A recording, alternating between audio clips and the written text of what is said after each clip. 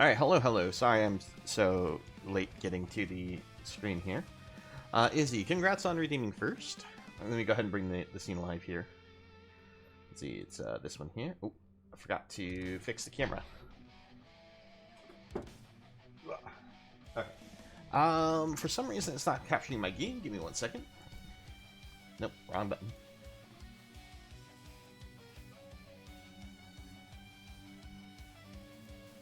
Okay. Let me try closing and reopening it, see if that will help the system. Yeah, I'm sorry about that. I was like, okay, I'm going to just quickly hit the button and I'm going to take care of something real quick, and that something took me a lot longer than I meant to. Yeah, the something I was taking care of was I was hitting up the restroom. So it was a case of like, okay, I can just click the button. It'll take me like 3 minutes real quick, and yeah, no, something all of a sudden gurgled weird, and I think I'm oversharing at this point. You say what's with the update? Are you talking about the update for Arena? The Arena update came with some new decks, because they're preparing for the next set. And they're making it so that way people have access to some new starter decks. And so down here you have all the new starter decks, and it also makes a copy of them into your deck list and put them at the bottom of your deck lists. That's why I currently have, instead of 100 decks for my max, I'm over it with 109 decks. Hey, Tiny Miner, how things going? But just so we know, I've been building some Artisan Brawl decks for tomorrow, and I have 1, 2, 3, 4, 5, 6, 7 of them currently. I'm going to try to get a couple more. That way we have a good, like, spread of deck ideas. And I figured, Izzy, you wanted me to make this deck right here, so I decided to do that. I mean, you make however many you feel comfortable with. I just, like I said, I decided to make a bunch of them, so that way people had a variety of options that they might play against. Since, I'm the one being challenged for the event.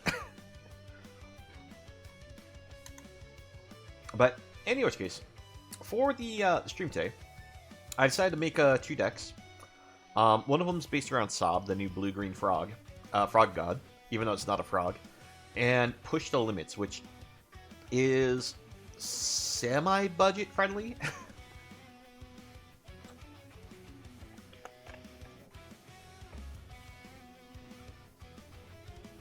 Yeah, I do agree with you that this card can be a pretty good artisan build around.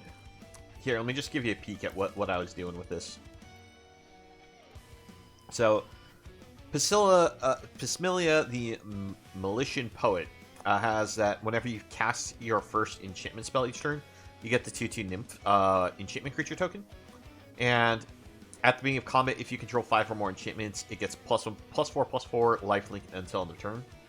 And I put in a whole bunch of like the lockdown style enchantments like Stasis Snare, Seal from Existence. I did a bunch of those, but I also put in a bunch of like enchantments like Hopeful Vigil, where they'll create the tokens and then have like a dummy enchantment still stick around on the board.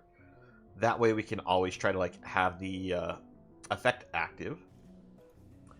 And some of the creatures that I'm using are things like the Slumbering Keep Guard. We're using Optimistic Scavenger because they're just really good enchantment synergy based creatures. I'm not going to go over the whole deck list today, just because, like I said, it's going to be for tomorrow. But it was a pretty easy one to build around. There is a little artifacts in the form of Arcane Signet and Mind Stone for ramp. Because, after all, if they deal with the Poet, you have to be able to recast the Poet. And without the Poet, it does turn into a bit of a control deck, but it's lacking any real aggression without the Poet. So, that's how the idea of this deck works. Now, I think the deck that I'm more concerned about the power level on. I'm not sure if this is going to be really strong or really weak, because this deck is actually built around this card, Liara of the Flaming Fist. At the beginning of each combat, each creature you control gets +1/+1 until end of turn if it has the same name as another creature you control or a creature card in your graveyard. Well, in white, normally this is a very bad commander, but in white, with the recent appearance of the Heir Apparent, where you can have as many copies of these in your deck, and it gets to break the only one of rule for Commander Brawl. It makes actually for a really good pairing with the Flaming Fist. Because Liara of the Flaming Fist just simply says at the beginning of each combat. I don't have to be attacking with Liara to get the trigger or anything. So it's actually a pretty insane combo of cards. Now, I'm not sure how well it's going to work, but I'm thinking that this deck here is one I'm concerned is not going to be very fun to play against, but it can be very powerful. I see your dual challenge there, Izzy. Sure, we can get right into that. And then after that, we'll go into the decks for the stream that we're planning on playing. You want to play some normal historic. Okay, I have not built a new historic deck in a little while. I need to do that. I need to break down some of the old historic decks and remake them, or just make some new historic decks in general. Alright. You have something new? Ooh, alright.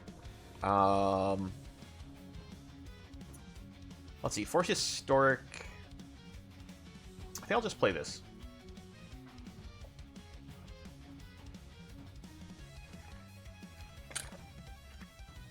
I actually really want them to fix Starfield of Nyx so bad. It's one of my favorite enchantments to play. But as far as I am aware, they still haven't fixed the bug with the card yet.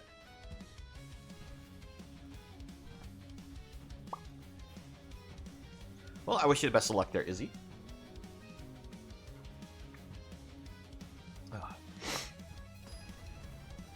Let's see. With this deck, I think this is my more optimal Starfield deck. I think I accidentally deleted the more optimal one.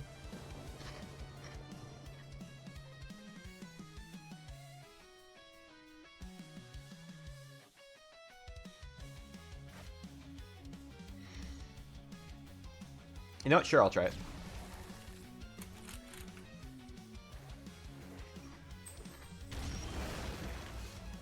Alright, your turn. Let's see, red, blue, green. Are you playing a, oh, what's this song called? The red, blue, green, whenever you cast a spell, draw cards. End of turn, discard your hand? No, you might not be playing that. Okay. So we see cats with treasures.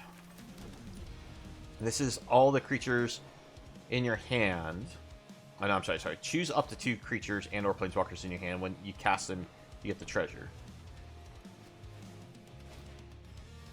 Okay, Gala Greeter. Treasure. Now you could potentially use that right away to cast a 1-drop.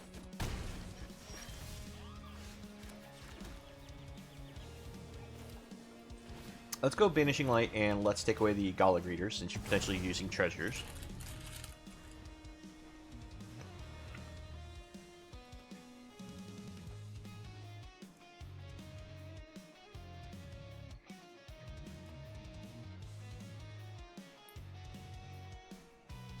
As he says, hold on here. I want to know what's going on. I hope whatever it is, it doesn't take you too long, because you still have the timer going on you.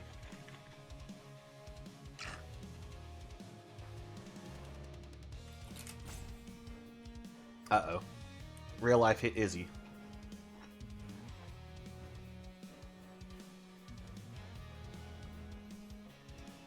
Kind of wish I could pause the button, since this is a challenge mode here, where we're directly challenging each other, but...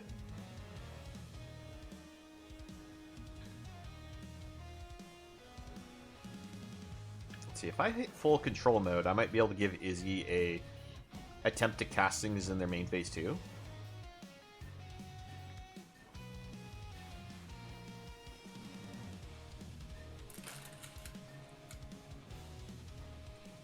I hope they can come back soon.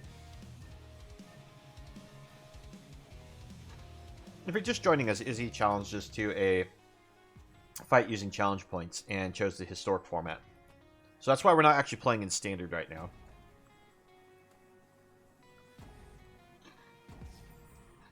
Okay. I'm holding the priority here to try to give Izzy a chance to get back, because I'm not sure. I'm fairly certain it's going to, like, skip to her end step, but I want to try to give her as much time to chance to get back for playing the game.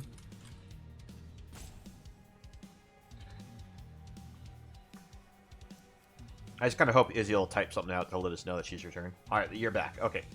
Just to let you know, you ran out of clock time, so you're probably going to end out, missing your turn there. I'll just pass it back to you to try to give you, your turn back. So we both basically just got to draw one for free. I'm just trying to play it fair.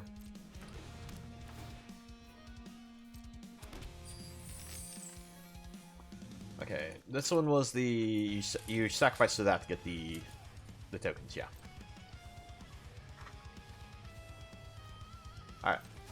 Trying to play this like I didn't have the untapped mana because I played Banishing Light. Alright, let's go ahead and play Ixalan's Binding.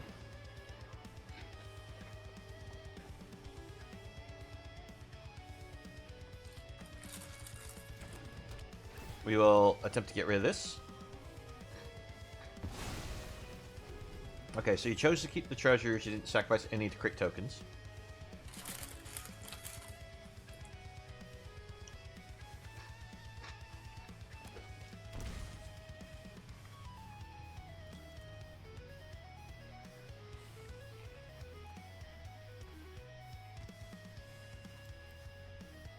One, two, three, four, 5, 6, 7, 8.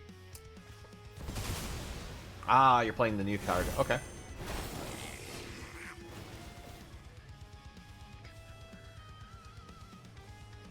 So I need a kind of board wipe or bust here.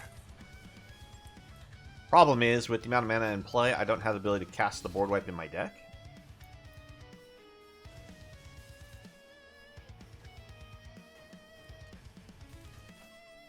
We'll go ahead and let you have this, I guess.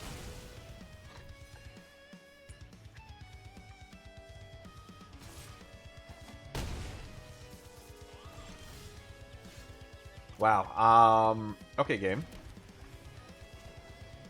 The game has decided I don't get black mana, so we are going to use Field of Ruin. Get ourselves our black mana this way. 3, 4, 5, 6, 7, 8, 9. Yeah. You got it, Izzy. I'll just go ahead and scoop up here.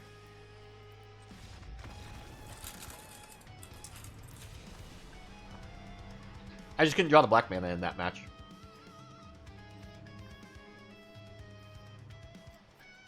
Let's see. We'll just bring in the one card. So let's bring in these two. Go down.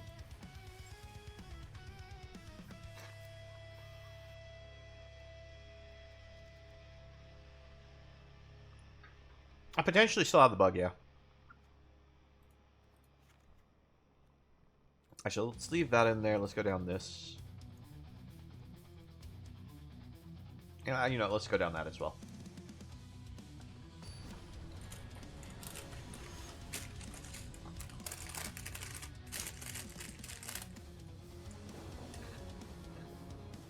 Oh. That bug. That's a nothing bug.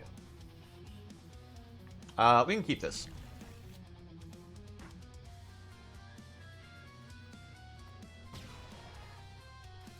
Let's go ahead and start off with this. We'll keep that.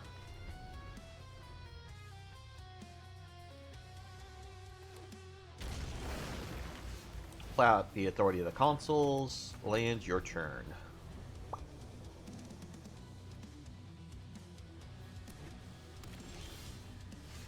Alright.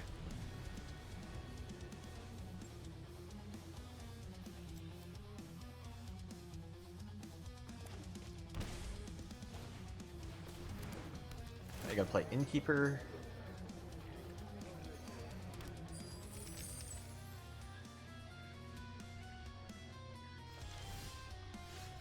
We'll play this, we'll go Doom Foretold.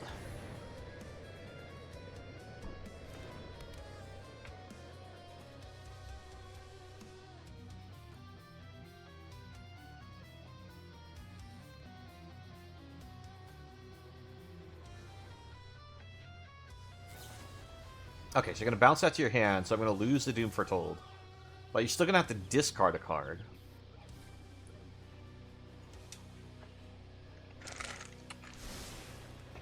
And I'll gain the ability to draw a card and get my 2/2 token. So I don't hate this.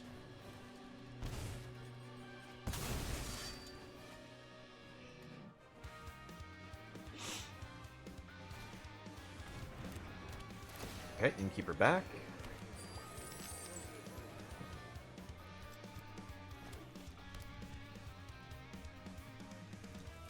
Hey, Hex, how things going? Let's go ahead and hit you with a Starfield of Nyx. Get in for 2.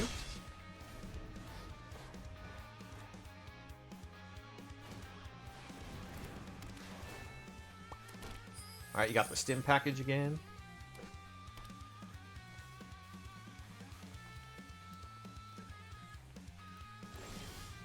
We bring back our Doom Foretold. Then we will go Ixalan's Binding. Take that away. Now you can't play that anymore. I'm just going to pass here. Well, I'm going to get it for my 2, but... Alright, you're forced to sacrifice Innkeeper to Doom Foretold.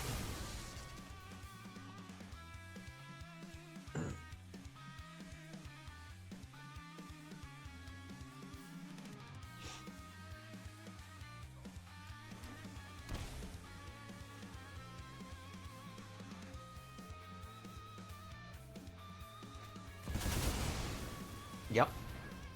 I'm ready for it this time.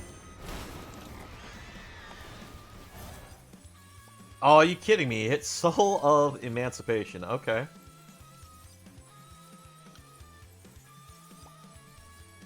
But you don't want to destroy my things, 3 of them, because you'll just kill yourself. Because I'll get the ability to attack first, because all your creatures are tapped. So don't destroy 3 of my things. You will die.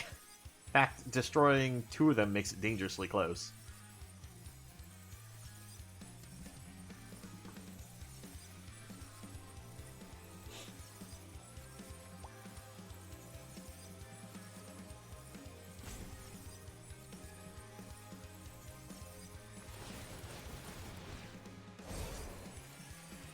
Okay, what were your targets? Why did you destroy Doom Foretold? I'm just going to get back with Starfield of Nyx.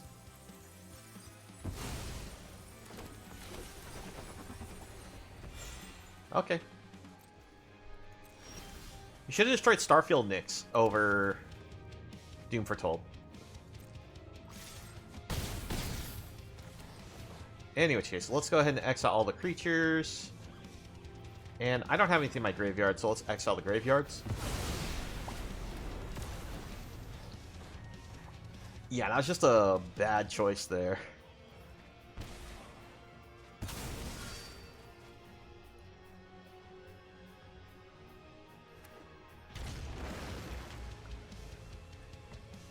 I mean, I like how your deck is going with, like, the treasure ramp plan to just cast a giant ornate imitations. I don't see the purpose of Black Market Tycoon, though. Okay, so we got an alchemy card. This is the one that... Let's see. Whenever this companion becomes attached to a creature, create a token that's a copy of Inchblade Companion, except it doesn't have this ability. This ability only triggers once each turn. Okay.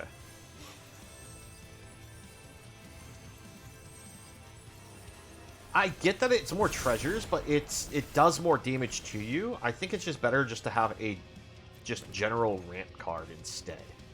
That's why I'm confused by your choice of card. I just attack and win. I was thinking I was just gonna play out cards, but no, it's just attack and win.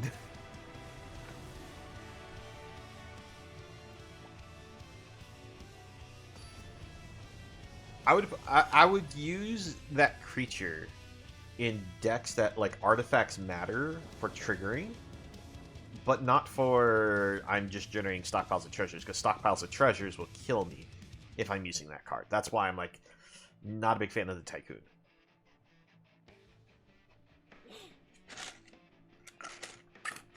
Like Tycoon works really well with cards like Teething Wormlet and stuff like that, but it's a little too dangerous to just run when you're just hoarding treasures. Alright, we're going to keep this one.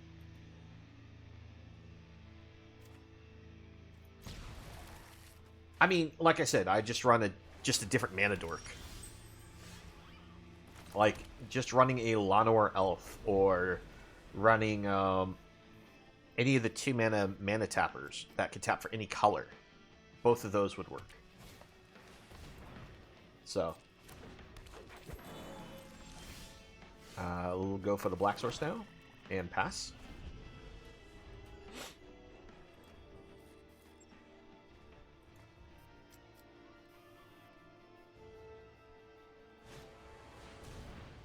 Okay. You discard draw. I like the Bitter Reunion in your deck, because then you could do the X, where you hold up just 1 mana available, and you're able to then give all your creatures haste.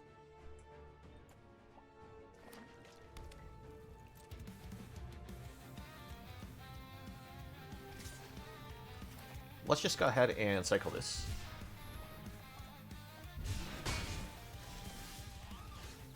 We will play Restoration of Iganjo.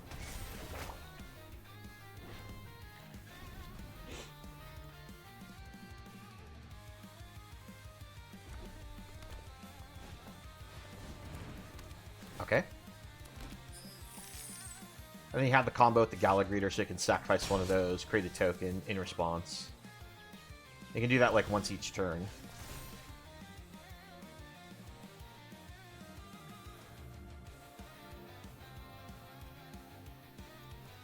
Alright, discard this, put it to the board. Nothing quite like cheating extra mana to board.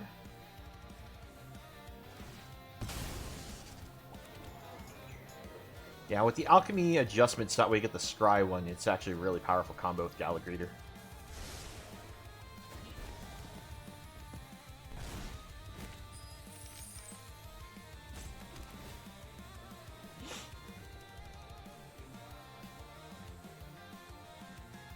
I don't need that. We'll throw that in the yard.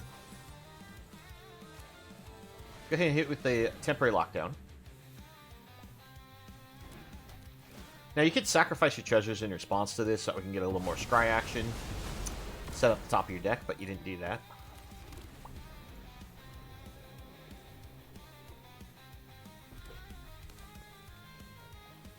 Racketeer Boss doesn't need to do anything extra. It already does enough.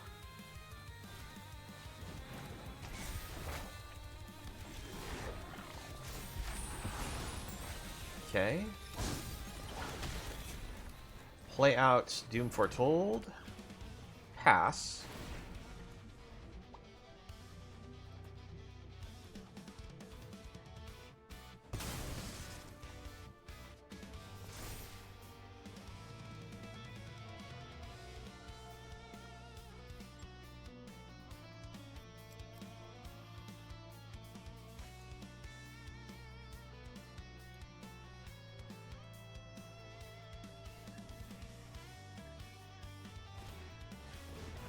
Alright, your second Fable of the Mirrorbreaker.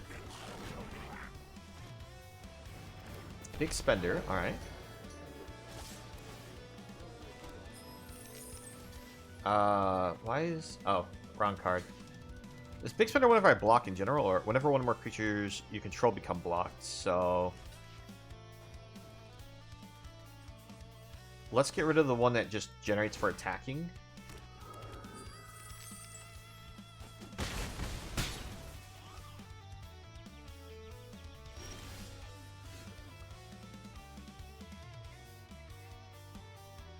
We'll sacrifice this. Play Birth of Meletis. Decked in a land.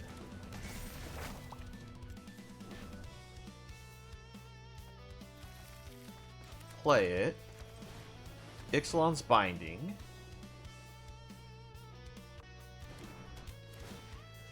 Let's take this away so that way you can't loot again. Does anyone here have the NVIDIA app installed on their PC? I think I might. What you trying to do, Hex?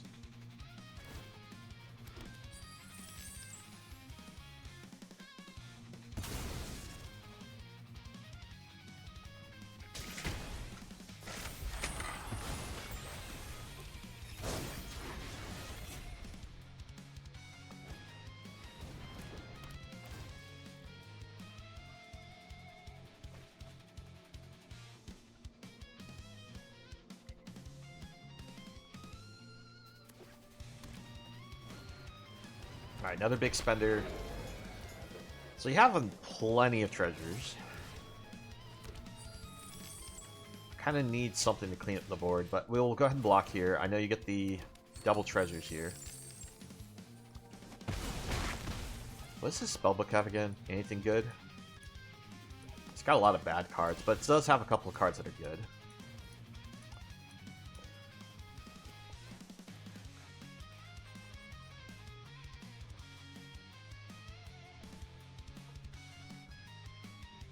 Sacrifice this. Okay, it's your turn, Izzy.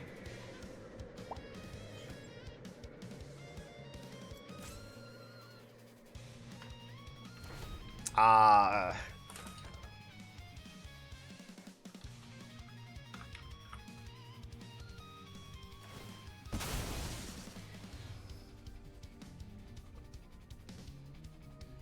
think I'm currently up to date on it.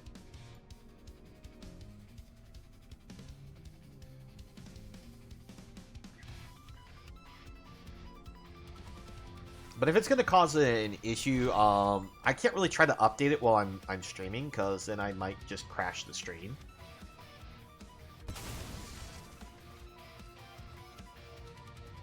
It won't make an issue, you say? It just errors? Okay.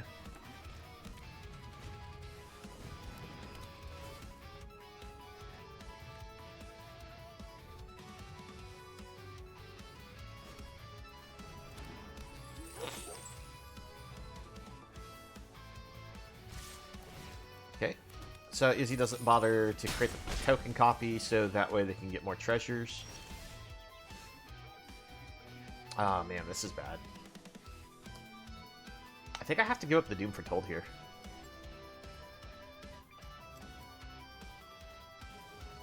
Yeah. Alright, we play Restoration. We're currently dead if Izzy hits any creature. But I should stop drawing lands now. 1, 2, 3, 4, 5, 6, 7, 8, 9, 10, 11, 12, 13. Yeah, we've gone through 13 lands in the top 20 of our deck. So, yeah. Unfortunately, I am dead here. Okay, I'm not dead here because Izzy punts. They just sacrificed Bitter Reunion. They had 6 damage. So I get one more turn.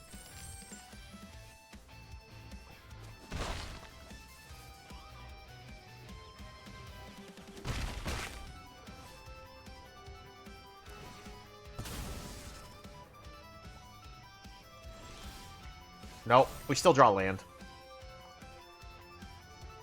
Yeah, congrats, Izzy. I just 14 lands in the top 21 cards. That's crazy. So I got to play with 1, 2, 3, 4, 5, 6, 7. I got to play with seven non-land cards. That's what I got to play with. Want to make suggestions on my deck? I think everything in there looks pretty good. The only card I was, like I said, is Black Market Tycoon is something I don't think it should be in your deck. This creature deals 2 damage to you for each treasure you control. Can add up to a lot when you're just stockpiling treasures, which is what you do with your deck. So I think Tycoon, you cut. Now, what to replace it with? Like I said, any 1-mana dork or any of the 2-mana dorks that taps for any color. Those would be much better than that card, just because of the amount of damage that card will do to you. But everything else looks like they're very solid, well thought out ideas of what you have in your deck. So I'm not sure. Like Stimulus Package, it's a cool card. It's probably one of the weaker cards in your deck and can be probably removed. If you want, you can try using the 3/3 Trampler that has Vigilance, Vigilance Trample. When it enters battlefield, create a treasure. That way, you could potentially roll from the 2-drop into the 3-drop. So that way, you get double treasure when it enters the battlefield. I think Draco's got a good suggestion trying out the Hydra. And if you're not sure which Hydra you're talking about, they're talking about probably Gold Vein Hydra. So that way when it death triggers, you get yourself a whole bunch of treasures. I think it's a very solid option. That way it's like if you get all this ramp, you don't hit the X-Spell you're looking for, you potentially could roll into that X-Spell. You don't have a Gold Vein? Oh, okay, that's surprising. I thought you would have crafted Gold Vein. Oh, we're able to get achievements while doing that. Okay, interesting. But yeah, you're right. I do have the weird whiteout bug going on up here.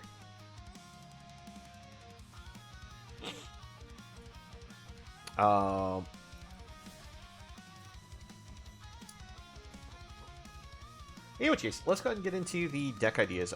Which one should we start with? Should we start with Sob or Push the Limits? I kind of want to start with Sob. And that's just because it's the card I was like most hyped for from this set. Is you want to see Push first? Sure, we can do Push first. I don't mind. Some achievements specifically, yeah. Some of them specifically need to be done in certain ways. Some of them will allow you to play in just like any format. But I was surprised some of those achievements that I just unlocked were any format. But yeah, so this deck is all around the card Push the Limit. So for 7 mana, you return all mounts and vehicle cards from your graveyard to the battlefield. Sacrifice them at the beginning of the next end step. Vehicles you control become artifact creatures until end turn. Creatures you control gain haste until end turn. So this was a card that I thought, okay, if we have the ability to fill the graveyard with all these vehicles, it's a potential really strong game ender because they just all come out, they attack, and they win. So you kind of play this in a control shell. So we have like Pile Up, Sunfall, some Day of Judgments, some Brotherhood's End to get us through the early game. And I know Pile Up looks a little awkward in here since we're running vehicles, but the goal is we want our vehicles in the graveyard for the Push the Limit. But we do run one vehicle that is a mana producer, so that way we can potentially rush the Push the Limit. And this one is Cultivator's Caravan. It's a reprint from the Foundation set. So for 3 mana, you get this artifact that taps for mana of any color. And it does have the crew requirement of 3, but you get a 5/5 body out of it. And since almost all of our cards have cyclings, like Ironclad, Fairy, Chariot, and the Valor's Flagship, we can fill the graveyard for Push the Limit just by doing the cycling functions. We don't actually really need to do any discard drawing. But we do have some discard drawing cards to synergize with the deck with Tunnel Grinder, Seize the Spoils, and Collector's Vault. And I'm thinking about taking Tunnel Grinder out, but at the same time I kind of want it in the deck. The reason why I like Tunnel Grinder is I can discard more than one card from my hand to get a restock. And if I do get enough discard draws going on between the turns, this could turn into a land, which helps us cast the Push the Limit a little bit easier. So it's kind of like a yes and no kind of card, but I figure we'll go ahead and try out the deck, see how it works. Drake, you said, I don't know why this deck reminds me of the multi-combat deck that you're working on. You need 4 rares to get it off the ground. Are you trying to make the multi-combat deck around, what is that deck called? The card is... I remember the old card, Aggravated Assault, but it's kind of like that. It gives you an extra combat and untaps all your things, but you can cast it like main phase 2 or something like that. I can't remember the card name. It's a new red card, but I can't remember the name of it. Alright, I think we're good to keep this. Turn 1 cycle. Turn 2 we have Get Lost to protect our face. And then we turn 3 are either going to cycle this or Tunnel Grind.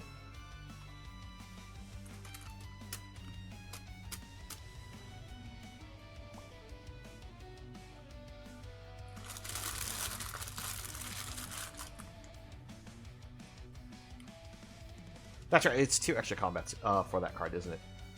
For that red one. Yeah, the new 2 red extra, like the 2 extra combat card is really amazing if you're using cards that trigger at the start of combat. So if you use it with the Urbas Forge, it will actually generate you extra creatures to keep attacking with. Alright. That's a good draw. I actually like that draw there, where I drew into the Ironclad plus the non-pain land. Oh, okay, opponent's doing graveyard shenanigans as well.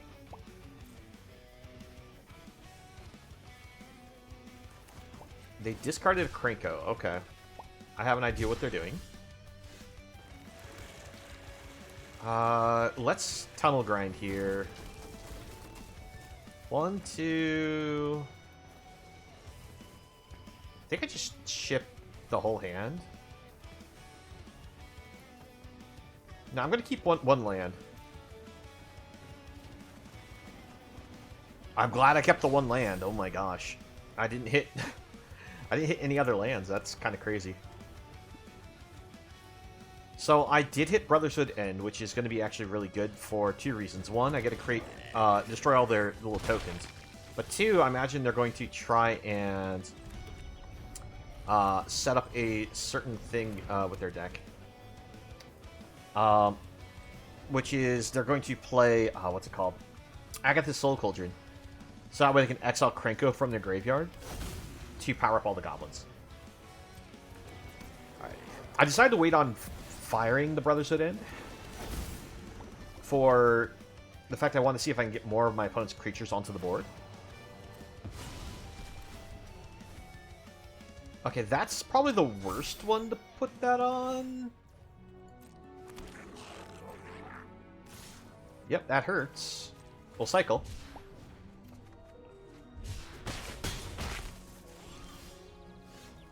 Let's do this. Let's do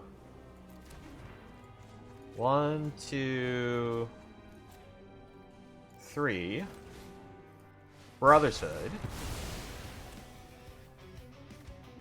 Collector's Vault. Pass.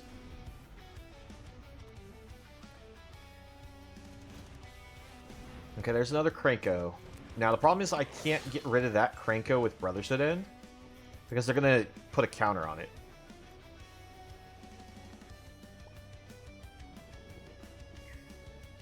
And the problem is this is going to take away my cards from my graveyard for the push to limit.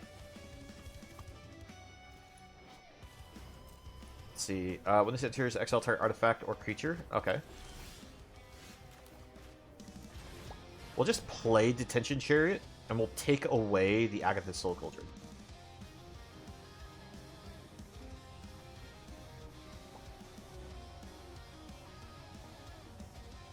Because I'm 1 mana short from doing Push the Limit, and the opponent could remove my threats from my graveyard. Okay, they didn't do anything with it, which is the best we could have asked for, which means that in their graveyard, they don't have they didn't pump up the Cranko basically. It's still 3-3, not a 4-4. So Brotherhood End can still clean sweep this board.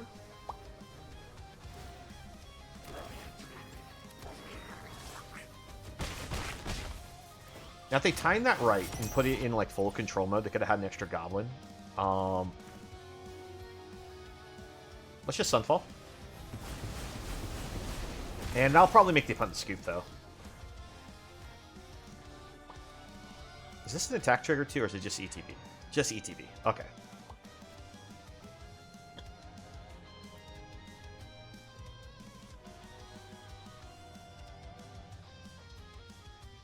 But, Drake, you're talking about trying to use the card Savage Vent Maw.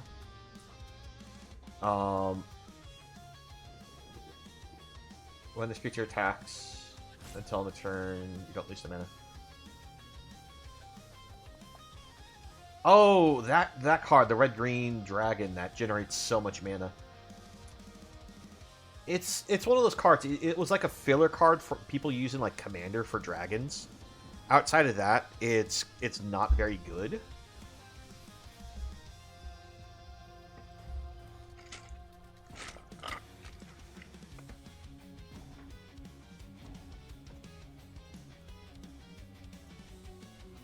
Yeah, it's a very slow card, but if you're to try to use it in that artisan format that we're going to be playing for tomorrow, it's a very playable card. It's just not the best. I understand. Llanowar Visionary is probably a good replacement option. I do agree with you there, Izzy.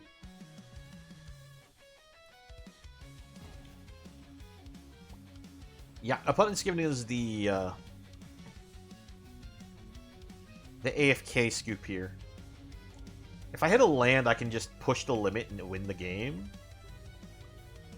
Because, let's see, that's more than lethal in the graveyard, plus it also animates both of the ones in play. Now, granted, this one probably is going to be used for the mana, so it won't be able to attack.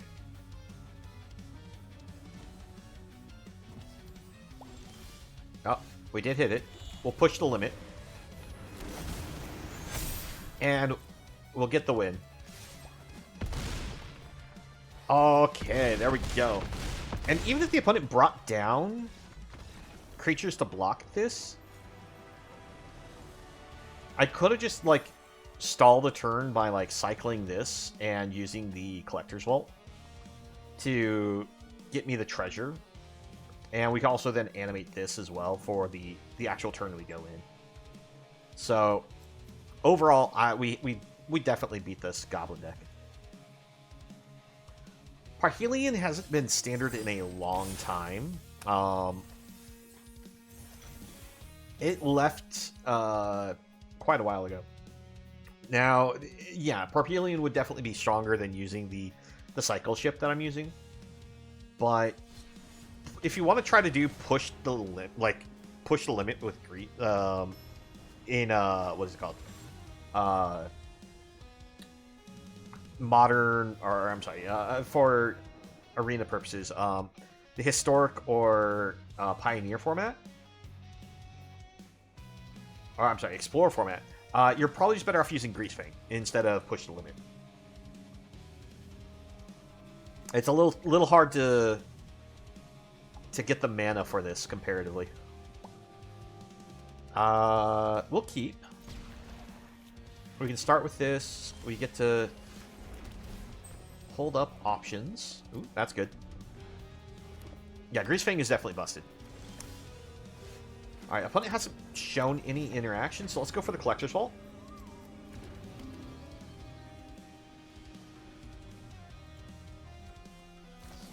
If they counterspell Collector's Vault, it's not like end of world. It's just,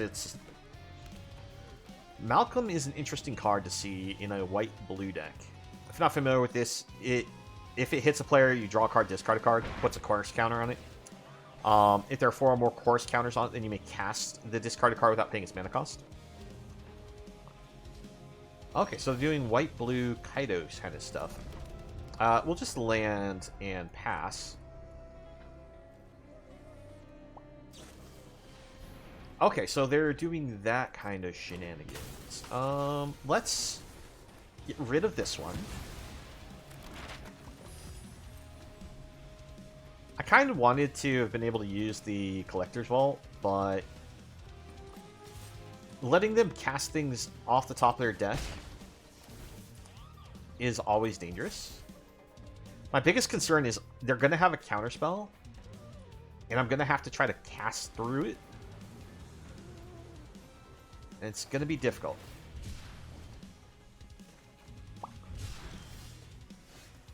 Blast Zone, if we get that on board, we can start ticking it up. I don't hate that, because that way because they run a lot of like 2-cost flash creatures. So if we just put one counter on Blast Zone, we could potentially have an answer for their whole board.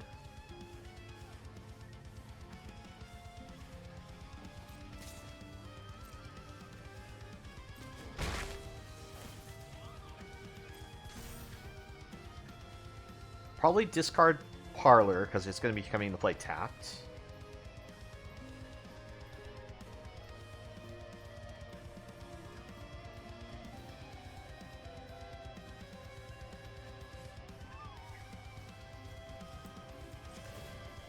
Activate, draw, discard.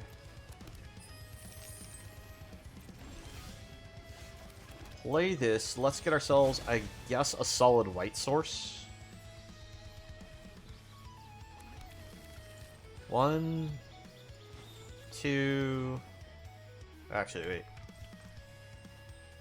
1, 2, 3. Brothers it in. We have 3 mana, so we can pay for a 3-mana counterspell. Like, pay 3 more. Forcing him to put a new threat to the board. And we use Get Lost there. Alright. Opponent still doesn't have a threat. Yes, they can animate this to hit me.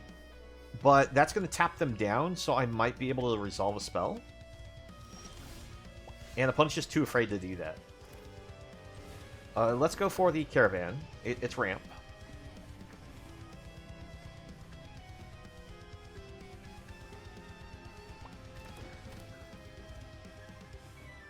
We'll pass. Before that enters, we could cycle. But if we just draw during their turn, it's not going to trigger the Mastermind because we're not drawing 2 cards. We're only drawing 1. I know they're holding a counterspell. It's just a matter of... I don't have any way to force them to do it other than actually casting a spell that they want to counterspell. 1, 2, 3, 4, 5, 6... 7. So we actually do have enough we could play Push the Limit.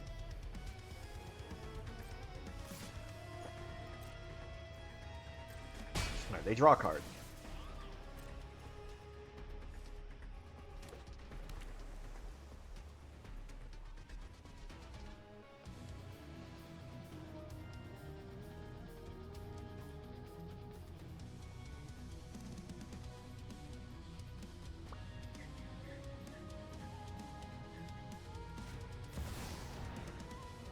Kaido is fine. I've got all the intel you need. Okay. Seize the Spoils, not ideal considering they have Mastermind. You go low, I'll go high.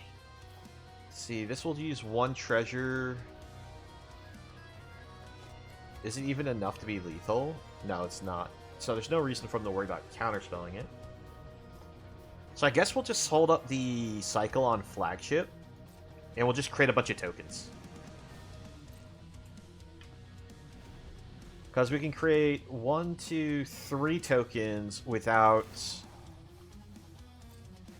needing to use the treasures. You'll never see us coming.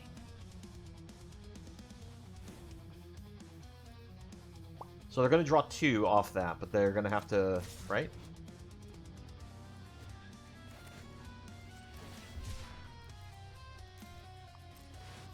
flagship, create 3 tokens. This will allow us to block the ninja, so Kaido doesn't get the loyalty from the ninja hitting us. They actually used the uptick on the ninja. They would have made it so that way we couldn't block it.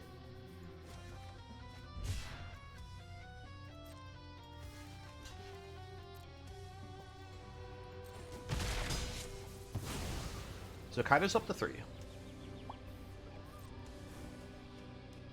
We got this, Pom Pom Chan.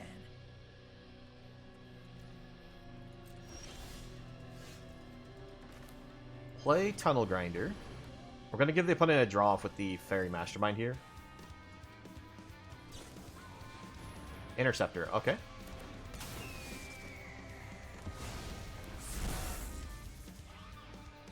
Now these are pilots, so this can actually crew this.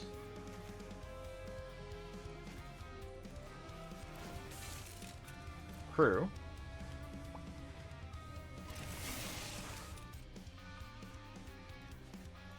Attack.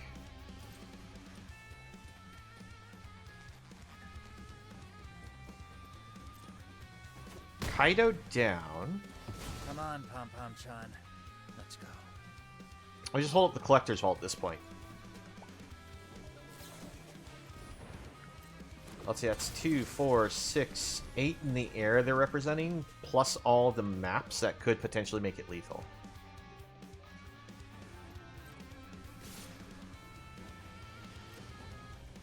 Okay, they don't use any of the maps. They're playing it safe.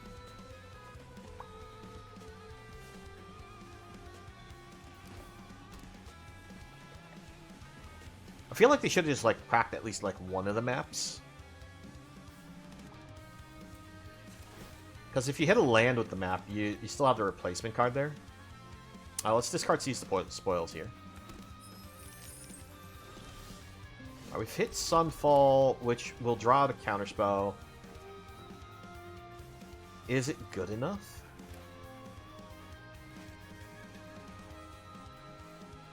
I think I have to go for push the limit. It's a case of if they have the counterspell, I lose, but I kind of have to do it.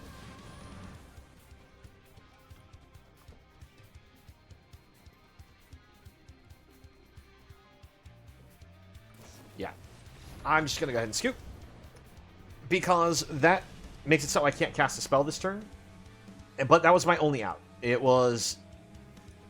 we either get this to resolve and we could potentially win the game, or we do this and potentially still die because they could flash things in. But either way, counterspells would stop me. My worst matchup is an opponent who just can do the draw pass strategy, like with counterspell magic. That is my worst matchup. Second worst matchup, Graveyard Hate.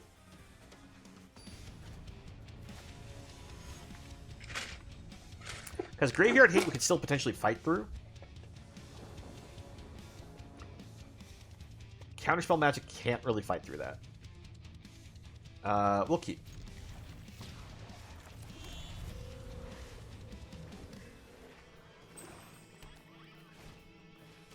Alright, Skull Dweller. We'll cycle the Fairy. Hope for another red source, so that way I can just do 3 damage to everything.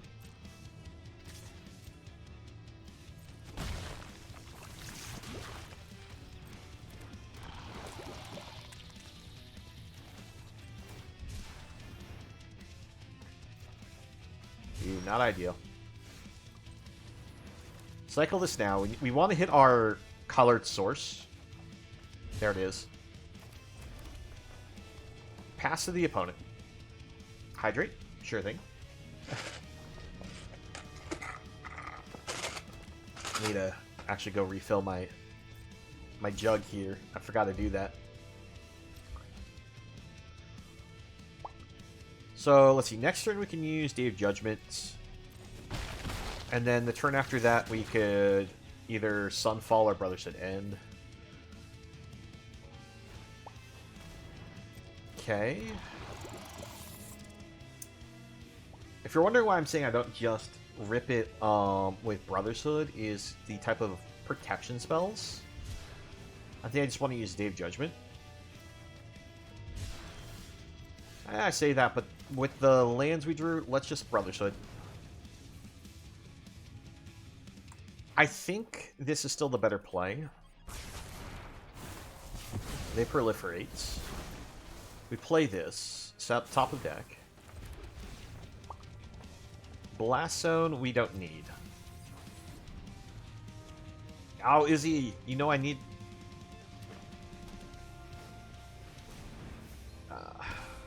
Wait, was that your Hydrate just now, or...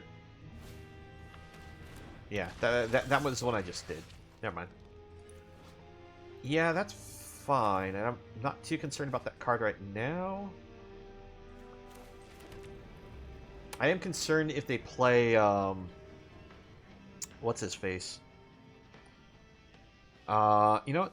Yeah, I'm worried they're just gonna resolve the 2-drop that gives all their Death Touch creatures Toxic 2, basically. Alright, Rot Priest. Rot Priest we can clean up with either of these.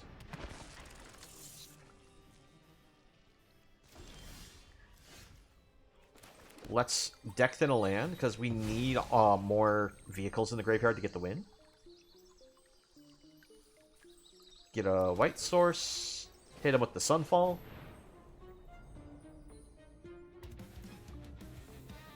They can use their target spell. It won't save it from the removal, but they give us a Toxic. Or they give us a Poison because of how that card works.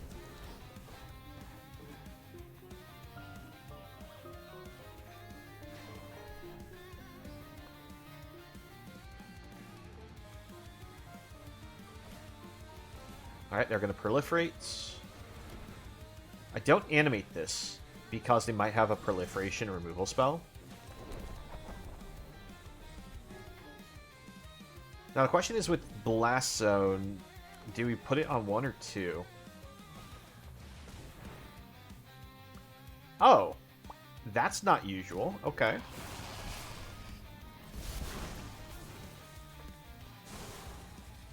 I think I still have to destroy that. But let's do this first. Let's discard, draw, cycle. And I just hope they don't destroy their own creature. We'll cycle. Alright, do we have enough to be lethal in the graveyard? 1, 2, 3, 4. That's 20 damage in the graveyard.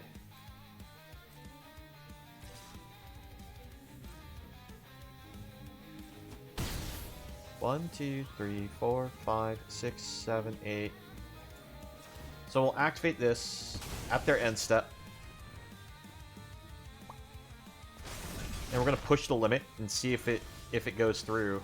But first, Surveil, because we might have a vehicle on top. No, it's never push the limit. I probably should have still shifted to the graveyard, but... There it goes. We're pushing it. Push it real good. We do... Oh, it's a forced. I was going to say, I don't want to target that. Because it gives them another ETB if I fail to kill them this turn. But I am representing, what is this? 22 damage.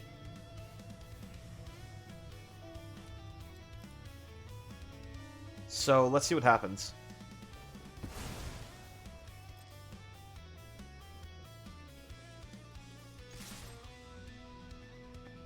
What did you have for your last card, opponent? Terra Sunder.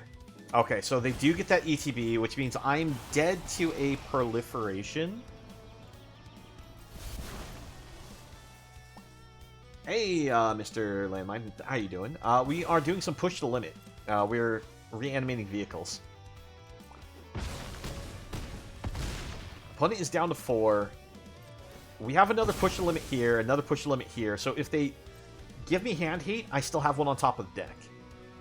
It's just a matter of... Oh, alright, cool, we got it. Yeah, that's good game.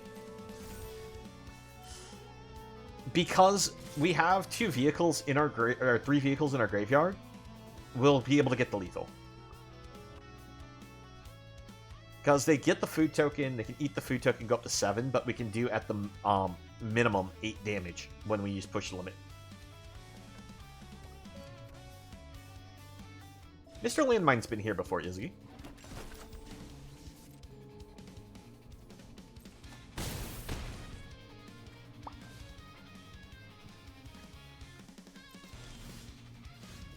Alright. And push limit again.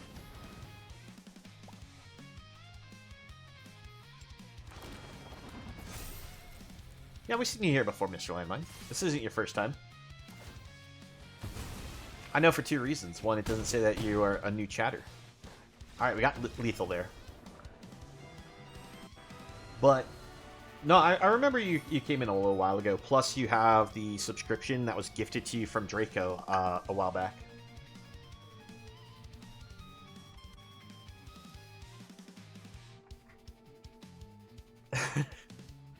I remember Draco gifting you the sub also, so...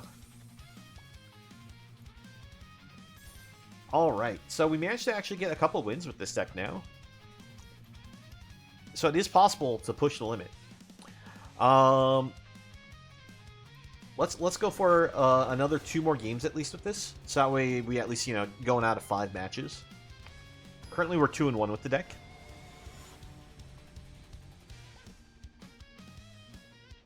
Oh, you didn't follow.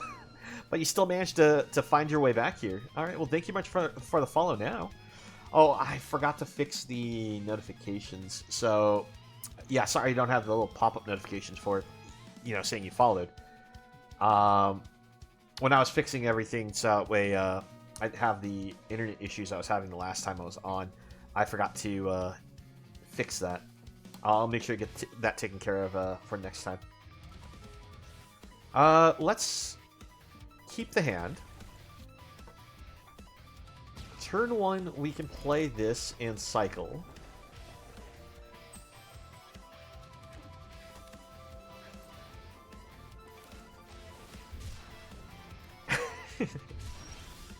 Having fun with the little emotes.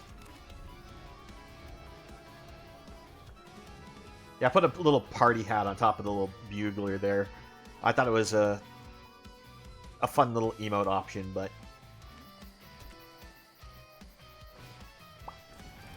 Let's see...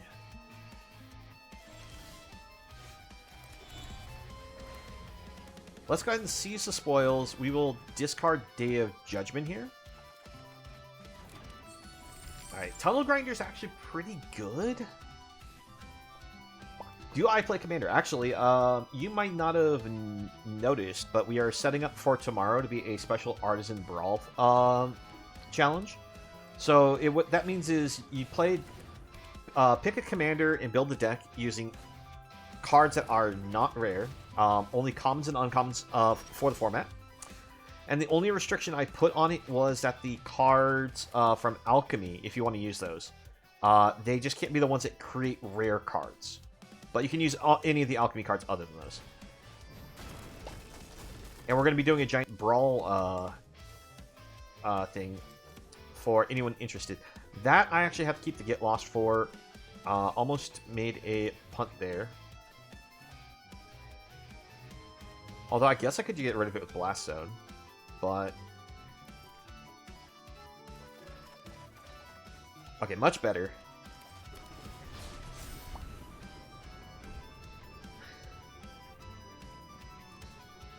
Because Authority of the Consuls actually shuts down our deck. Well, actually, no, it doesn't. Because all of our creatures, or all of our vehicles enter the battlefield, and then they transform into creatures, so I don't even have to deal with Authority of the Consuls.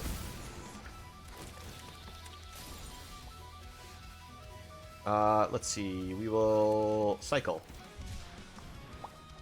I'm just doing that right now just to trigger this. We'll go land, pass.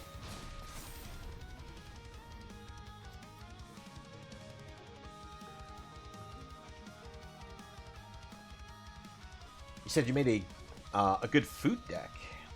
Ooh, all right. Yeah, for For the Brawl format, I do have a fair number of Brawl decks, because people sometimes like to challenge me to Brawl. I haven't, like, actively kept them, updating them. I should do that more.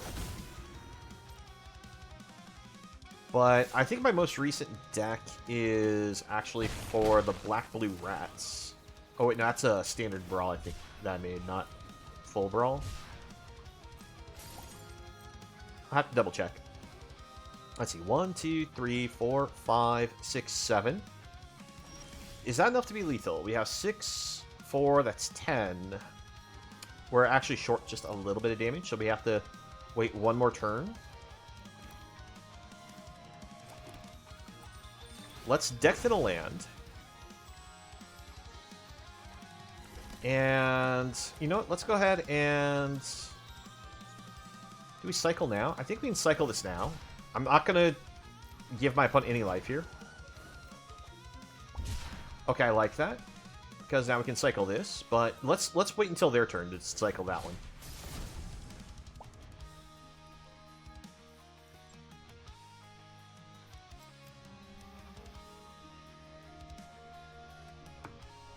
For a lot of your decks, you need just one card in special. I know that feeling where it's like, I have a lot of deck ideas, but I need just like one different card for each one of them. So what do I use my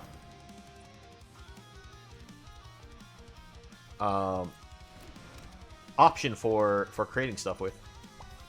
Alright, let's see. Land. Ah, shoot. I should have destroyed this before that resolved. Because now I might not get the lethal I was hoping for. I was thinking I was just going to be cute and just, like, destroy this in response to the land that came down. So that way they'd only get the one token. At this point, I now probably need to get... Oh, they're pumping. Not creating tokens? Okay, I like that. Now you just have to hope that they don't have a good removal spell here, I guess? Wait, even if they're one removal spell, it's not enough, right? Oh, they have Vigilance. Guess I'm still a little worried about a removal spell then.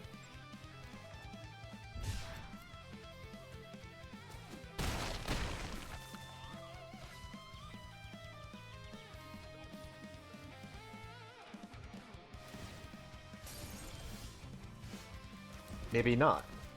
We cycle.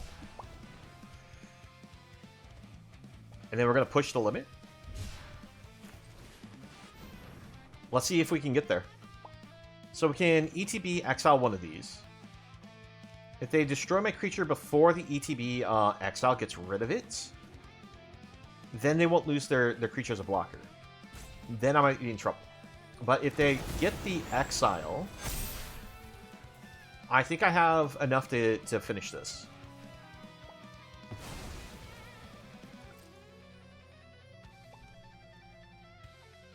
Because they can't block these because of the menace. So they can block the 7, and then they still have to deal with the 6, and then they have to deal with another one of the 6s. So if they have like double Elspeth Smite, that'd probably be my worst case scenario here. Let's see. 6, 6, 6 is 18. That's 22. So even if they get rid of the Chariot, like I said, they would still be not enough. And we got there. Pushing the limits. And like I said, I didn't have to get rid of Authority of the Consuls. Because Authority of the Consuls doesn't see them as creatures when they enter the battlefield. They enter, then animate. It's perfect.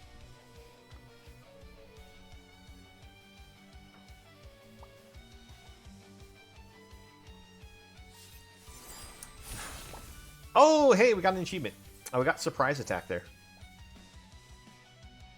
And look, we got person who wants to be banned because they're bots. Let's see. Ban. Yes. There we go.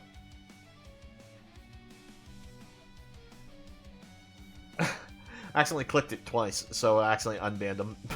I immediately put him back on the ban. I honestly hate the bots that just jump in and just say, "Hey, want to buy something from us?" No, go away. Nobody wants you here.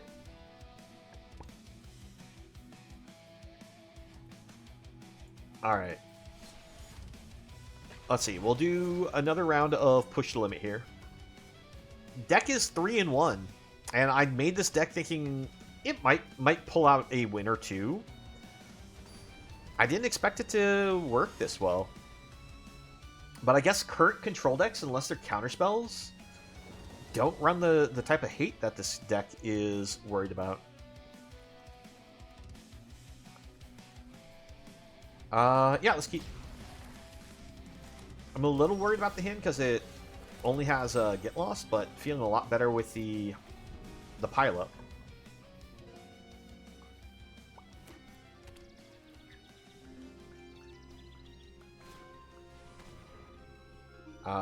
Target opponent reveals their hand. You choose an artifact or a creature card from an exile. No, they exile it! Darn you! Because it's exile, it means I no longer have the ability to reanimate it. No worries, Izzy. I figured you were potentially busy for a moment there, so. Alright, opponent's going to cycle. It's actually a really good card to use, because if you're against aggro, it starts in your hand. It's great for discarding, especially if you're playing with that card there. Alright, we'll cycle, draw discard. And let's Brotherhood and destroy all artifacts value 3 or less. We're not going to deal with the monument. Not if I don't have to.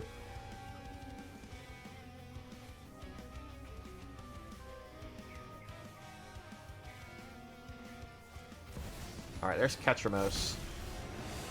Now, Pileup actually deals with Ketramos. The problem is they're playing Ketramos, which means I have to deal with them potentially graveyard hating. Which absolutely terrifies me. Alright, let's go ahead and cycle all of these. I'm going to gamble on the land. Alright, there we go. I'm going to throw the land away. So we can play Pileup. It gets rid of Ketramos.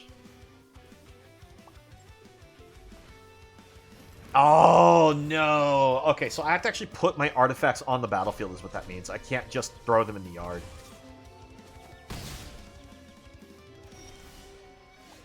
Okay, well, goodbye, Ketramos. Pileup says it just removes Indestructible, which is why it gets rid of the Indestructible threat there. And they have another one. Oh, fun. Let's go ahead and play this to the board.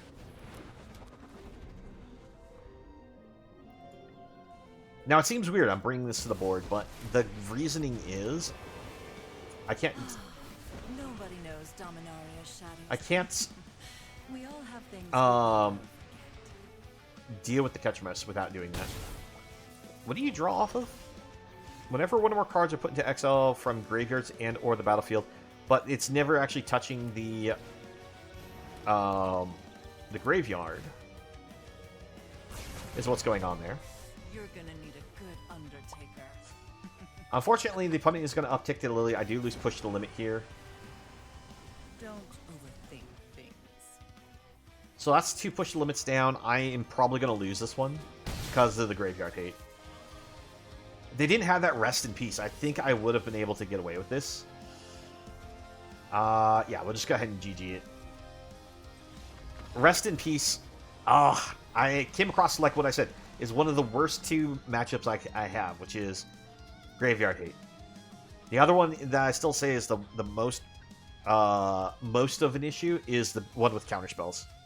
Because of an opponent who just holds up counterspells, I'll never resolve.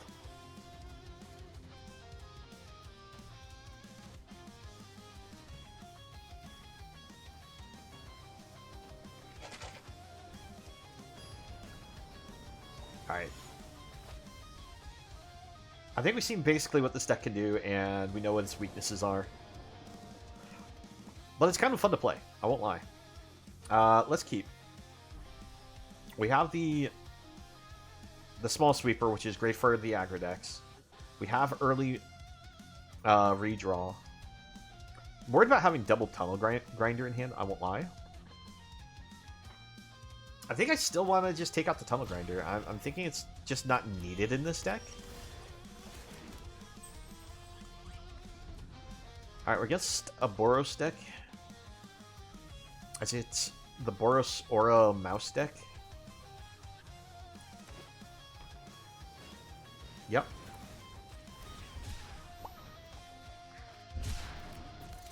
Right, so we play this.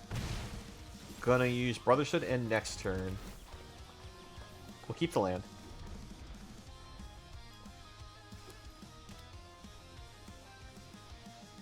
I just have to hope that they don't pump this thing up too high. And they're gonna pump it up too high. Okay, so we can't use oh, never mind. We have an opportunity here. The opponent played that. So we go Brotherhood. We stabilize. Oh my gosh. I thought I was cooked once when the opponent got the that on that creature. But never fear, they have triple Emberheart here. We'll go ahead and crack this. Go get ourselves a land.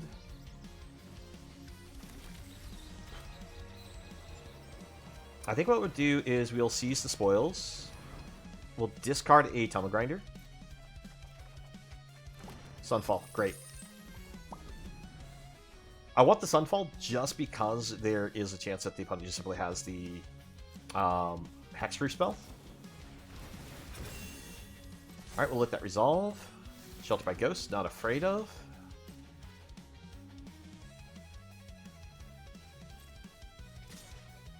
Alright, we're just going to take it.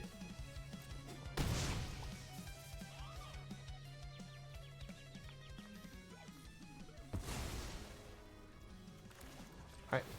Cycle. And Sunfall. Yes, I Sunfalled for just one card there. I should have just used the Get Lost since they were tapped out, but...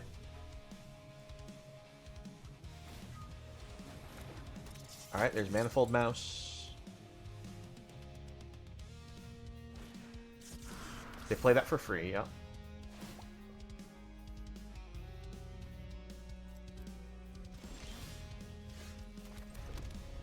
Let's see, how much do we have here? We only have 1, 2.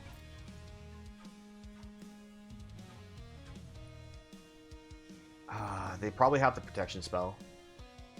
If they have the protection spell, I play this. I can still cycle for 2 to give me blockers.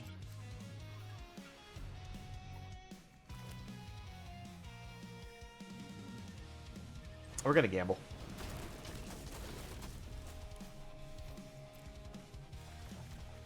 If. Yeah, no. I failed the gamble.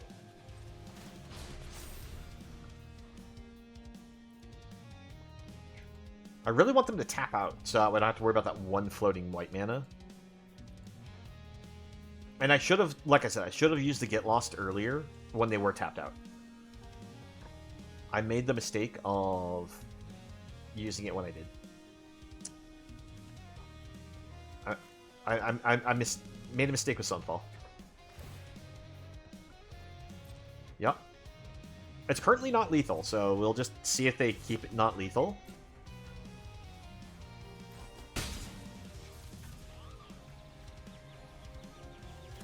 Alright, I'm going to go for it now. Because at this point, if they try to protect it, I'm not taking a lethal hit. Cool. This keeps me out of the range of the 3 damage burn spells. Heartfire Hero, yep. We're going to have to push the limit. Nice thing about push the limit is it will get the Heartfire Hero off the board. It will put it back on the board since I'm not going to defeat my opponent this turn.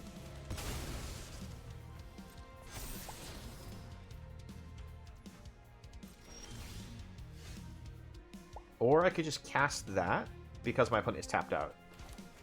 Yeah. Let's do this.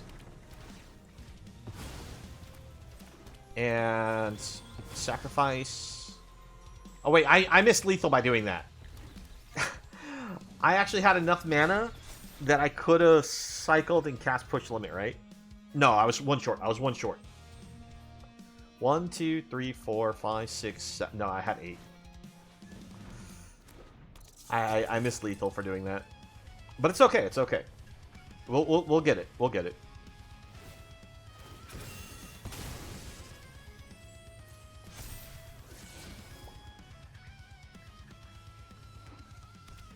So even if they have the protection spell, we should be able to get through.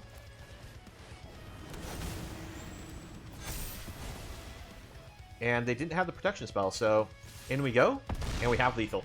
Against the Boros Mice, against triple Ember Heart. We fought against spells there. They never had the protection spell, so we got lucky.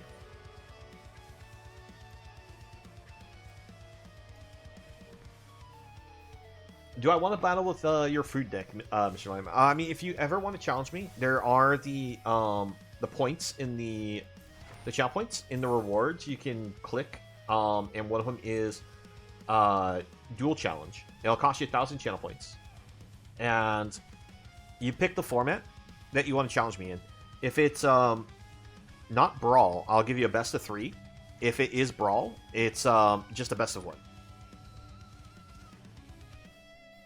Just figure I'd let you know how that works. Alright, so the deck is currently 4-2. I think we'll switch it up here. I think like I said, we've seen like what the gimmick of the deck does, but it's, won't lie, it's an effective gimmick. And it does take great advantage of all these cycling effects of these artifacts here. Now, if you want to try to give yourself the ability to maybe get more card value back into your hand, I think instead of using Tunnel Grinder, I think we would like using the I'm forgetting the name of it. The Monument to Endurance. If we were to put this in the deck, it gives us an alternate win con. It also means that if we have very few vehicles to reanimate, we could potentially still win because we can use the discard, make our opponent lose 3 life option. Sorry, 1 second.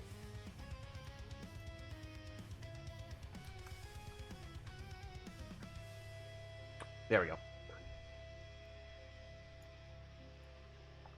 Just was getting rid of a weird little artifact on that thing, but yeah, no, I think the Monument to Endurance is something that would work well in this deck if you have the card, and they would work better than the Tunnel Grinder. Tunnel Grinder is great for looting away a whole bunch of cards at once, and it did help us win games, not gonna lie.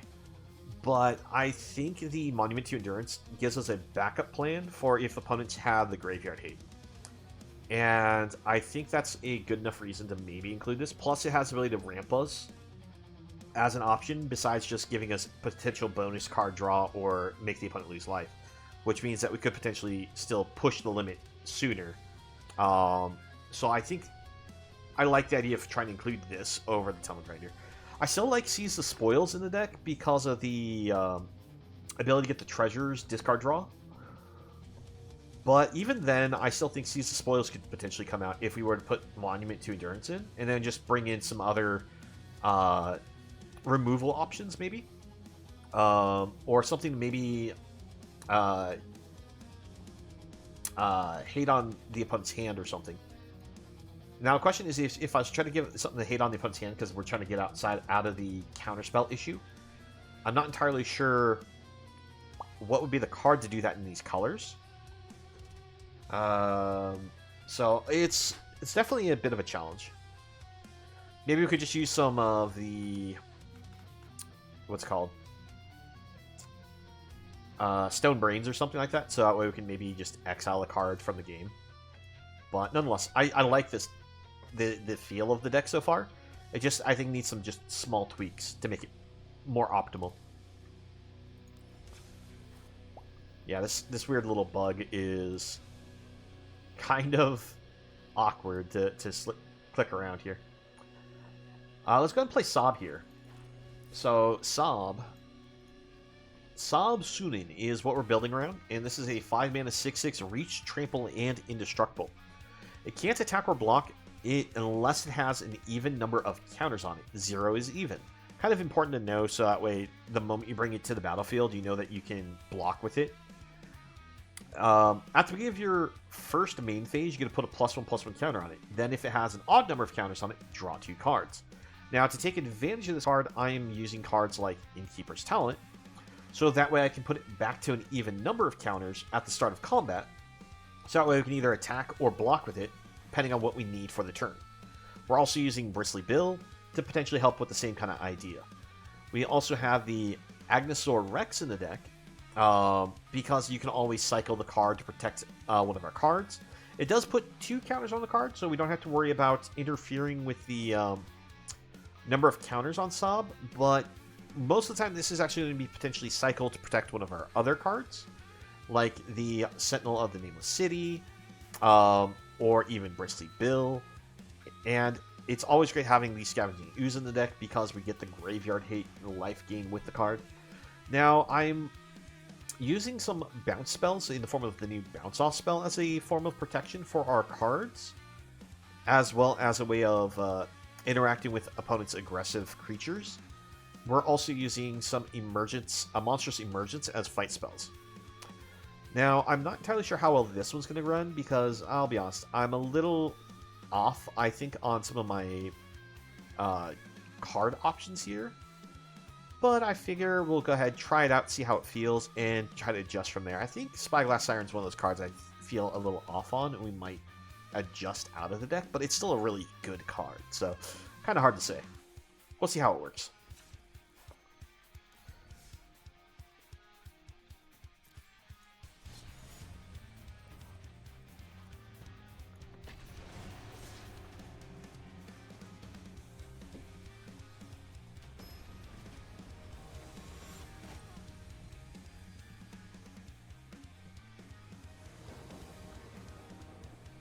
Okay, so we have the Innkeeper's Talent, we have the Sob. We just need the mana. I think we'll definitely keep the hand. I am a little concerned if we get paired up against mono red because, well, we don't really...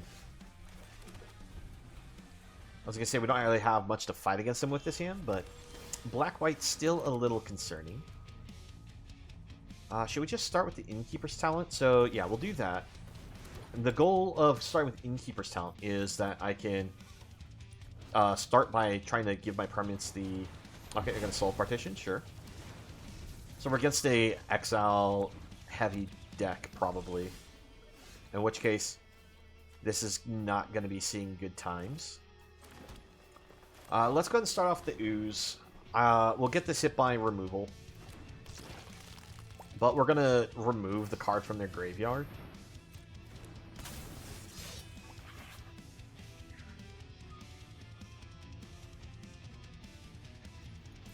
Yep, you gain 2 life, you scry.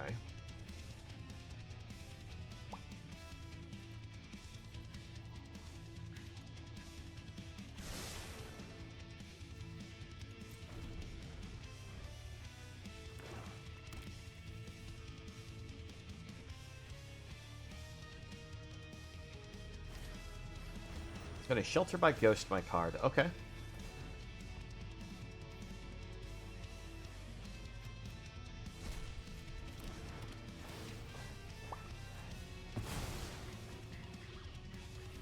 So we can play Bristly Bill, play the land, brings us up to a 3/3, bring out the other Ooze.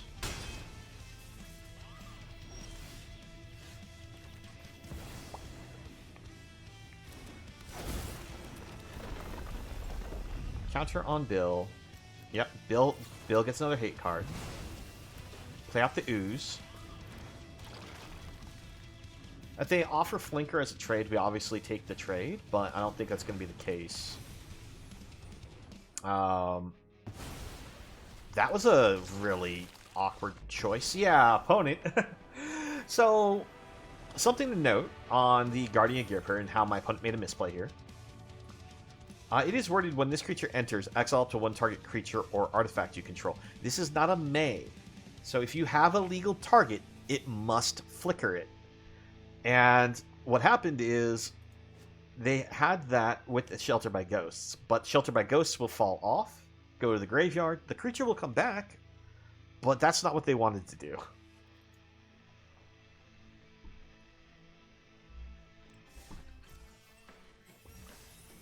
Alright.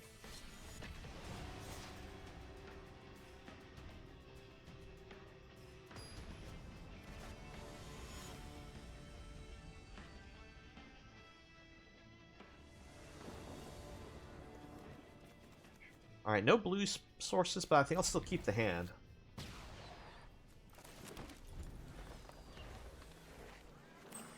Alright, black source, flail, so they have discard synergies, is what that's telling me. We'll still just go for the ooze right away.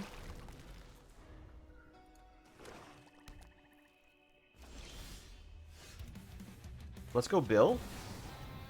Bill. Sorry, I can't help myself. We'll put a counter here.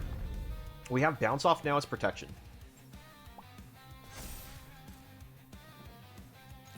Going for 3.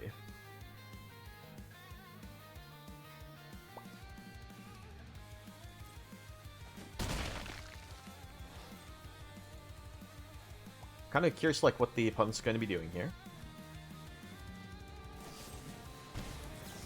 And we'll return that.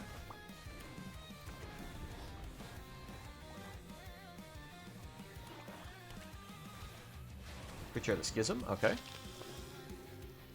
How much of a bonus is that? +2, +1? Okay. Sadly, we do miss the land draw. We'll attack.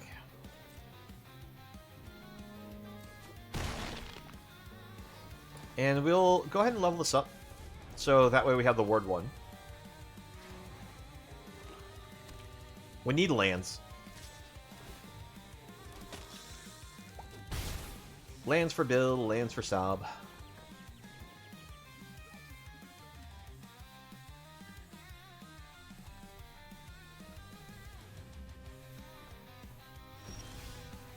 Ooh, that's a great land. Alright, we play Bill. We played a land. Let's go for it on the ooze. We'll attempt to put the counter here.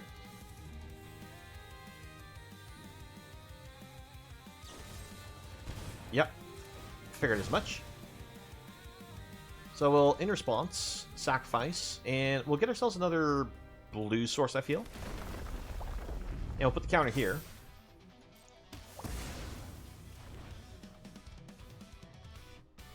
Going for the 6.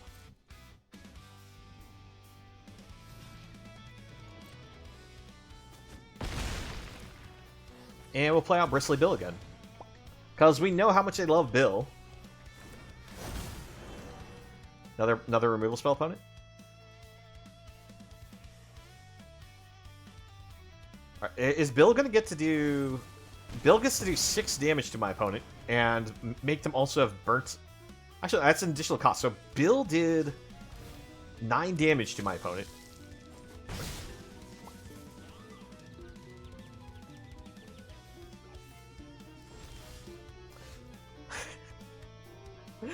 Alright, here comes Bill again.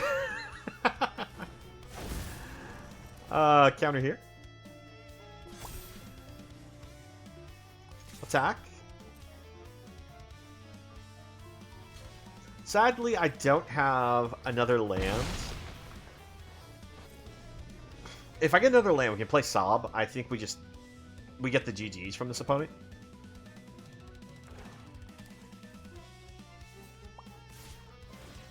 Yeah. There's gonna be no blocks. We'll take the 2.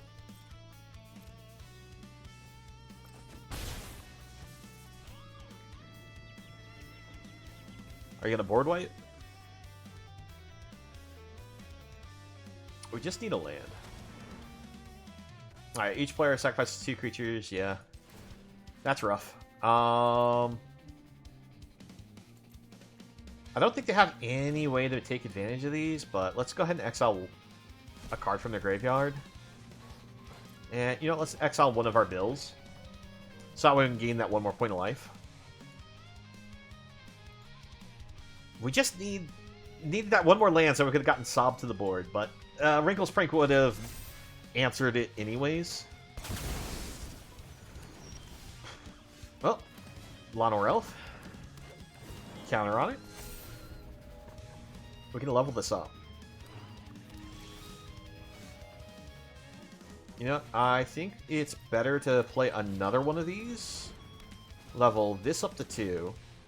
Because now it's going to cost them an extra 2 to target. With the amount of mana they have, it's not going to be that big of a deal, but... Yep. We got there.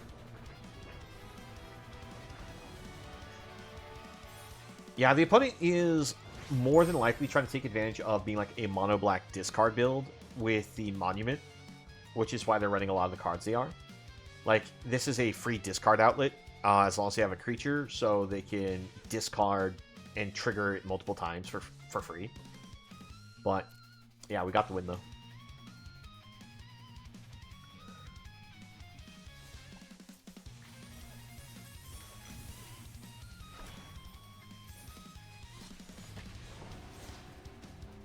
But, no, you're right, by the way, Izzy. I do think Rankle is the master of Prankle, indeed. I like the card. The sad thing is Rankle and Torbrand is unfortunately just not a very good card. But the other versions of Rankle are fun.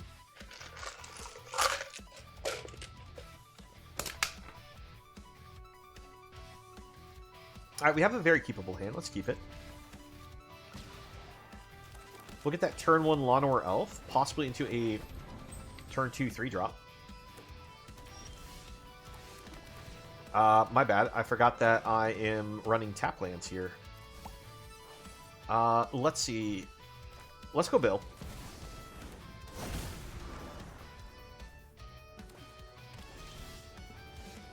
Let's go Vinestalk, counter on Bill. We'll play the Innkeeper's Talents. We'll level up the Innkeeper's Talent. And we'll go counter on Llanowar Elf. That way we can diversify the taxing. Problem is, I think they're just going to, temporary lockdown.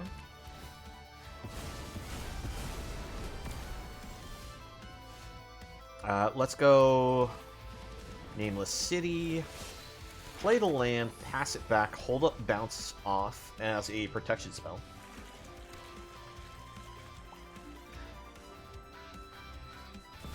That is Jace. So they uptick here? Or are they going to just full send the Jace right now? I'm actually more scared of the full send on Jace. Okay. Let's do this right now. Not ideal. We'll play out the Ooze. We'll send the 0 damage message for the attack trigger.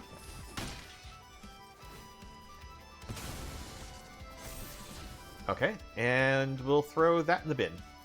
Because the Siren's not any good at this point. There's a meme in the Discord I need to check, apparently. Opponent's going to Day of Judgment. We will bounce the Sentinel.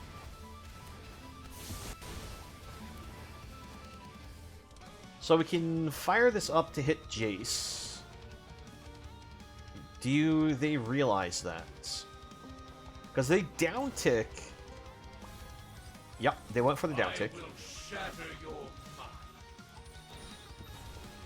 Alright, play the lands. Animate. Get rid of Jace.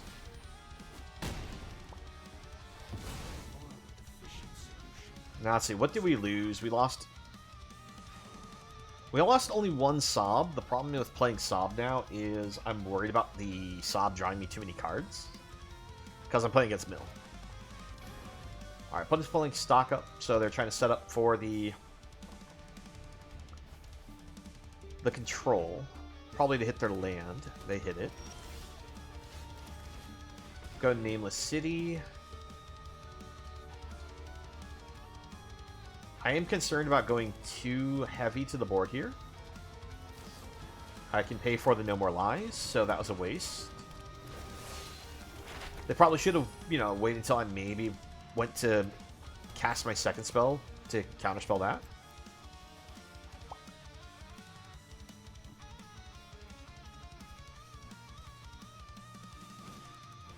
Considering they run board wipes.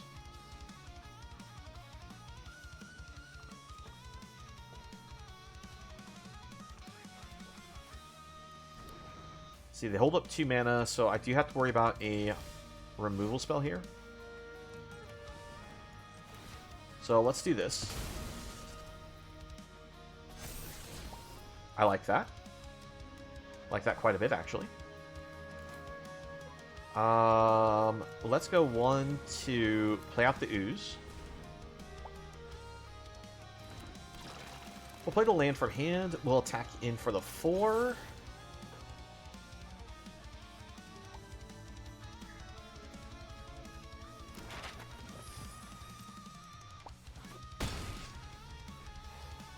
Pass to the opponent.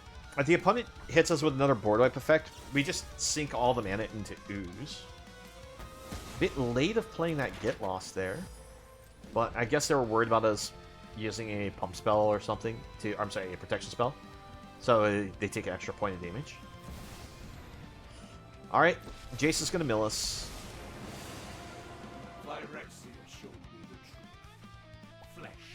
So we're gonna exile cards from our graveyard because that's where all the creatures are. It grows the ooze. We also reduce the impact of them potentially playing the new artifacts.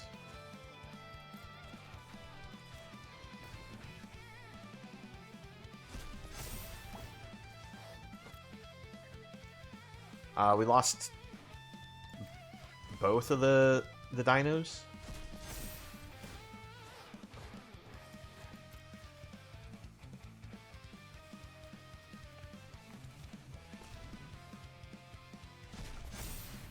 And we're going to go completely shields down here.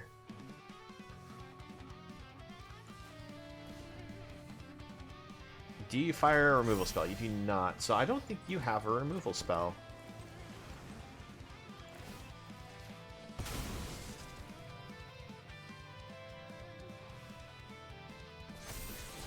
Oh, if only that was in my hand.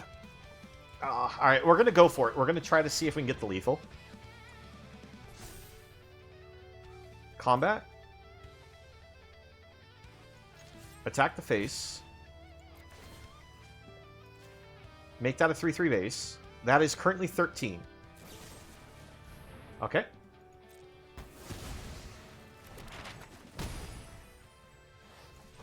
And that's what I wanted the counterspell for.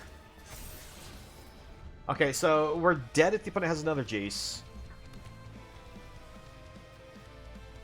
They can minus, and they'll draw 3. We can improve upon your ideas. They stock up. So that means that they possibly don't have an answer for the land. Because most of their removals really just get lost for the land. Usually. Because they rely on cards like Temporary Lockdown and other sweepers.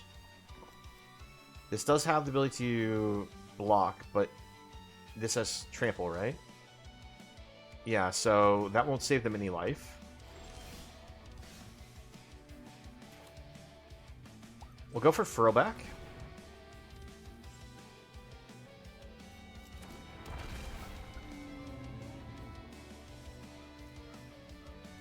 One, two. Decline the last one. Should have manually tapped this, but exile a graveyard, destroy an enchantment. Do it like this. I'm blowing up my own graveyard, so that way Jaces can't give them more card draw. It also ruins the other spell that they potentially run from giving them what they really want. Let's attempt to put this on Bill. See what the top card is. I don't really want to draw any more cards in all honesty. Let's play the land. Triggers Bill. Counter there. Attempt to put the counter on the Llanowar Elf. Oh, we hit another land. Ugh, that's not what I wanted to hit. Counter on Llanowar Elf.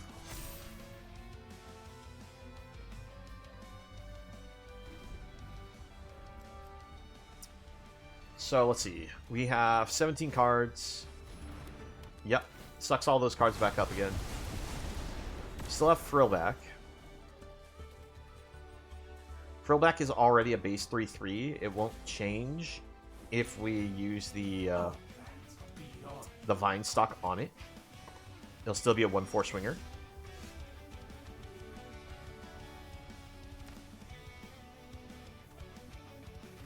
Go Sentinel.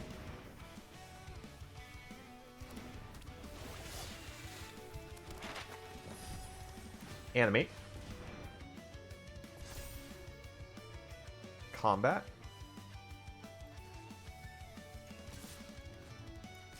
Since I can't take out the opponent with the Vine Stock here, with this attack, I'm still going to try to poke the Jace to reduce its ability to mill. Yep.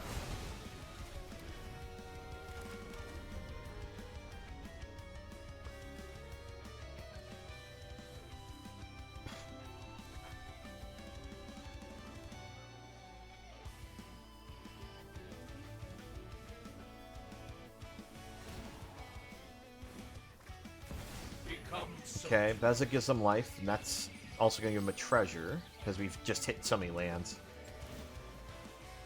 Let's see, 1, 2, 3, 4, 5, 6, 7, 8. They just played number 9. 1, 2, 3, 4, 5, 6, 7, 8, 9. Oh, wow.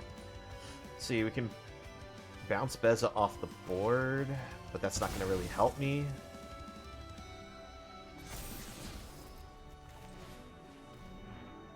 I'm leaving it on top of the deck because I don't want to put more cards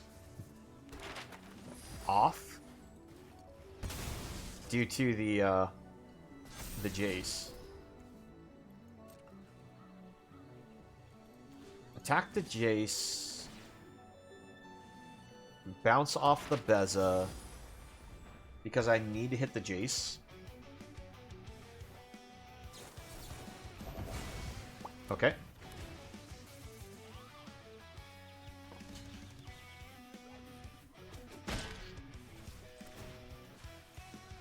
Go for the plus there. Now my opponent is going to minus the Jace. There's no way they let me keep Innkeeper's Talent.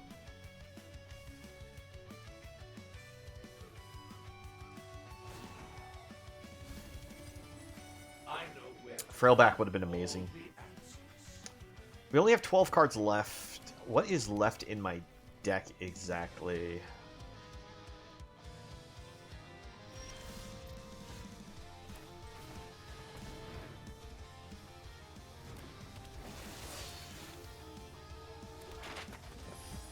See, attempt this here. What's on top? Sob. I'm worried about playing because of, as I said before, decking myself with Sob. Yeah, I didn't think that one would get to survive, but I had to try for it. Yeah. Good game, opponent. You got it. I don't have enough cards in deck. Not enough cards in deck. Only 11 cards left. The opponent has just too much value here. They can still sacrifice this treasure to draw a card with the Fountain Port. So, yeah, I'm not getting there. Alright, what's this meme I need to go check out? Let's see.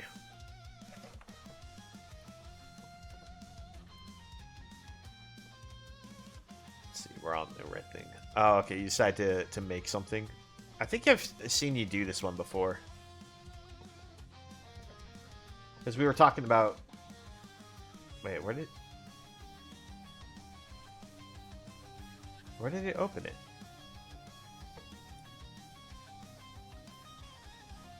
Open link. Yeah, there we go. Yeah, I think you've shared this one with us before here, Izzy. The Wrinkled Master of Prankle card. And how they decide to, like, destroy the image, effectively. But yeah, Flankle, Hankle, when Wrinkle, Master of Prankle, Dinkle, Clinkle, yeah. You shared this one before.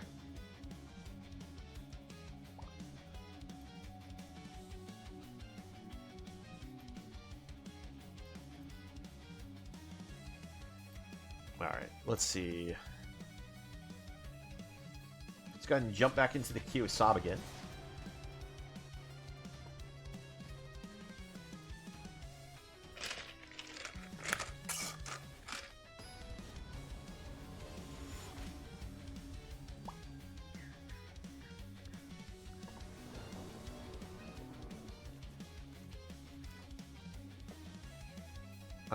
Let's go ahead and give this one a try.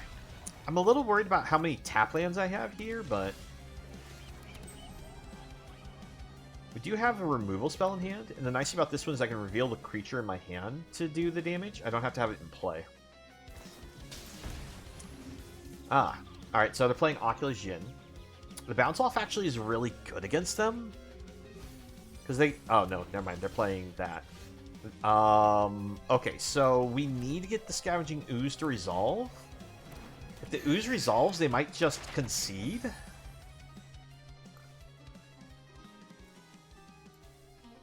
Because this eats the card from the graveyard, and they have to reanimate that.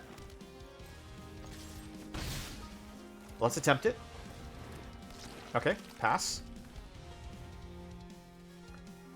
If this is an opponent that doesn't remember what the Scavenging Ooze does, well, we are going to put them in for a very sad times.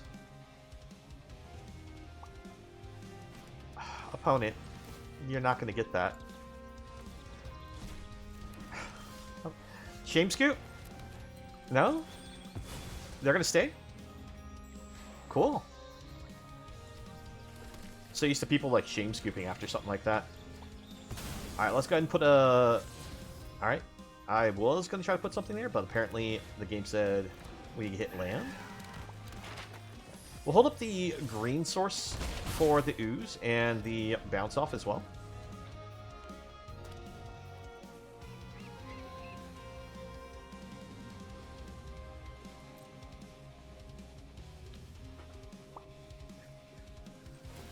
Alright, well, let's go ahead and just exile their graveyard.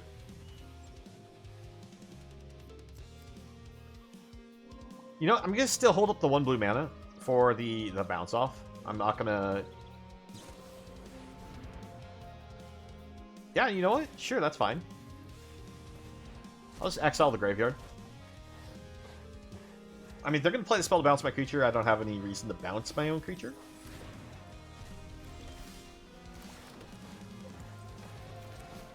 Play the Ooze.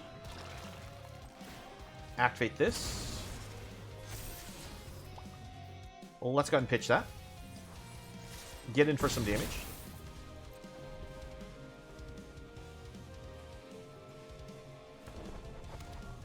There's Blast Zone.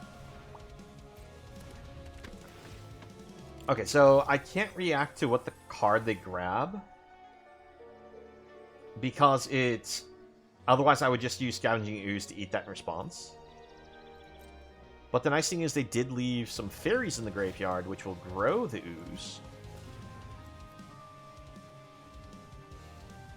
So the Archaeologist, unfortunately, can't block and stay alive. Probably should have left maybe the other one in the graveyard. Because they might bounce this again, but no, there they go. Take that, Omniscience. We have Graveyard Hate. We have the Ooze. I'm surprised they were bold enough just to fire off with the Ooze on board. They either didn't know what the Ooze did, or they're just going, maybe my opponent misplays. Maybe they don't know what their Ooze does.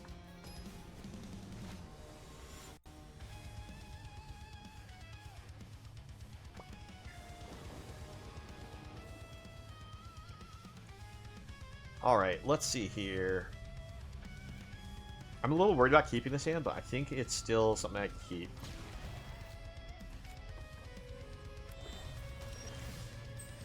Okay, it starts on blue, so we can go into the Spyglass.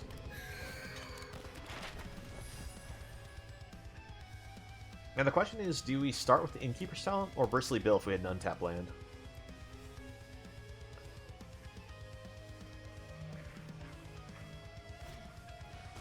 Alright, Dredger's Insight. I think we're going to go for the Innkeeper's Talent if possible.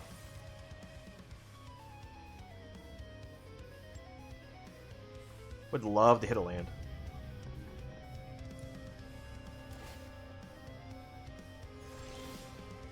We do not hit the land. Alright, so let's fire this off first. See what we hit. Hit a regular forest. So we'll play the tap land first. Now, do we play Bill or the Talents? That's another question again. They play the roots. They got the roots down, so I think we go for... Ooh, it's still rough. I think we go for the Talents. Because we can play it, level it up, and start punching in the air.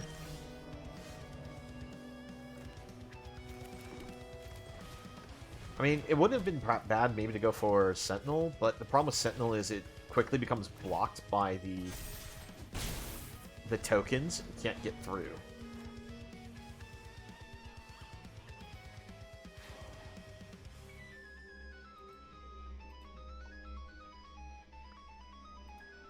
I kind of want to hit a land so I can go play Bill, play lands, counter on Siren, play Innkeeper's Talent.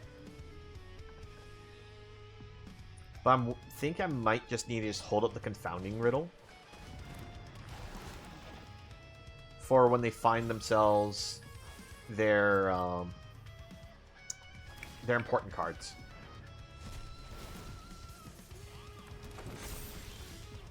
Alright. We don't hit the land. What do we do here? I think we'll go to combat, counter on Siren, attack. We're going to hold the riddle.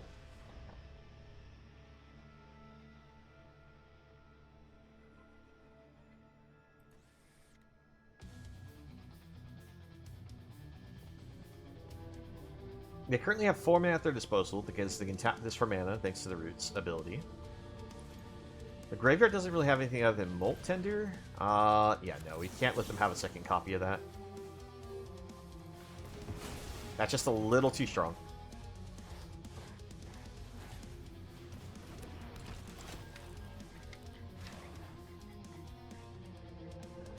So I'm glad we held back for the counterspell. They gave me a great target for it. That's for certain.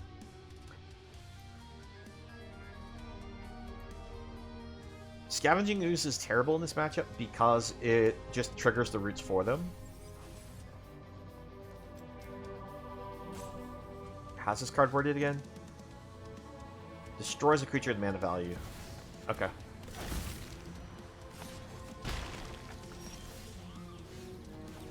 Great, we hit the land. And I played that terribly. Oh, why did I do that? Okay, so I should have played Bill, played the land, got myself 2 +1/+1 counters on the Spyglass Siren, then been able to oh, no, don't do that. Don't do that. We don't put that in the graveyard because of Tiny Bones. Because that allows them to play it, and then they can use it to exile cards from the graveyard. Or they could also have used the Soul Cauldron there. So we hold the Scavenging Ooze in hand. We don't risk it dying, because it just enables their deck more. Not to say that this card isn't, like, comboed to completely ruin us. But the less life gain that I give them... Oh, I guess... Yeah, the life gain is tied to the ability. There's no cards in our graveyard for Tiny Bones to exile to use, because... Yeah. I don't know why you're running Skull Dweller, in all honesty, opponent, but... By the way, you are correct, Izzy. I did punt. I punted really hard, because I lost out on a lot of potential damage. Okay, let's see. We can attack, discard the Rex, because it also gives trample.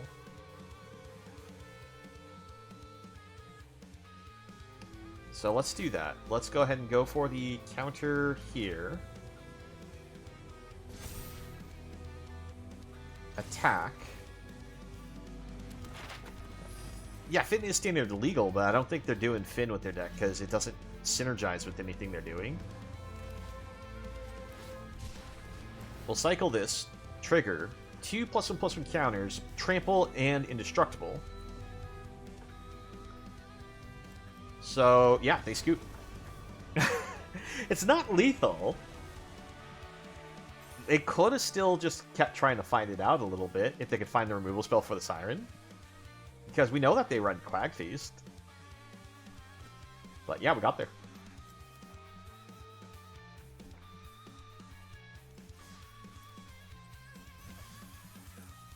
Alright.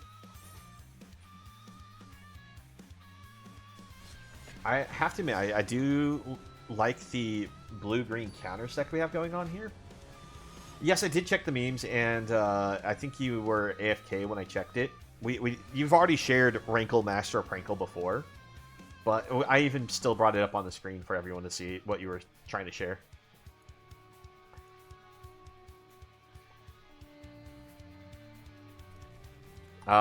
We can keep. Get the turn 1 Llanowar Elf, and then turn 2 we can have a counter spell.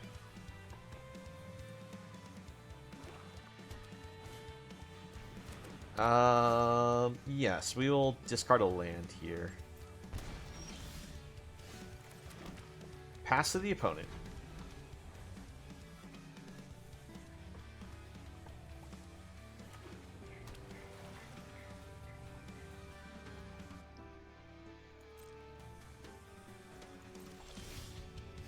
Play the land. Pass it back.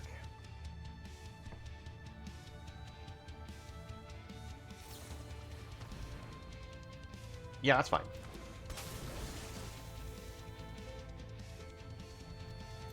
Oh no, my Llanowar Elf was tapped.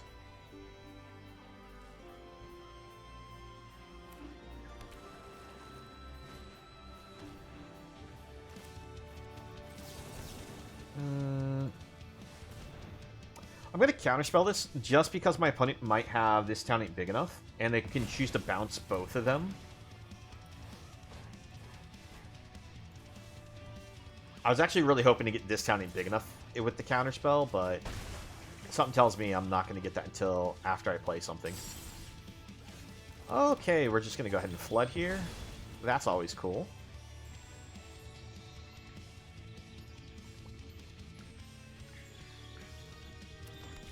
We'll go ahead and play this, and we'll just choose the gain 4 life option, I guess.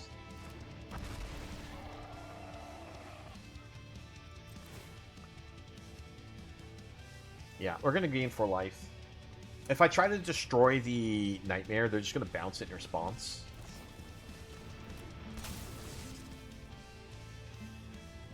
Yep. I really want to draw Sob. Give me Sob.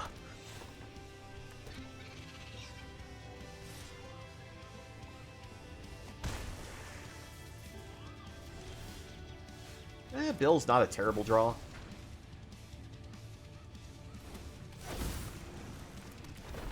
Put the counter on Bill.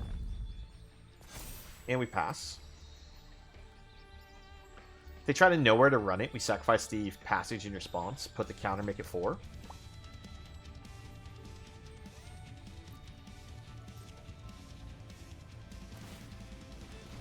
Okay.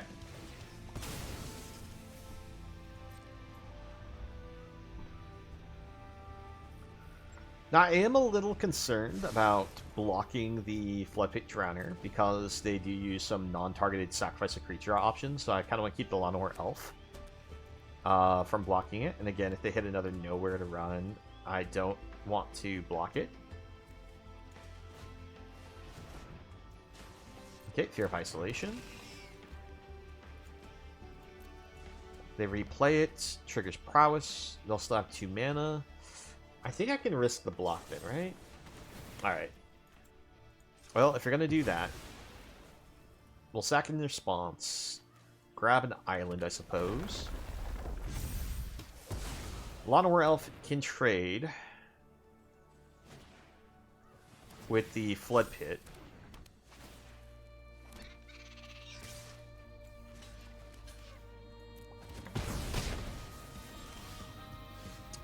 Alright, Zimone. So, counter on Zimone. Zimone's actually a really good draw because it is large enough to survive the nowhere to run spells. But sadly, it isn't an artifact, so it does have a very vulnerable throat. Game. You and the land draws. 1, 2, 3, 4, 5, 6, 7, 8, 9, 10. Yep. 10 lands in the first 15. Well, I'm so glad we held the land because we drew Bill. Problem is, it is a tapped land, so if they have a ability to recast a nowhere to run, well, we just... Alright, cool. We had a bit of a non-game there because of the amount of flood we had. Like, my gosh. 1, 2, 3, 4, 5, 6, 7, 8, 9, 10. Yeah, we went through 10 lands in 16 cards. It's a bit ridiculous.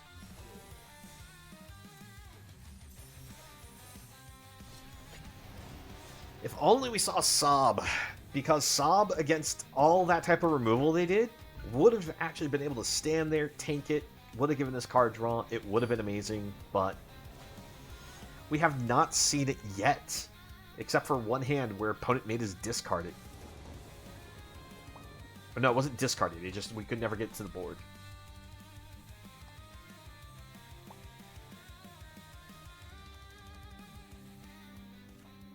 Alright, we keep.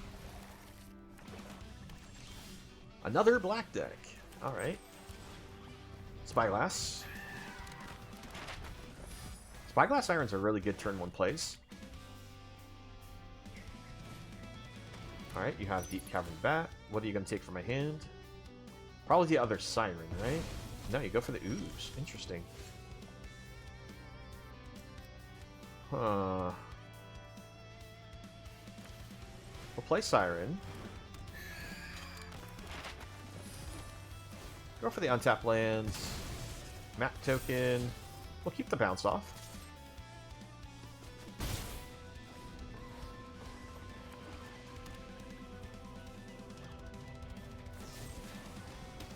Okay, cut down.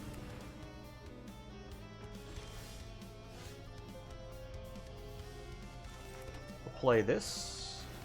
Go for this. We'll keep it.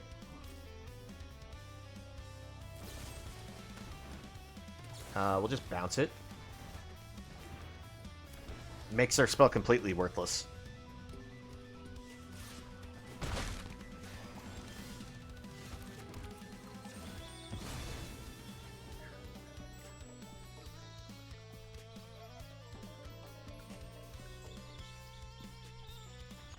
Opponent.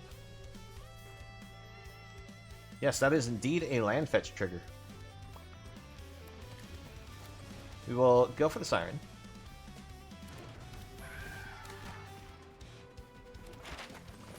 We will activate the map. They will attempt to murder it again, I think. Nope. We will reveal a card in my hand to get rid of this bat.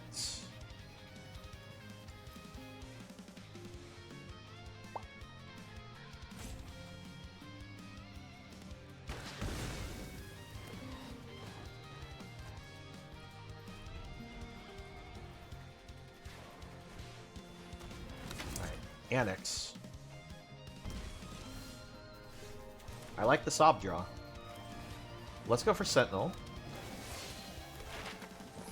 Actually, don't hate if I hit another land here. I love that. That, I think, was my best draw I could ask for. Because now I bring down Sob. And they'll survive all this removal that they use. I just have to hope they don't have, like, the ability to draw, like, a cut down into a Soldier's Edict. Or removal spell Soldier's Edict. That's my worst line that I can see my opponent doing.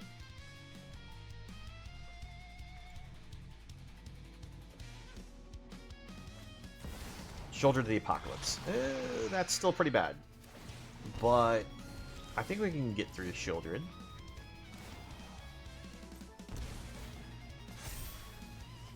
Okay, and we draw. We take more. Resolve. Innkeeper's Talent. Play the Hedge Maze. Throw that in the bin. Play a Scavenging Ooze. Combat. Counter here. We swing. It's not lethal. Bring him to 1. We pass.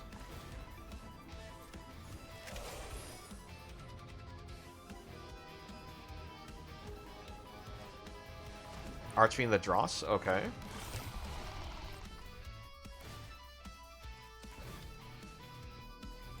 Exile this, gain a life.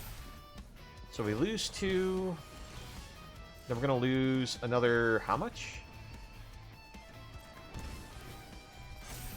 That's fine.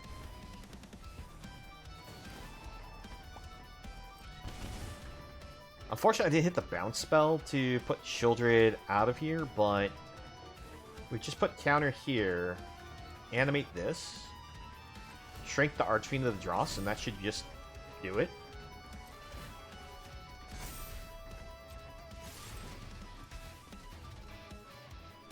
Good game, Punny.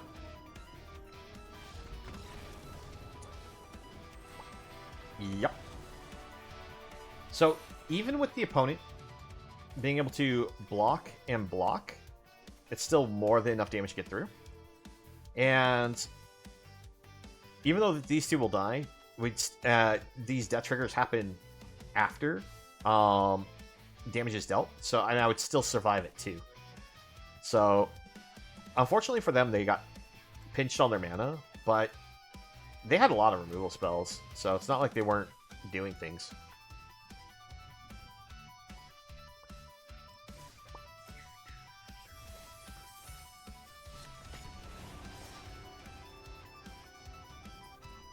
All right.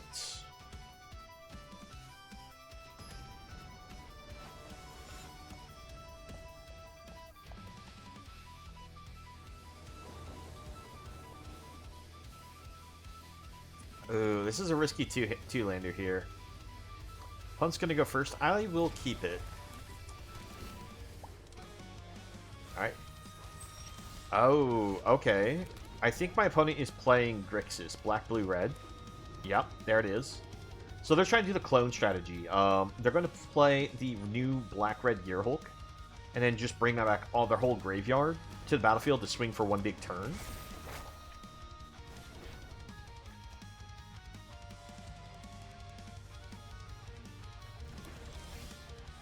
Okay, so let's play this into this.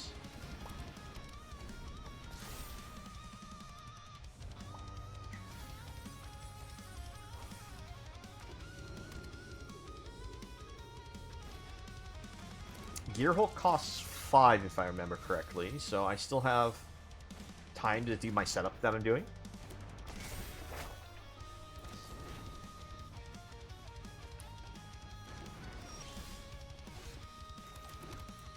Alright, let's go ahead and sacrifice this, get our lands, make it a green source. Because of how Scavenging Ooze works. We'll level this up, play the Siren.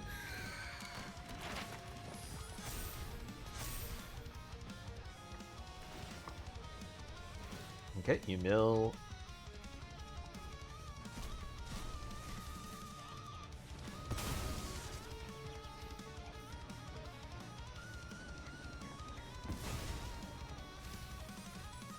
Oh, we saw one Gear Hulk go to the graveyard. So we have to worry about them potentially going off next turn.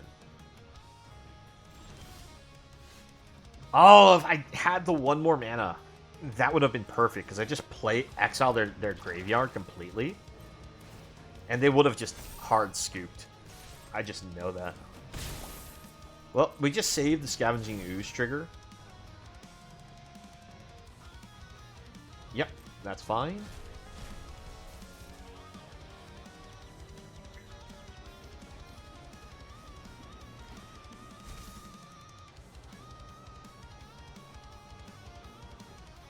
Now, I still have to pay the Ward 1.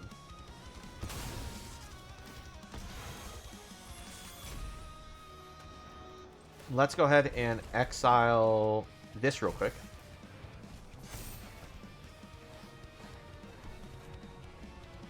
I just want one more land, so that way I can nuke their graveyard. Because I nuked their graveyard. At this point, I don't think they have an ability to come back. They have just too much in there.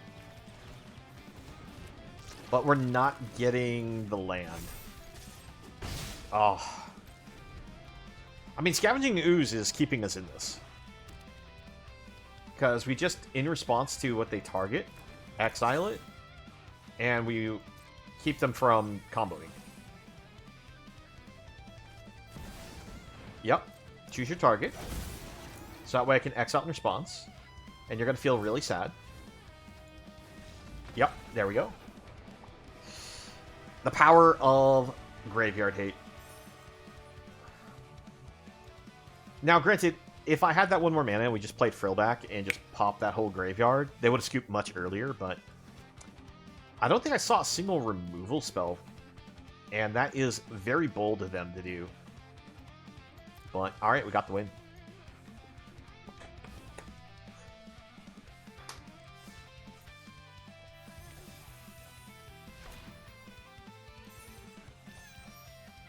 Attack with 150 creatures to turn they enter the battlefield over any number of games. Exile 150 creatures over any number of games. So I'm pretty sure that's a red achievement and that's a white achievement that we just got. Me. Oh wait, we did also surprise attack. Attack with 5 or more creatures the turn they entered the battlefield during a single combat step. There we go. Let's see, we are 1 away from getting the Fervent title.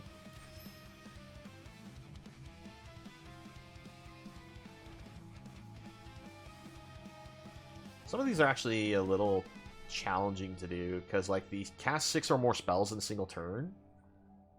If you build your deck to do it, it can do it, but that's not something that you just do normally.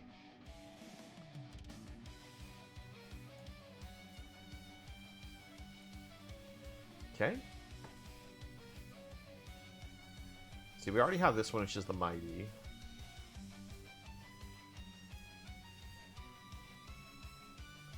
I feel like the white one is just the one I keep accidentally doing the most of. This is actually the hardest of the white ones, though, is cast 9 or more legendary spells over the course of a single turn or game. Like, you can do it with,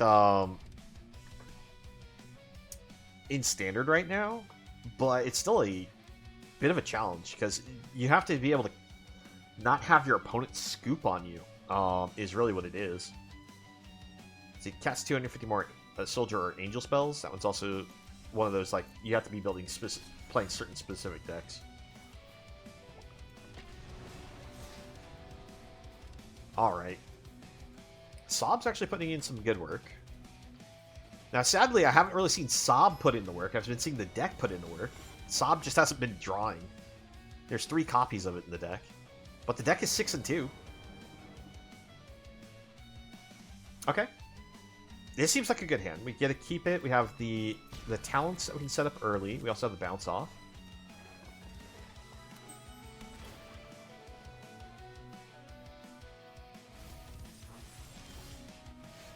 We found Sob. So we just hit some lands, and then we can play Sob. Okay, so opponent is red, white, blue, Oculus. I'm gonna pass. That way they don't just land, reanimate. I can just bounce it back to the hand.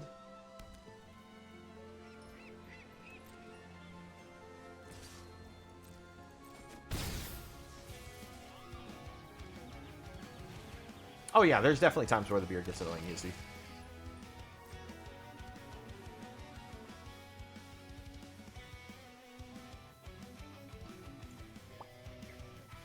So let's see, we play the land, go Innkeeper's Talent, get a hold of a single blue. They go for their reanimation spell. We bounce it back. We just have to hope they don't have... Oh, okay. Scholar. Wasn't expecting that. I don't know why. I normally think they just have their reanimation spell in hand. They'll snap for it. But hasn't been the case in this matchup. Alright, let's hopefully get a land here.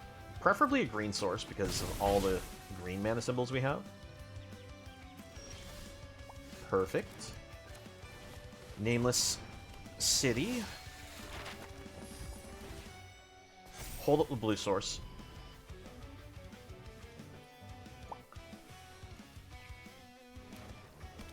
Yeah, this version of the deck also runs, what's that blue enchantment called? You end up putting +1/+1 counters on your creatures for the amount of cards you've drawn before combat. Alright, there's the helping hand. We attempt to put that back in hand. Do they have the counterspell? Is this what they were just waiting for? Is just to hold counterspell magic up? Nope. Alright. We missed the land draw. That's rough. Let's do this. Do we hit the land? We do hit the land. Let's see. Brings it up to 6 toughness, so they could do a triple block. I think I'm fine trading for a triple. Let's do this first.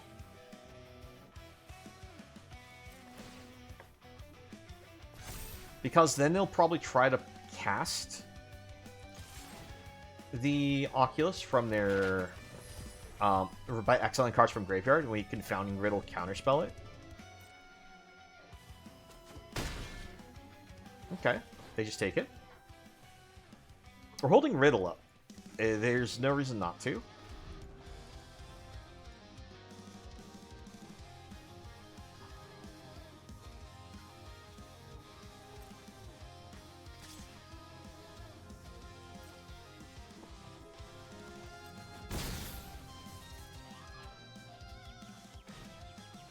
Yeah, Siren's fine.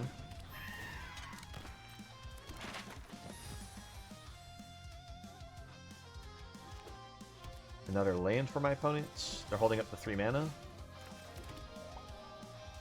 We'll attempt another Innkeeper's Talent.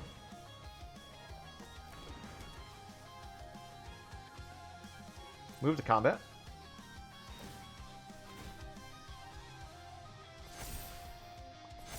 Now they can't multi-block kill it.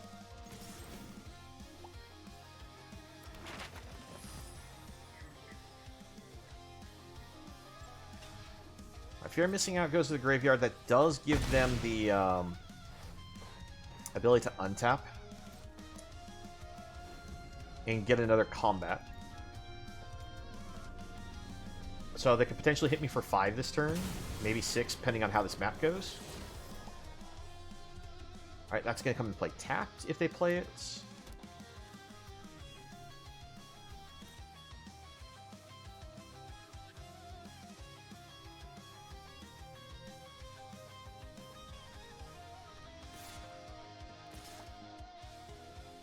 To be honest, I want them to, like, actually cast something for me to counterspell it, so that I can cast for Sob. But they're not doing anything that I'm too afraid of. I mean, I am slowly losing here to these. Let's see, if we go Llanowar Elf, And we can even level this up. Let's level this up first. We'll put the counters here.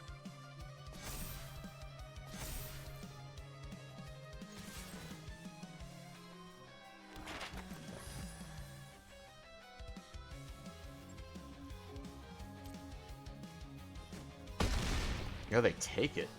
Okay. Go for the Lawnmower Elf. And I think I have to hold up the extra mana just in case I need a Confounding Riddle dig for a bounce off.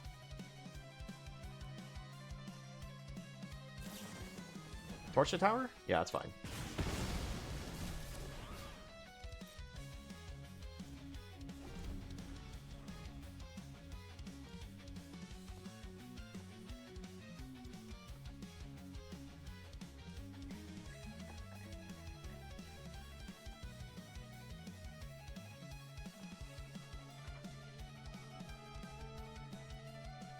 I mean, I'm advertising to my opponent to have a counterspell.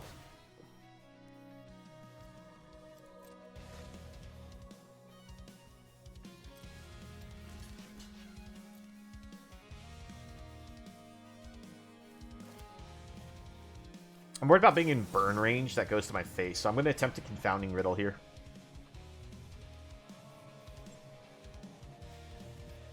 And we kind of miss. Let's grab this.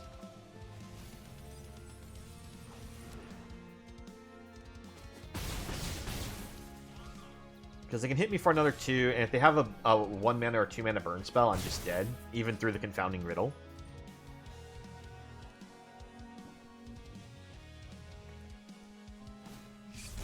Alright, they go for the Oculus now because we tapped out. We go for Sob. Sob's going to give us a reach blocker. But this might actually just give us the game. Because of the cycling. Gives it trample.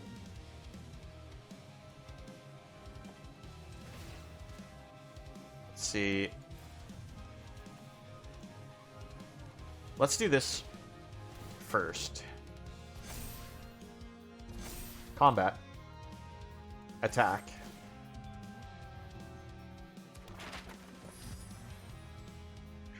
They probably just chump block with this. They might use something else, but this gives trample.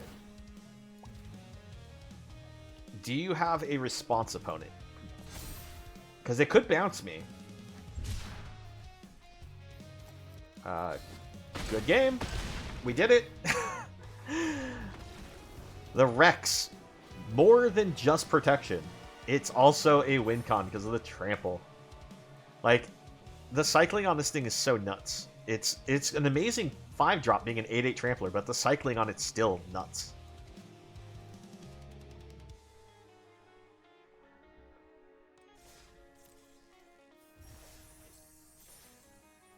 All right.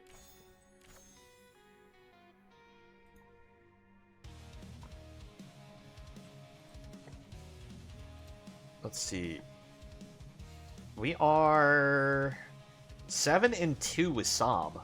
That is a 78% win rate. Let's see if we can get that one more to make it an even 80% win rate.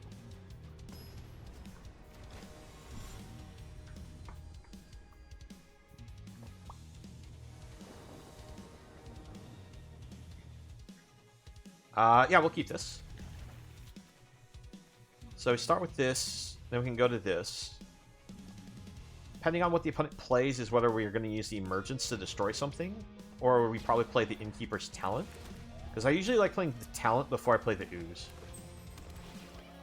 Blue-green for my opponent. Probably has white in their deck.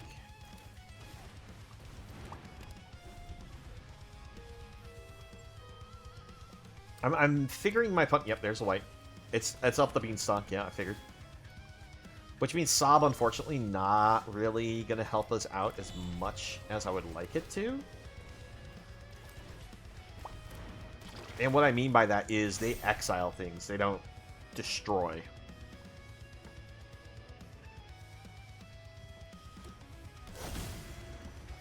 Yep.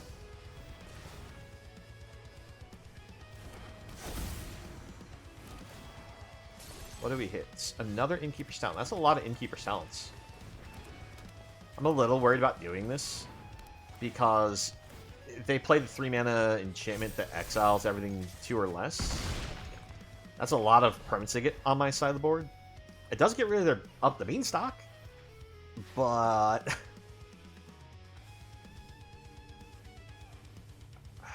let's see. Yeah, there's the Ride's End. So here's the awkward thing about Sob with this many talents. These things have to target something if they're able to. So I'm going to put myself in an awkward position where I'm not going to be able to get the card draw.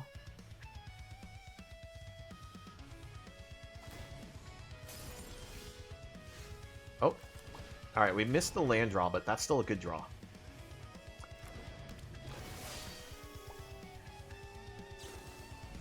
Yup. Not even going to give me a chance to... Oh, okay. Interesting choice. Let's actually level this up, then.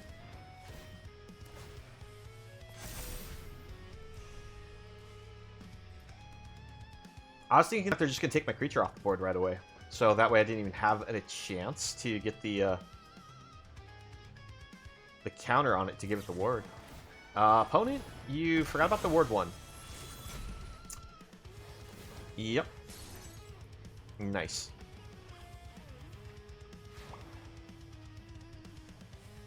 And this one doesn't tap. So Ride's End's actually a bad removal spell against the Sentinel.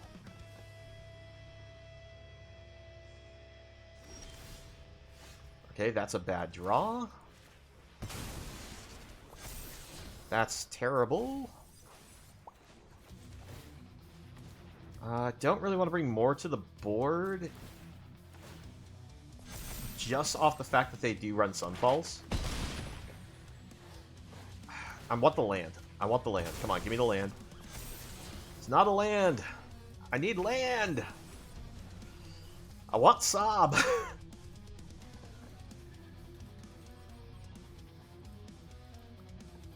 I mean, all their stuff is exile, so Sob's just not going to stick to the board, but I want Sob on the board.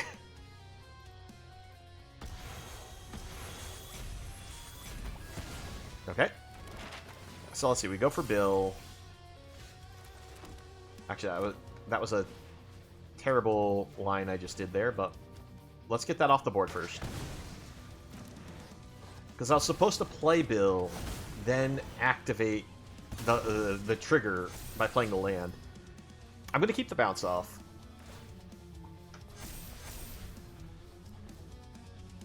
I don't know why I'm keeping the bounce off, but I'm going to keep it. Because if anything, I should just go for having another land, because this will kill my opponent. Because all their instant speed removal spells, with the exception of Ride's End, don't do anything to it. But I guess they still have the Get Losts. Alright, that's Beza. Beza gives them back to life. We want to get Sob to the board, but I would have loved to have one more mana. You know what? Let's do this. Let's just level this up. We're going to go all in on it.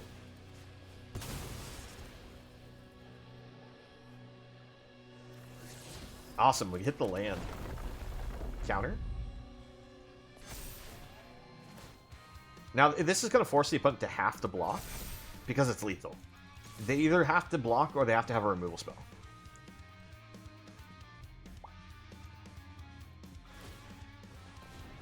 I guess they could cycle Herd Migration to gain 3 life to just then go down to 2. But they still block. Okay.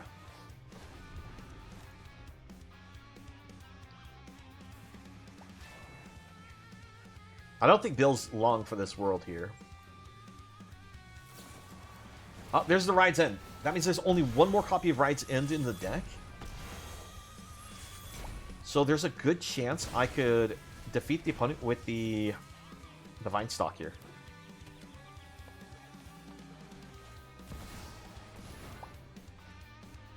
Oh, wait, they went up to 13. Why'd they gain so much life? Well, we'll animate. All these counters. They're down to 4. With all those counters on it, though, now it has the ward on it. What gave them all that life? I know Beza gave them 4. That gave them some. We just bounce off the Zur, so that way they don't get the life. But we wait until after they declare their attackers. This way they can't just replay Zur. Okay. I'm waiting for them to attack, so that way I don't have to worry about blockers either.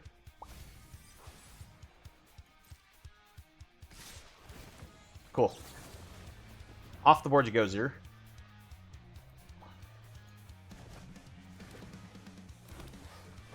And for 1 mana, they can't play anything that interacts with the land that I'm afraid of.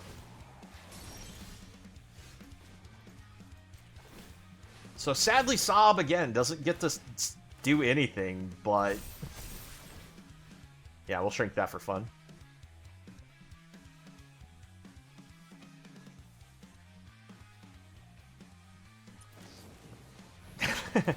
They're just showing what their last card is that they can interact with, but yeah, we got it. So we take down the Avatar up the Beanstalk deck. And it's all thanks to Innkeeper's Talent's ward ability really pushing the win here. Because the opponent did make a misplay on one of these rides' ends. Thought they could exile something and couldn't pay for it. And we ended up punishing them for that. Now, granted, they could have just intentionally threw it out there knowing it'd be countered because they got the card draw without the Beanstalk and they were just doing Desperation Draw. But, yeah. I really wanted to get this to the board. Just kind of annoying that I haven't been able to get to the board.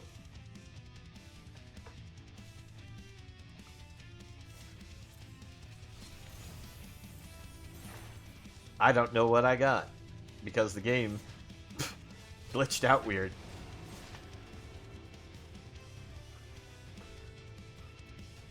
Like, here's your reward. Whoosh, it's gone. And it's gone. Oh, geez, I was supposed to stop there because that was the even 80%. Oh, well. Let's keep going. I mean, the deck's putting in work. Alright, Lanor Elf. Turn 1, turn 2. We can play Innkeeper's Talent, level it up. I like that.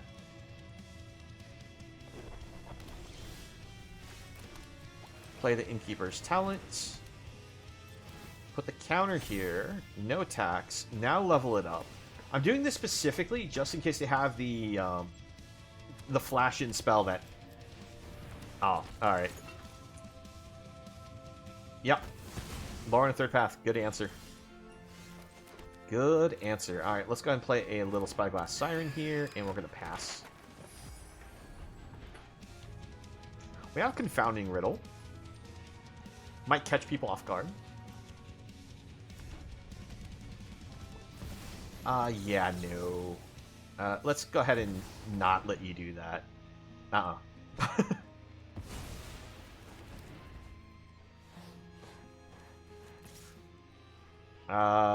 Yeah, I'll take the trade.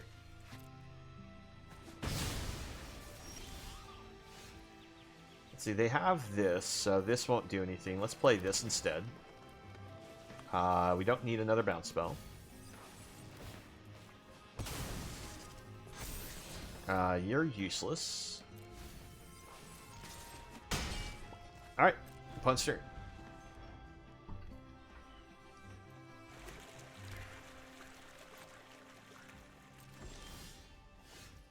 Play out the Siren.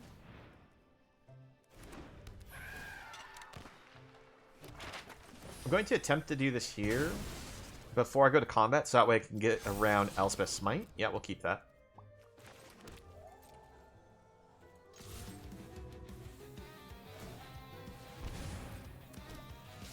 And bounce the fish. So that way, again, they still don't get to Elspeth Smite.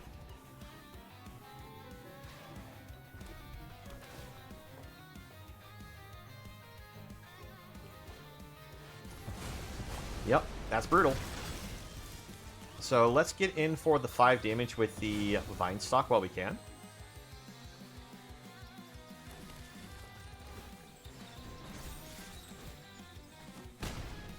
Because the next turn, they're probably going to have the mana for saying that they're going to get rid of it. Or they might just pop it now.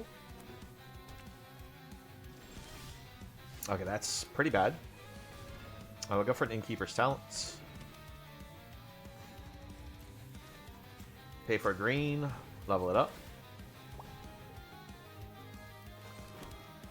I don't really want to max level it. Because if I do, Sob won't ever be able to get the card draw.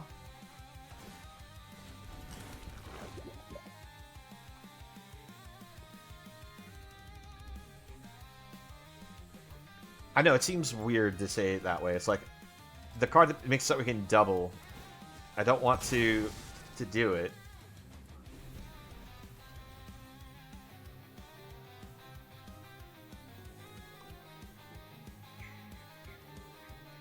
So let's see, what card are we looking for the draw? Sob would be great. Lauren, yeah. Lauren's a good card. But they did tap all their non-basics, like all their colored sources pretty much. Oh, hey, it's Sob. So they have to use Sunfall specifically to get Sob off the board. I can't think of much else they run in their deck outside of Sunfall. The problem is I can't attack with Sob next turn. Because I don't have any +1/+1 counter generation because they've destroyed both my Innkeeper's Talents that we've drawn.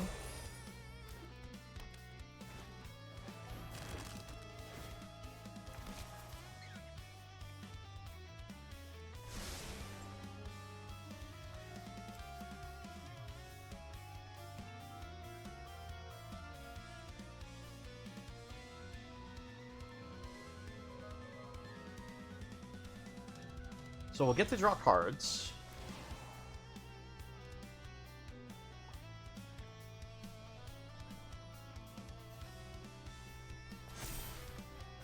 Double land draw. That was terrible. Well, let's send this in so that way we can get it blown up.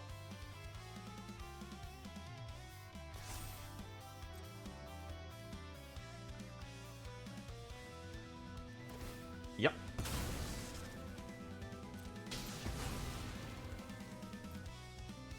Get a green source.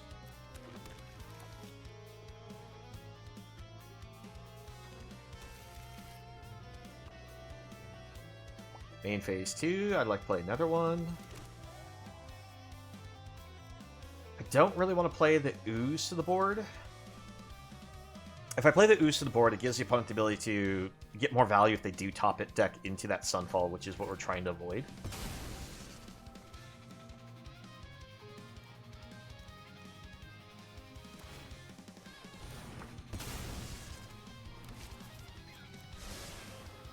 Technically, there is another board wipe that can remove Sob, but I don't think they're running the new one that has cycling. Okay, Enduring Innocence. I can't block this turn, so they should just go ahead and attack in with the Lauren, but they do not. So no card draw this turn. Let's see. 1, 2, 3. Play Frillback. Oh, shoot. I played that in the wrong order. I was supposed to play Ooze first. Because I could have gotten rid of the Enduring Innocence. But I guess we can still get rid of the Enduring Innocence this way. Exile target player's graveyard, and we gain 4 life. So it's going to destroy the Innocence. I think it still eats the graveyard before Innocence can come back, but I'm not 100% sure. I think Innocence still gets to interrupt the chain here, but I think actually we resolve it all as part of one big effect, so it doesn't come back. So yeah, no, Innocence doesn't come back here. So I'm glad actually I didn't need to play the Ooze. Now, opponent can destroy their own Innocence here, which they do.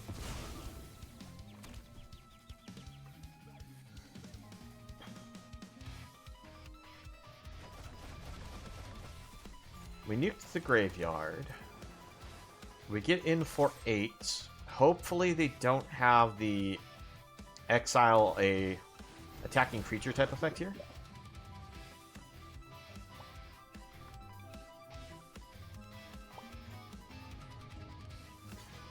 It still tramples.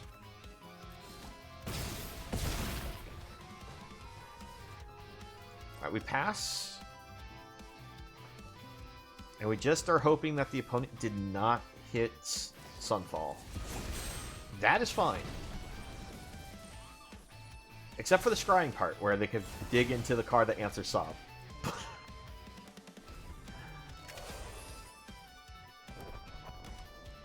If they hit another land to answer... Okay. Draw... Play this, because we can use this to potentially make it so that this can attack. So let's do this first. Set up the top card. That's a land, so it goes away. Now we try this. Please, has to not be a land. So why is it another land? 1, 2, 3, 4, 5, 6, 7, 8, 9, 10, 11, 12, 13, 14, 15. 15 lands! Oh my gosh. We're getting done in by all these lands, unfortunately.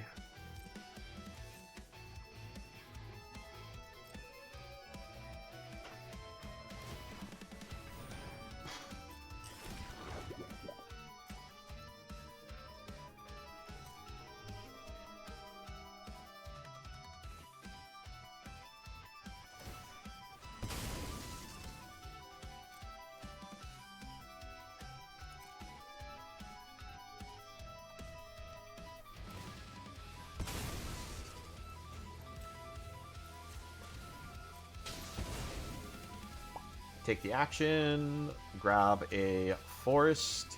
So we only have one more basic in the deck, which can be taken out of the deck with the Fatal Passage. Ah, but my word. We haven't hit a single bill, have we? No, we haven't hit a single bill. Okay, that's going to give him a card draw thanks to Innocence. We block it with Sob, because Sob's just a monster for defense.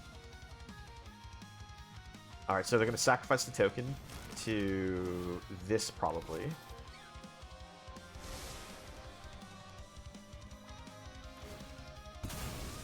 Nope. Just saving up all the mana.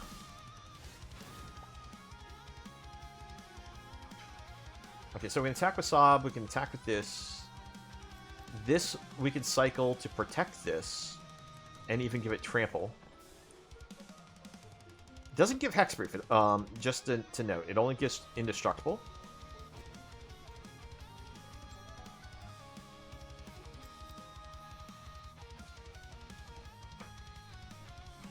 Opponent. I'd like to play some Magic here. Let's see, they can sacrifice this, gain 3 life, create another blocker. So they can soak... They go up to 9.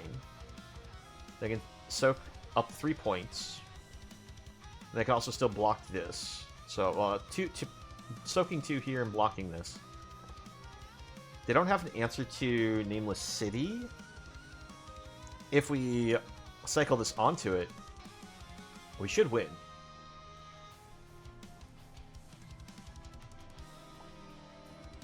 Did my opponent rage quit? Or are we having connectivity issues?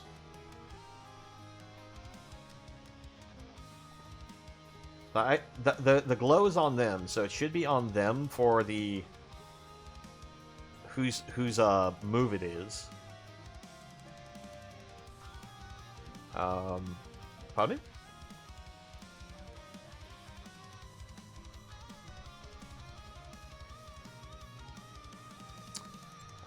Would you like to play a game? I'd like to finish this one.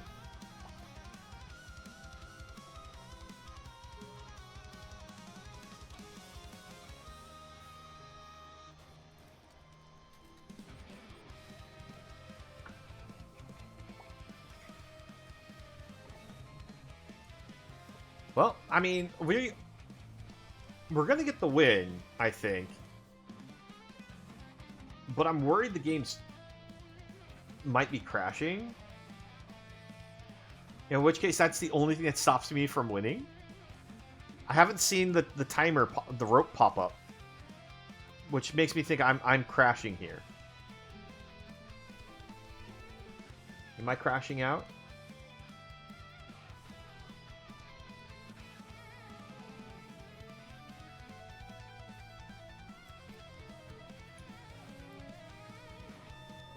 I'm going to try to close it, reopen it.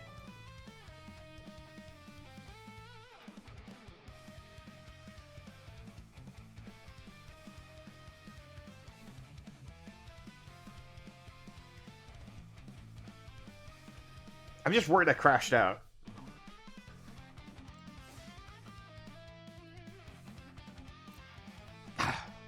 I don't know if we won or lost that. The game crashed. We had that game. That's rough.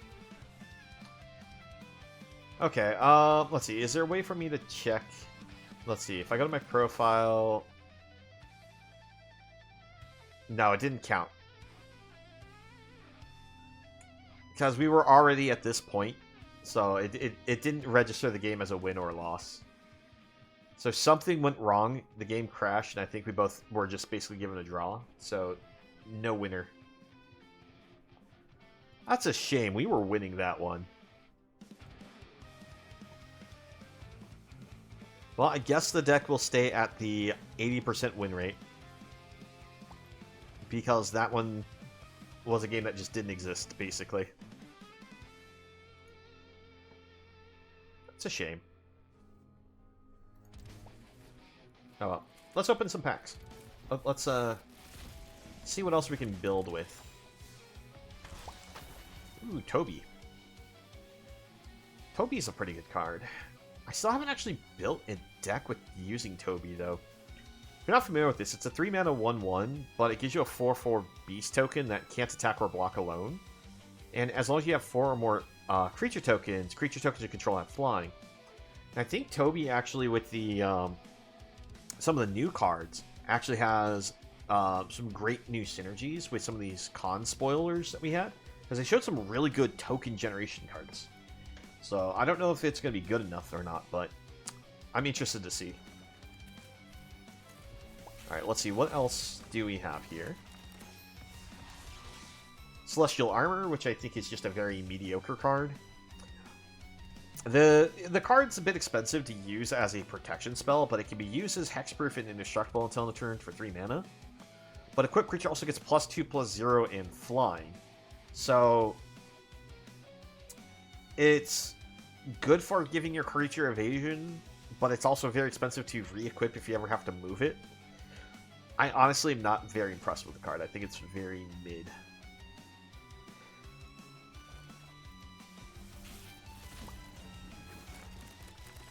Alright. Bolt Tender is amazing. Oh, love the lands. Unstoppable Plan. I still think there's a way to use Unstoppable Plan to make it, like, really crazy, but I haven't figured out the way I want to use it.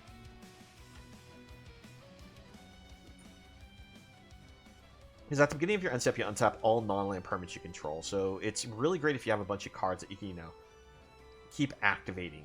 And they can activate without needing a whole lot of mana. So I'm curious to see if there is a way to really make use of it.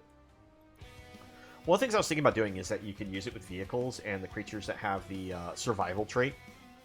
So whenever they're tapped, you get a function, and then you get to untap them, and you can use the vehicles, the crew.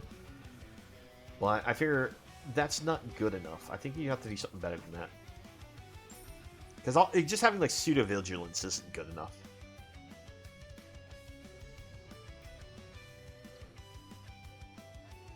Let's see.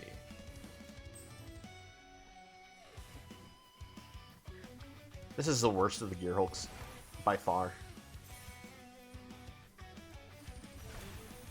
Just trying to spend the things, not really caring like what I'm buying, just so that way I can use up the orbs. Alright. Let's see, what should we do now? Oh, we've shown Saab, we've shown the push the limit. We have about 40 more minutes of stream. I don't remember, did we go over Monument Chariot? I don't think we did this one. Let's switch up to Monument Chariot. This is actually a really cool deck. And it's...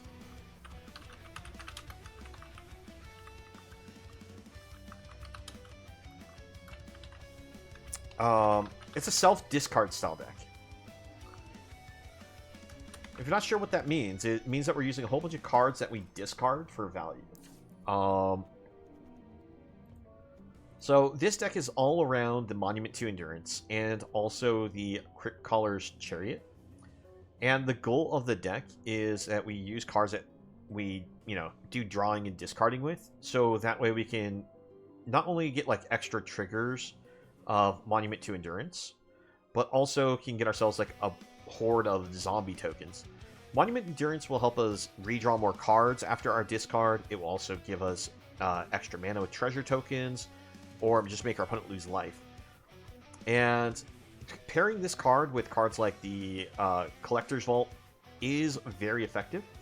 Now, I decided to throw in like a little junky 1-drop in the deck as a card that, we can guarantee to keep coming back to our hand. I don't think it's necessary, but I kind of decided to just give it a try in the deck. Some of the other cards that we're pairing with the idea is we're using Lily on the Veil, make us both discard, make our opponent sacrifice creatures. We have Hostile Investigator, because this triggers even when we discard to give us the clue. Now, it can only trigger once each turn, but it's still giving us value, but also hurting our opponent's hand as well. Using some Rankle's Prank to make us both discard, and Crypt Crawler's Chariot is worded that whenever we discard one or more cards, we get that many 2/2 zombies. So, forcing ourselves to discard 2 cards still gives us 2 zombies. So it's not a terrible thing. Now, granted, if we have an empty hand, we choose to discard, we don't get anything for the triggers from our cards, but it's still a good way to hate on the opponent's hand and also potentially hate on the board because of the sacrifice 2 creatures. In some cases, even the lose 4 life can be devastating. The Harvester of Misery is great in the deck because it's just an early card we can just pitch to give a creature -2/-2. Late game, it can still be played to be a sweeper. And since we like the idea of having cards that we can just discard at will to trigger our cards, it's a very solid card for the deck. And that's kind of the idea of what we're running here. I think actually before we do this, I'm going to switch this card out real quick for a different Graveyard Hate card. Because I want Ghost Vacuum in the deck because it helps us with hating on the graveyard, and having them just be 1 mana to bring down instead of the 2 mana I think is more useful, and we're not like using activatable abilities on our cards. It was just nice with the idea of potentially stealing opponent's abilities with the other one, but I think Vacuum's going to be better for this deck. One other thing I need to update is there is a particular colorless land that you want. I'm just curious if I have any copies of it.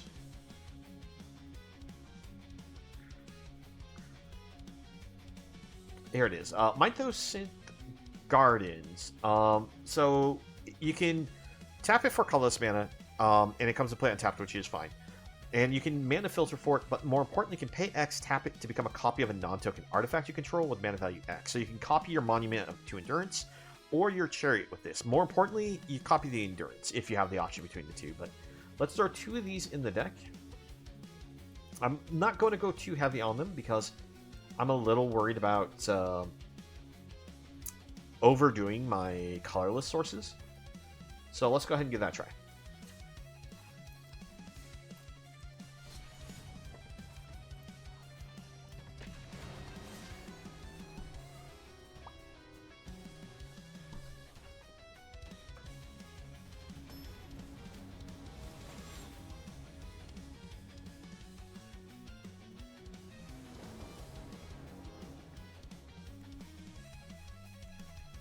Sure, we can go ahead and keep this hand.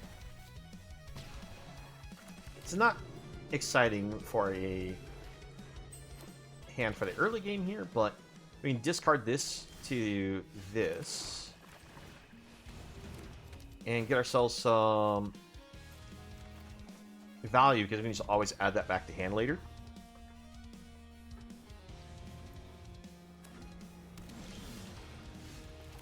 Well, let's just land pass.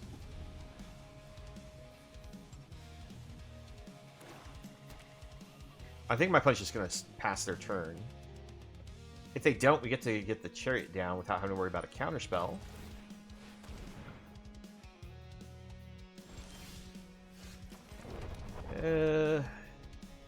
Let's just force them to have the counterspell. If they don't have the counterspell, this is great.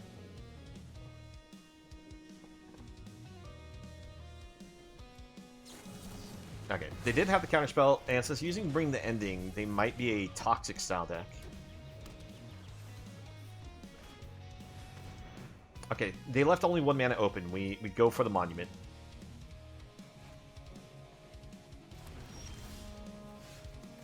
Surveil 1 first. Cover up.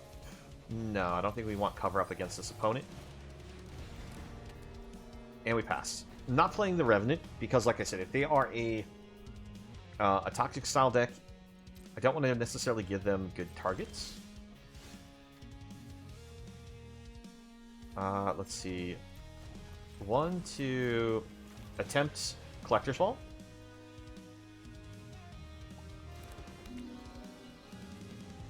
Attempt Bitter Reunion. We'll discard the Revenant again. Yep. And pass to the opponent.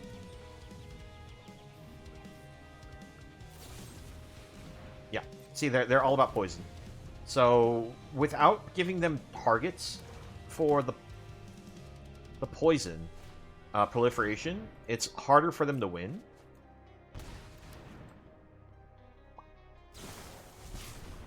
But it's not impossible, as you can see. So we can do Wrinkle's Prank, make us both discard 2 cards.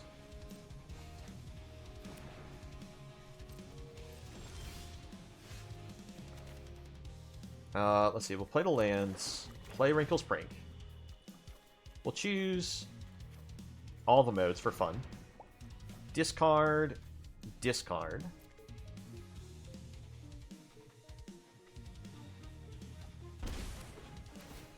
And we'll choose draw a card. Each opponent loses 3 life. Pass to the opponent. Now we can use Collector's Vault. So that way we can draw a card, discard. And we're going to choose the lose 3 life option. Because we need to make sure to end this match before they can end us with poison.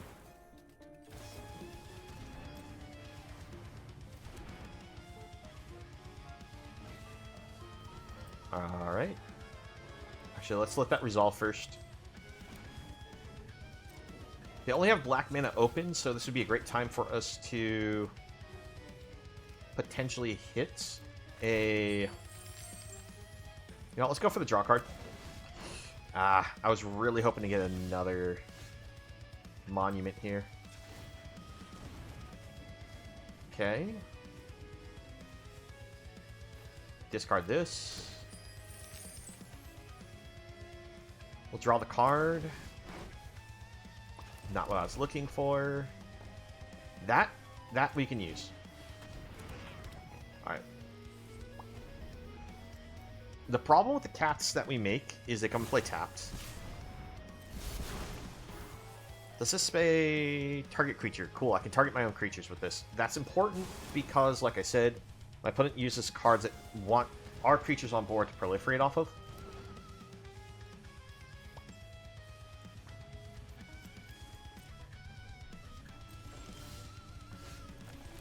Alright.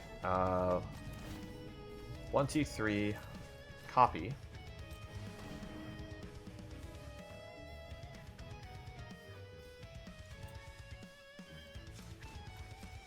Activates.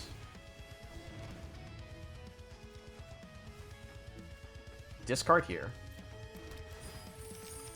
Lose 3 life, lose 3 life.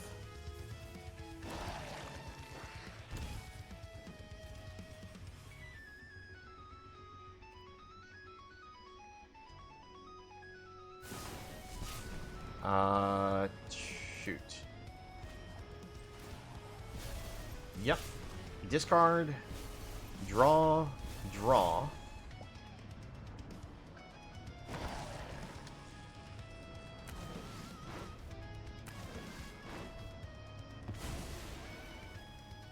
Resolve. So they bounced the land? Alright, we pass to the opponent. We can destroy our own creature during their turn. Or we do it now. We will pay the 3 life instead of discarding a card. Because I don't want to give them the target for their further Whispers of Drosses and things like that.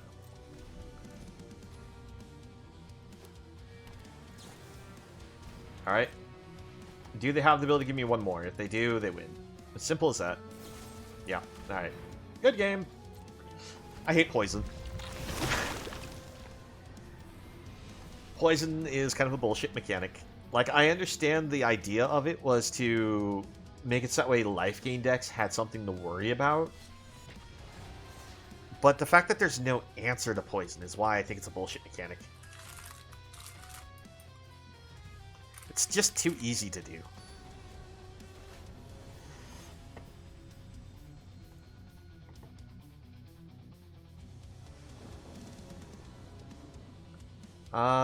Awkward, but we'll keep it.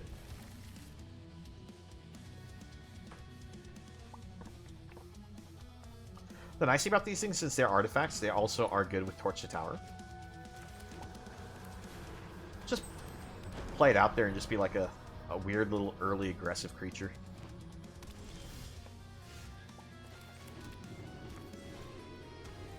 In it goes. I know they're really meant to be my, like, discard fodder, but this hand doesn't have any discard, so, like, no payoffs. May as well just use them as aggressive creatures. Oh, look, a payoff. I think I'll still hold the Tunnel Grinder. Because I'd like to be able to get the Monument down first. And as one does with Beanstalk decks, they just draw all the copies.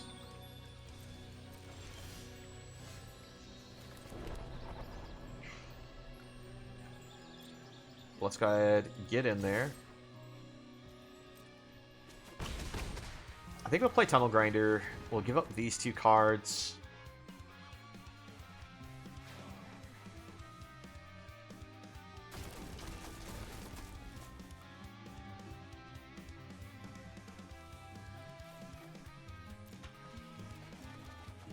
Okay.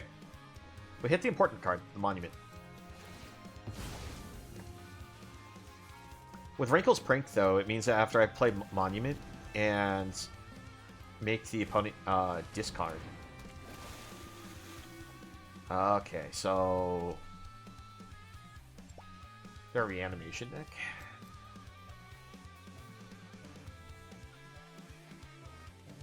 I'm confused. Normally don't see Kiora in this style of deck.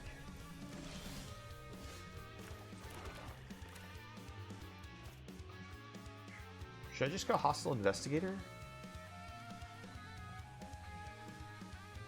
Let's go Hostile Investigator. I might regret this, but considering the opponent is discarding the way they are, I think it's a safe time to go ahead and let them discard.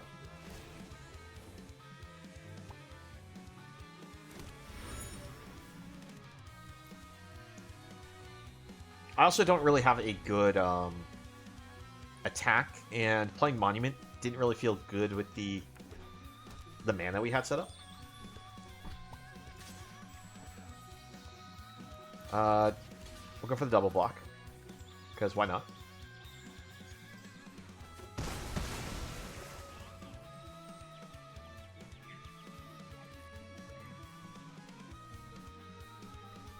I'm curious what style of deck they are.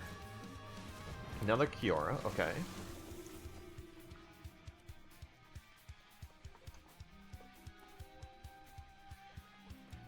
We're going to attack with the Investigator. See how they react. If they don't do anything, we just play a Monument.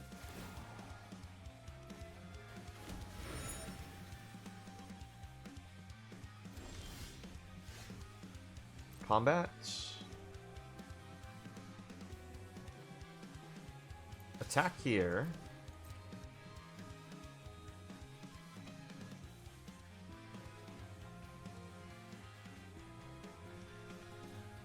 I'm going to play Monument and draw off the clues.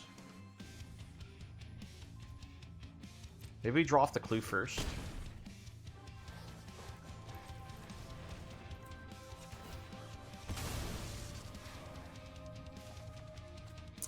Okay, we hit the land.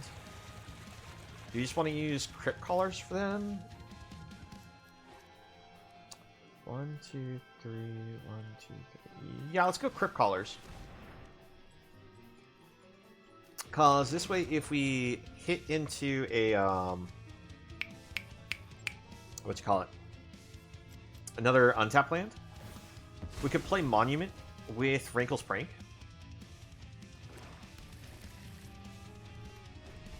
If not, we can always just play Monument and buy the Revenant back. I'm not too worried about the big 8/8 token that they have.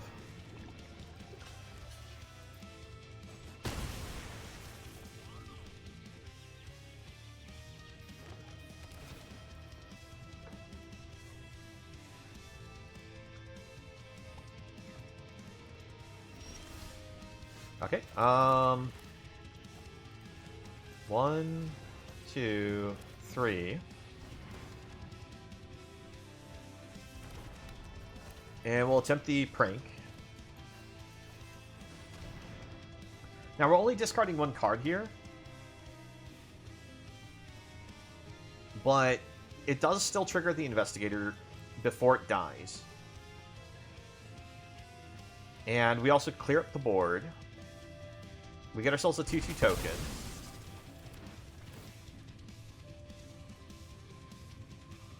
Let's still draw the card. I was tempted to make my opponent lose the 3 life, but...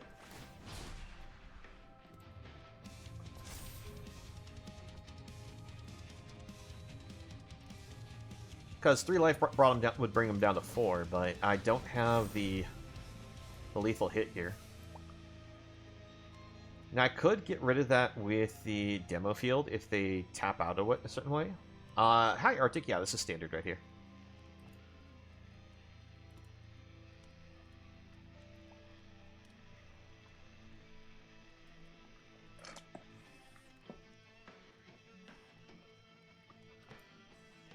Just trying to think, like, what is the right course of action here? What's the requirement on this? Crew 2? That means I can crew with this. I could swing with that.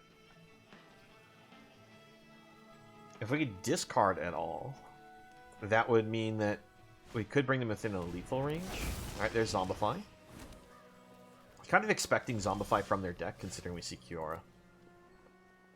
But they did tap out a certain way, so we can pop this.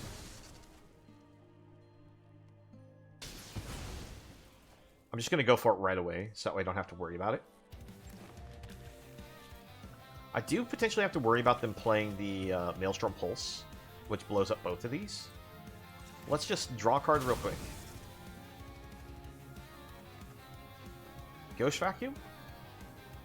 Okay. We'll attempt to crew the Chariot to get in for the 5.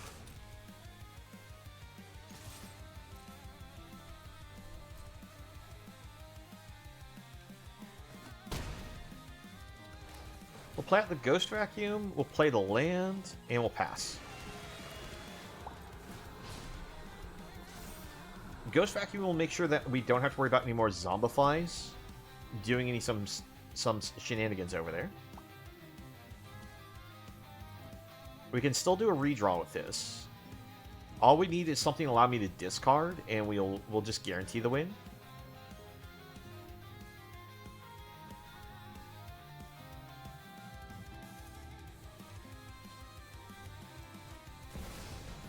Okay. That's a pretty good top deck for my opponent, because that gives them 3 life. So I do need something that allows me to discard. I can't just swing through with the Chariot if they hold the Overlord back. Okay, they might have an answer for the Chariot then. Okay, another Lattice. Or Gardens, I should say. Microsynth Gardens. I don't know why I called it Lattice. We'll just take away one of these. Okay, that's kind of bad.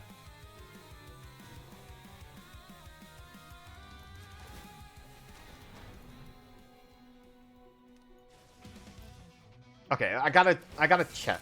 Do they have an answer for this?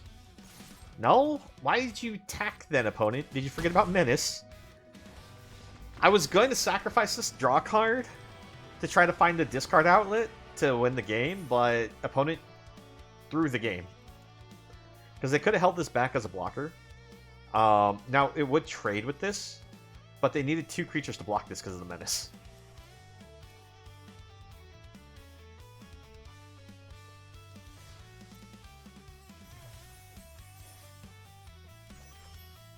We've almost played 450 games of Standard.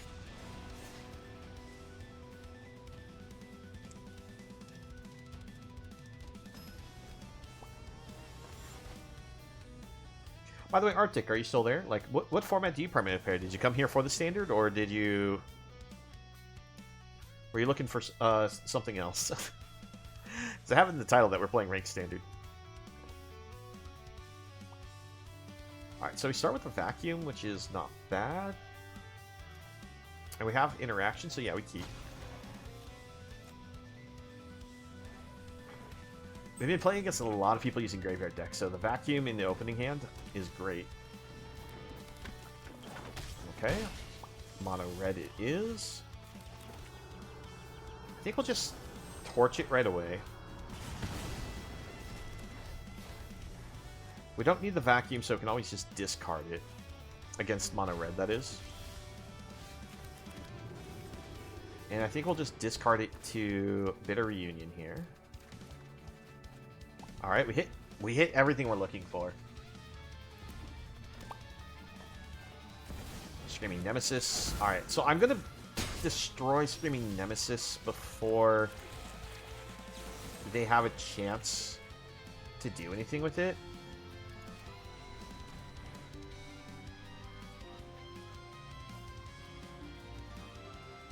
Let's do it this way. Gonna give up the Chariot, unfortunately.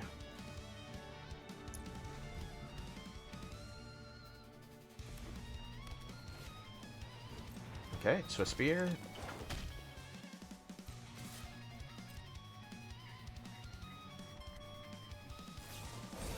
Monstrous Rage, huh? Alright. Bit of a risk, but we're gonna try to see if they have the answer. They did not. We'll keep that.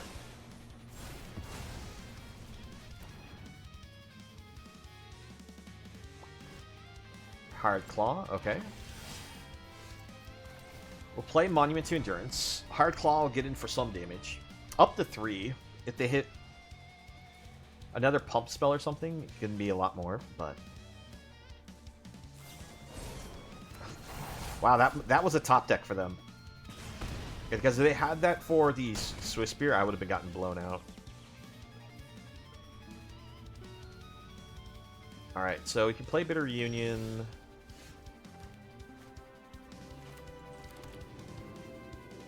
Maybe I just play Investigator. Get rid of their last card. Was Witchstalker's Frenzy? Okay. The top decks. Okay.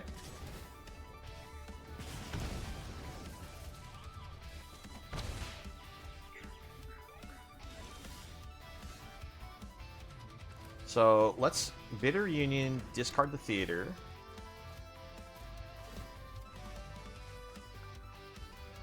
Let's go ahead and draw one more card. Play the land, pass. We'll end up discarding cover up here. Before they can actually, you know, get the attack trigger for that 1 point of damage, because it might matter.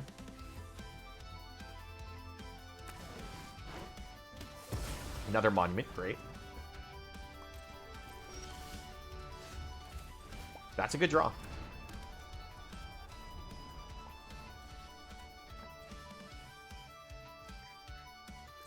Alright, they do nothing. We just get to sacrifice this and draw a card, so that's good. Let's see, we can play this, but I don't think I can use it this turn. Maybe I can. Let's see, I think we'll just pass to them.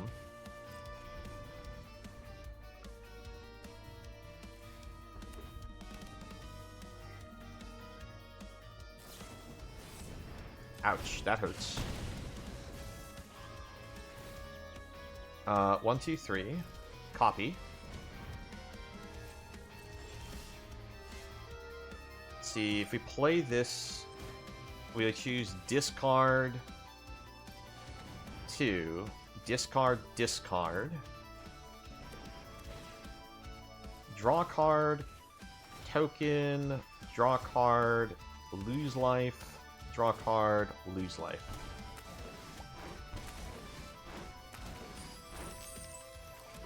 Alright, we need to find ourselves something we can play here and just hopefully not get hit by another burst lightning that's been kicked. Oh my gosh. Opponent just drew the nuts. But, hey Arctic, so you say play Heroic and starting to get into Standard. It's been a while since you've been playing Magic. It looks like Standard is more challenging due to your restricted and banned cards. I mean, to be honest, the Historic format is a lot more difficult, I would feel, than Standard, because Standard doesn't have really anything that's banned at the current moment. Historic is a lot harder. If you know the meta, it's just like Standard. You can play around cards, but it's one of those things.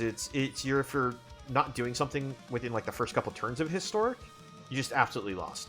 In Standard, there's a little give, as long as you didn't get paired against mono red. And when I say mono red, I mean Boros, Gruul, anything that's doing the red creatures pump strategy.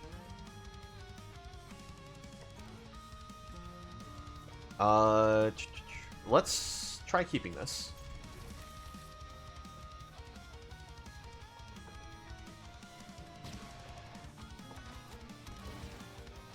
Okay, we're probably up against another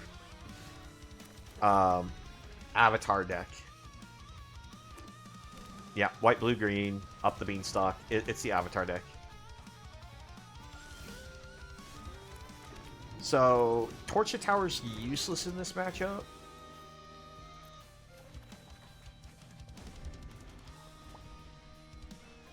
One of the nice things about our deck is that we do a lot of discard drawing, so we can get rid of the cards that are useless depending on the matchup. Alright, let's go ahead and discard, discard. Kind of want to keep the Fountain Port, but let's discard that as well. We're going to keep both cover-ups. And we'll also keep the Investigator. Alright, there we go. We found our Monument. The problem with this matchup is they do play the Flash enchantment that can exile any non-land permanent. So Monument might get, like, taken off the board.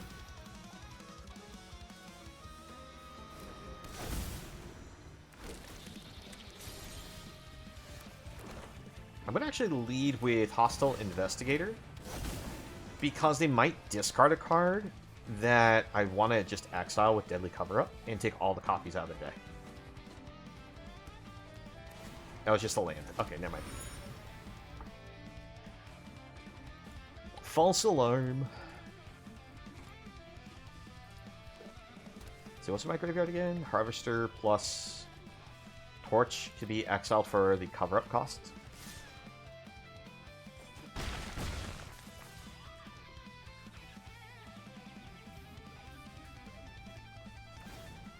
Alright, they're gonna hold everything up.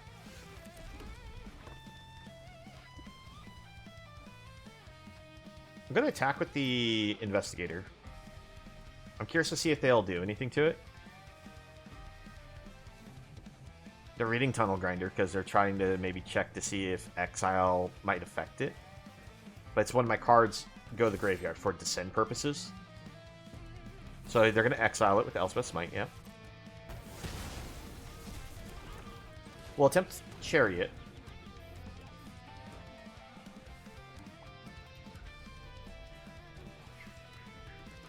I'm going for the Chariot just because it's the card that's more expendable between that and Monument.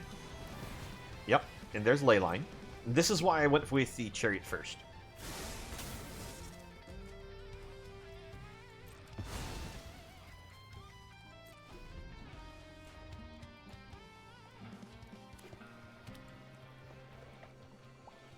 Kind of hoping they play Zur out and try to use it, but they don't have a black mana, so I know they can't use Zur.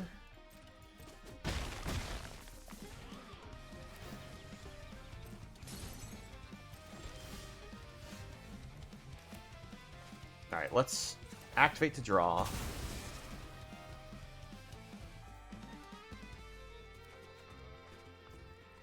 We'll play this into this. Unfortunately, they are going to get it off the board, more than likely. Hey, Coach. Thanks very much for the follow there. Sorry I don't have the sound notifications on right now. Yep, there's another Leyline. It's literally the worst thing that could have happen here. It's just the opponent just happened to have all the Leylines, which are their only answer to the artifacts. But it's what we have to try to play through, unfortunately. Alright, they go for Overlord, but they're going to impend it. This allows them to hold up mana for Counterspell. If they run them, that is. Not all of them run Counterspells. But if they do have the Counterspell, we are going to lose this. I'm going to try to use the cover-up here.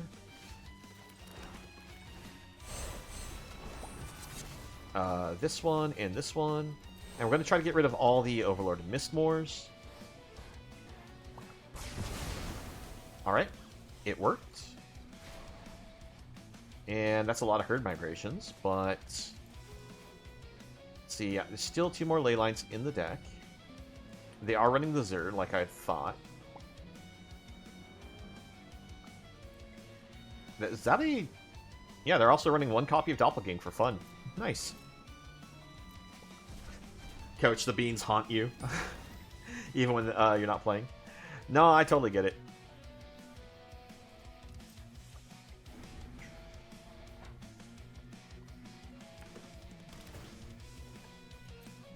You know, I probably should have just sacrificed the Bitter Reunion since we don't have any creatures that really can take advantage of the haste.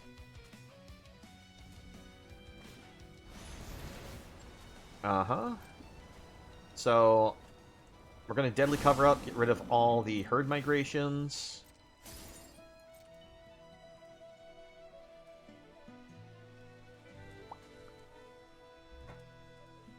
Opponent has to discard the hand size.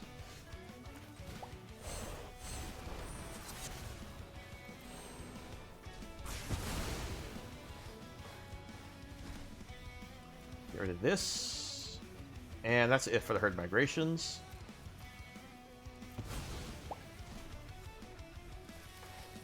Alright. We're going to sacrifice this. That way we descend. So this triggers.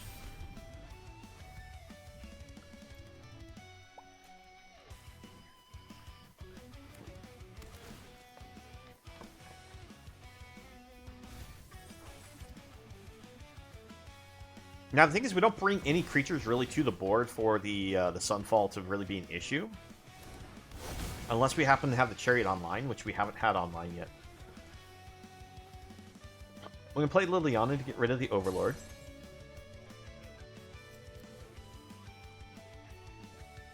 My only concern is it's my opponent finds Zur.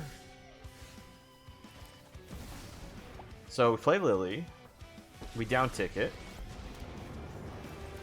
When I win, you're telling me what you know about the game. Ah, one of your friends has We to pass. We hold up the Bitter Triumph for if they do hit Zur, but I think it won't matter. So they hit Zur, they can animate.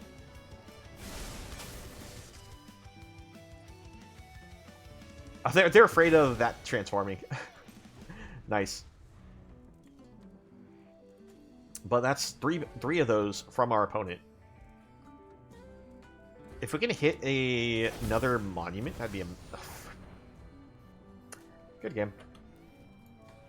So we lose because even though I can kill the Zur, in response they can animate their whole board, and I lose. So I was thinking it's like, oh, if I hold this up, I can maybe answer Zur, but no. I'm not even going to attempt the they misplay and don't animate things in response. I'm just going to accept the loss. I've beaten Beans before with this deck. It's just that was not the hand to do it with. Because they drew all the answers that they needed.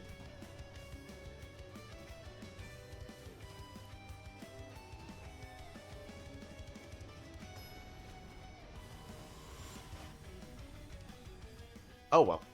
Next game. No red sources, so we do not keep this hand. There is no red sources, but I can keep this hand because it at least has other cards that I can use. Let's try it. It's not a good hand. That's for certain. Let's see, we can turn one, play the Revenant in the hope that it can be a early chump blocker. Okay, what are you gonna... You're gonna get rid of the monument, more than likely. Like, fairly... Excuse me? Fountain Port... Bin that. Because we already have a Fountain Port in hand. Yep, and we discard the Revenant here. Play this. Do we want Ghost Vacuum, or do we want... I'm going to hold Ghost Vacuum as potential discard fodder. Because if my opponent plays another Bandit's Talent, I need the Ghost Vacuum for discarding. Alright, sadly I need to hold the Bitter's Triumph. Because if they literally go land, play the Demon, Slasher would just kill me. Yep, there's the land. No Demon. Alright, we'll pay the 3 life. Because again, I'm just going to play around the Bandit's Talent.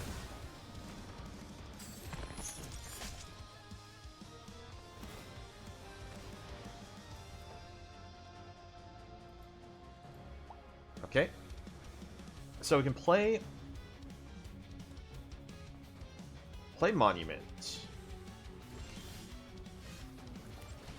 Hold the hand.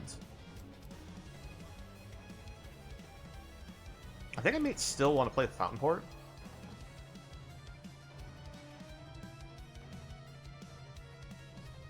Yeah, let's play the Fountain Port. Because if they make me discard, I can use Monument to just redraw the card.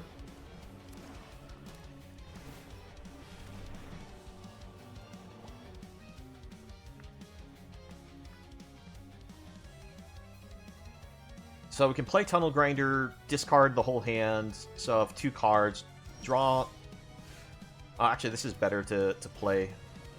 Because now I can hold up potential interaction. We'll still discard Ghost Vacuum here.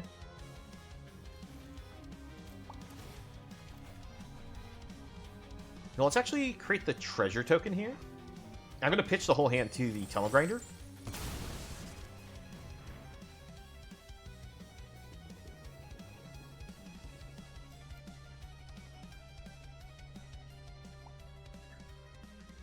Opponent's taking time to read cards.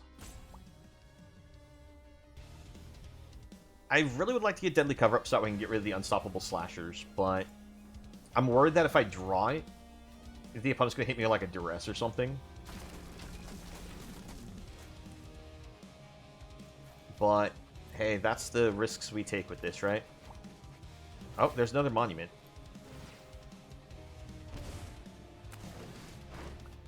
There's Chariot. We play the land, we pass it back.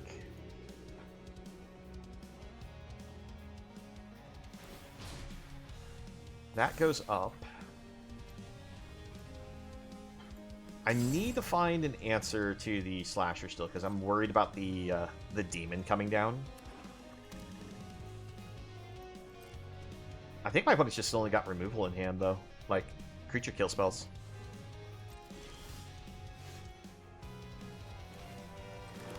So let's see, if we play this, we don't have enough to use Fountain Port. So I think we'll just pass to them, hold up the Fountain Port.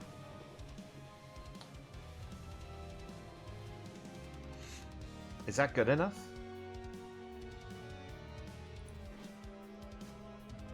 It's better than losing half my life, but... Alright, opponent keeps it up. I was thinking it out, what would be the right play there. And I think actually playing out the Chariot or the Monument was the correct play. And my opponent just was sitting on a whole bunch of cards that don't do anything, so if we found the Slasher answer... Yeah, I was definitely in their head there. This was the... I'm tired of this matchup because this counters all their discard. And their goal is to empty the hand, have the easy Slasher win. And we didn't ever get the empty hand.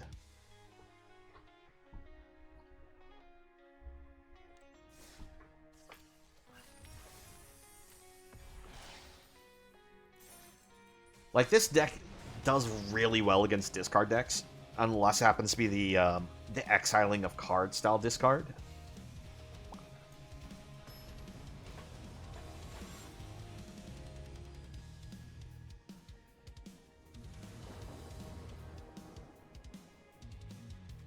Okay, this is actually pretty good lands here, because we can start with this, and then these will tap for both colors. So we have perfect mana for colors. So it's a good hand. We keep.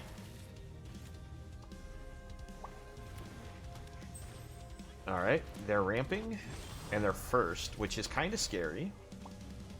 Rankle's Prank is good, but I think I need another land. Yeah, now hitting Mythic with Selesnya Mount Cats on stream today. Awesome, coach. Great. I actually like the that 2-drop white lifelinking Mount Cat. That thing is awesome. And I actually did do a deck like that before, and it puts in some pretty good work. I won't lie. But nice to hear you were able to get Mythic with it. That's awesome. Alright, opponent goes Scrap Gorger. They still can't crew this because crew requirement 4.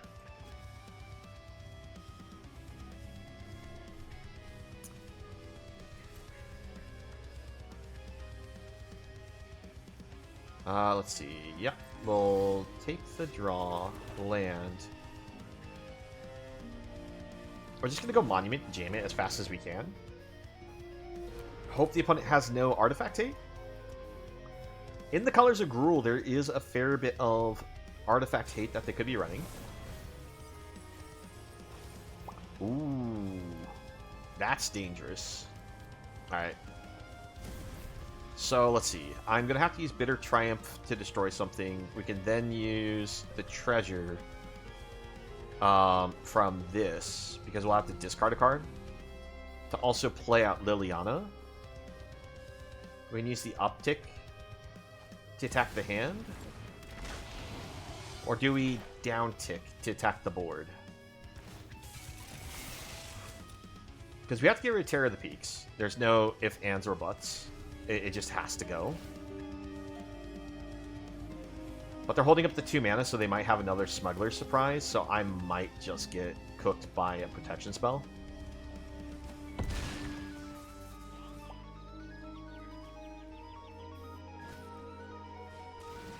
Okay, Great. I love seeing the scrap guards are cutting down. One, because it does nothing with Terror of the Peaks. Two, it means they don't have the protection spell. Okay, so let's see here. I would love to be able to go Deadly Cover-Up to clear the board and just hope that they crew this, but I think they'll just attack me for 5. And I can't risk them...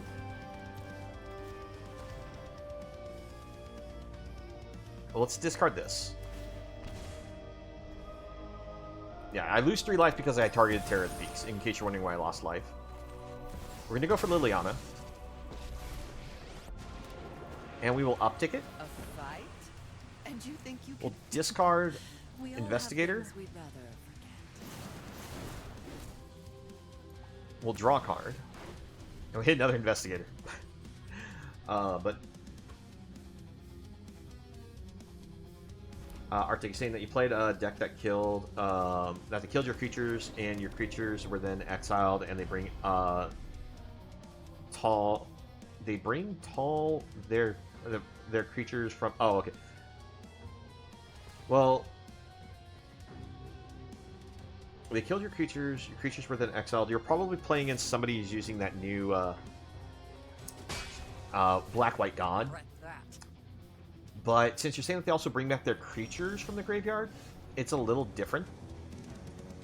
Alright, let's first uptick here.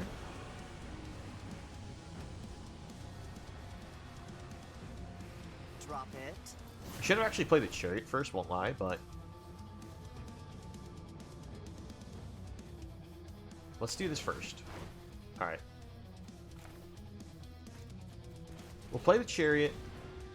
We'll play the land, and we just hope the opponent can't take me out with the Lumber Wagon here. This can attack next turn as a 3/3. So if they hit a creature with power 4 or greater, I might die. Because this will be able to swing as 8.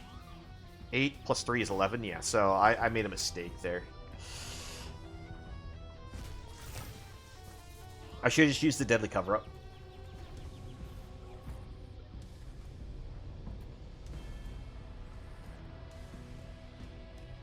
Did they hit what they needed, which was a power 4 or greater card? If they did, we lose. They might get distracted by Liliana, and we live.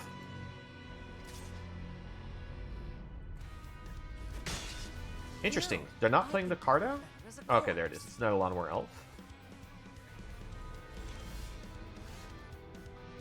Let's see. We can just uptick, get rid of Liliana.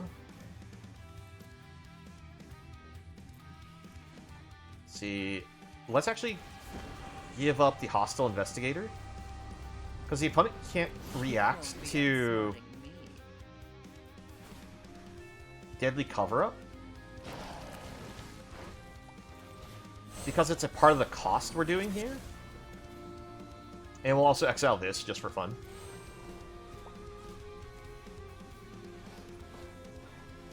Now, if they had put the stop on the trigger of Monument, they could have stopped this, but I'm doing this so that we can get rid of Terror of the Peaks. I'm actually torn whether I get rid of Terror of the Peaks here or if I get rid of the Smuggler, but... Alright, they are going to exile the cards themselves. They have enough lands in play that I don't want to just, like, grab the mountain and say, haha, no more lands for you.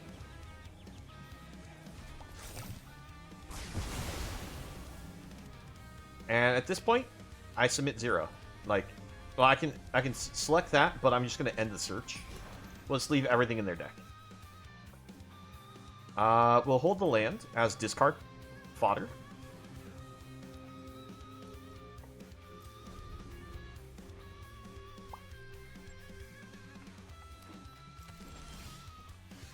Alright, uptick, discard. I'm tired of your secrets. Draw the card.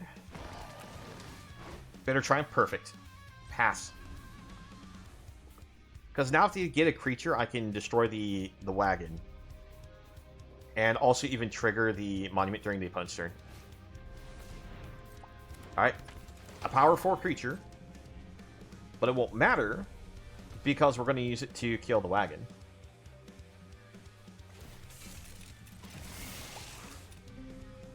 Because we use this instead of go for the throat. And this will probably cost them the scoop. Oh, there's the gardens. So let's play garden. Let's go 1, 2, 3. Copy this. Play bitter reunion. Discard. We will draw the card. And draw the card.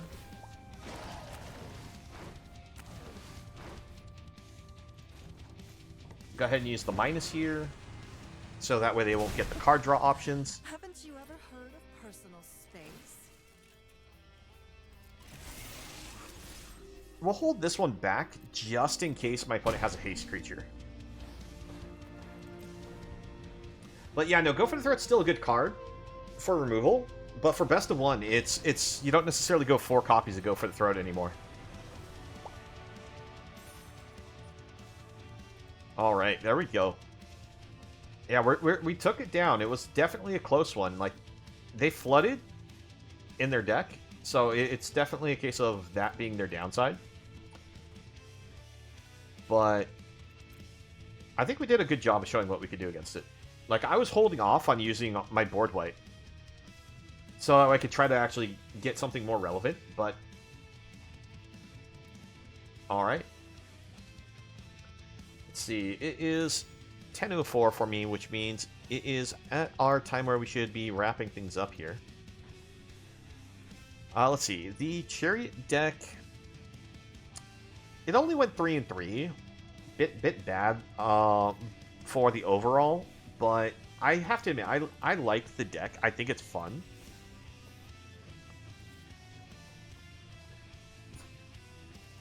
But I think one of the things about the Monument Chariot deck, the Chariot is cool, but the problem with it is the zombies come into play tapped. So you can't, like, create the zombie token, crew it, and attack immediately. Or you can't even, like, go with the idea, I just did a whole bunch of, like, draw discard looping, create a whole army, and then maybe give them haste to go in. So with that being a case with all the zombies from the Chariot, I think it's probably could be like only a 3 of in the deck instead of a 4 of. But I like how a lot of the other cards just are working in the deck in general. Clay Revenant, definitely one of those cards also. I think you're better off using something like a Bloodghast or something for the deck. It's something that, like, you discard, landfall, it goes back to board. It can be an aggressive little creature. But I don't have the Bloodghast crafted yet, so I don't have them in this deck. For a budget option, I think this is great, even though the deck is definitely not a budget deck. You're correct. The Bloodghast can't block, but this one enters tapped, so it's kind of hard to use it as a blocker. So it's, like I said, it's meant to be an aggressive little creature for the deck idea. Now, it's not like we're using sacrifice outlets, where we could use the Bloodghast and other synergies. It was just one of those cards I was thinking originally doing. Because one of the cards I was also thinking about maybe trying in the deck was a couple copies of Tarian's Journal. And the reason why I was thinking about maybe trying this card out in the deck is because you can sacrifice the treasures that you make from the Collector's Vault to draw cards, and it's just a simple tap sacrifice. But if you're also using, like, the Bloodghast in the deck, it's a card that you can loot for extra card draw real quick. But you're saying the Forsaken Miner's more like what you were thinking? I mean, Forsaken Miner's good. Problem is, again, it doesn't block, but the Bloodghast is nice because it also has landfall to go back to battlefield. You don't have to target anything. And if you bring it back to the battlefield, if someone's at less than 10 life, it has haste.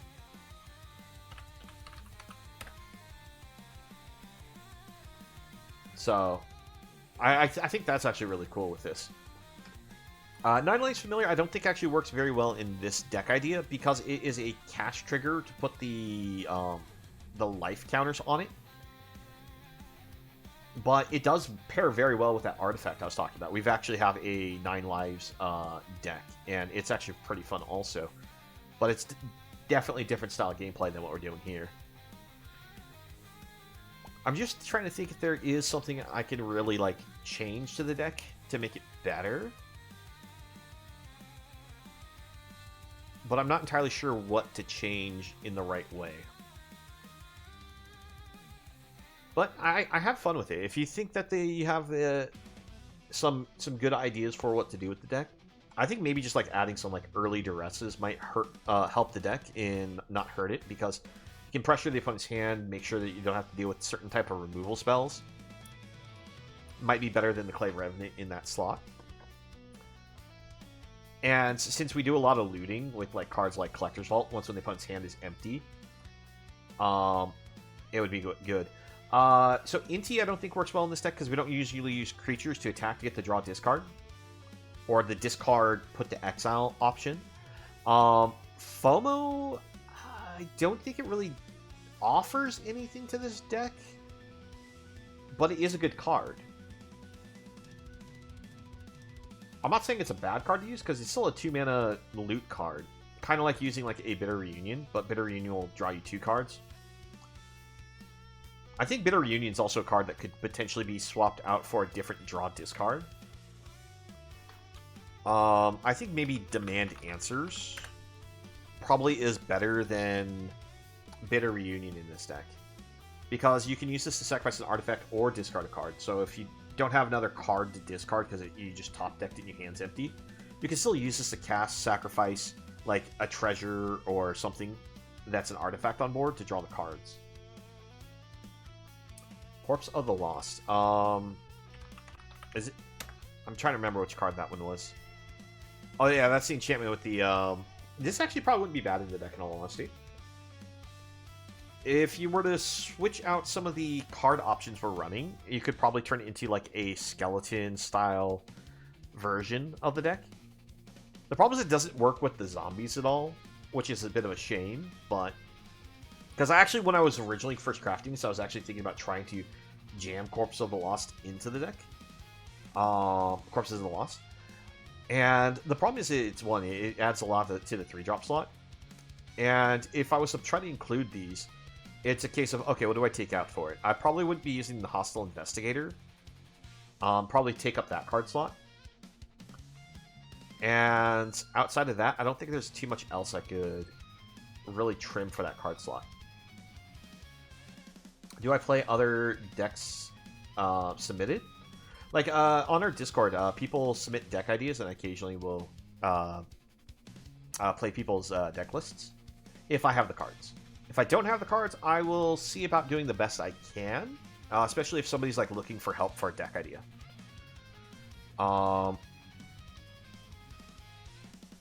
Because there's plenty of times where it's like I've played people's decks. Like, this person's deck and this person's deck aren't mine. This is a person named Draco, who's a he's my #1 subscriber. Draco here submits decks all the time for like, hey, check out this cool deck idea, and I occasionally do pick them up and play them on the stream. This one is all about using Elshnorn with enchantments, and I thought this was a pretty fun deck and gave it a try. And the deck I did switch a little bit because I was missing the second Lumbering World wagon that they were using, so I just put in a Buried in the Garden in this place, because I figured this still fit the theme of what the deck is trying to do, because it ramps, it exiles something, it plays to the Calyx and the Elshnorn. So it was an interesting deck idea they came up with. It worked pretty decently. Mel's Mind Flood, unfortunately, was one of the decks that they submitted to me to try out for best of 3. I tried to play it, but unfortunately we were having a internet issue, so I didn't really get a full test on it. And I was hoping to see them show back up in chat one day so I could try out their deck more for them to see that I was trying to play the deck. But it is a really cool deck that they submitted. You have a friend that submitted you a deck. Is this the historic deck? No, this is Izzy's historic deck. Izzy, are you still here? Because I think you submitted a deck that you wanted me to take a look at.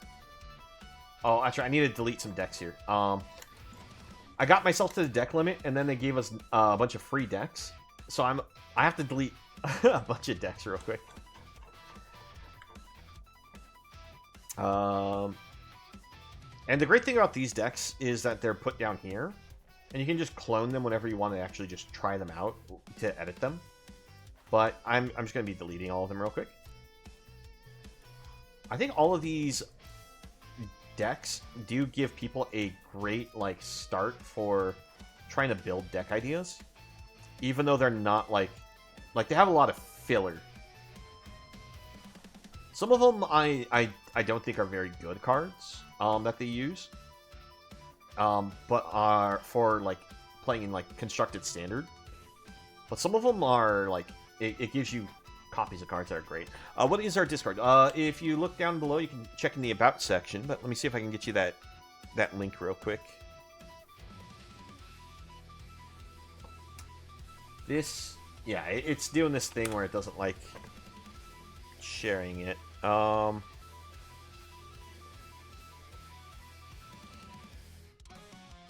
Generate new link. Nope, it's not doing it. I don't think it is. Let me see. Yeah, because it keeps saying it's hidden. Let's see.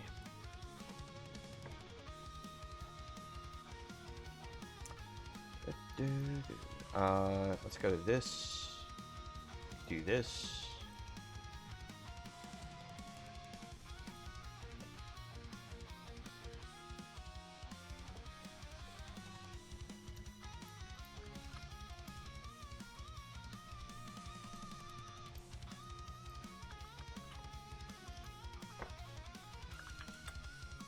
Alright, I think that should work. Alright.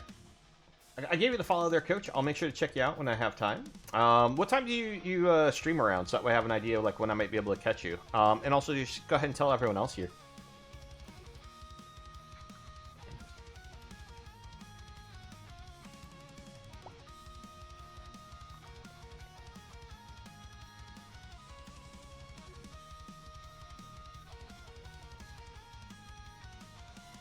Let's see. Alright, well, I was deleting stuff so that way I could potentially take a look at the deck.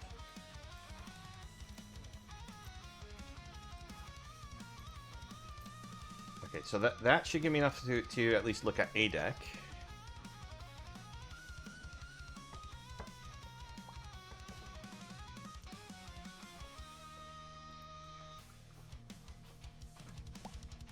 So Central Standard Time, 6:30 to 9:30, and you've been doing two a days over spring break. Which day do you typically do it on? Is it just kind of random days? Or are you weekends, weekdays? I'm just trying to get an idea when I might be able to catch you on, because I know for that time period, if it's just most days in general. Oh, okay, cool. Because I know when I'm working, I unfortunately probably won't be able to catch you. Because I work until I don't get off until 8:30 at the earliest usually, and that's the case where it's 8:30 on Pacific Standard Time over here. So that's 10 o'clock for you, so I'd definitely be missing you.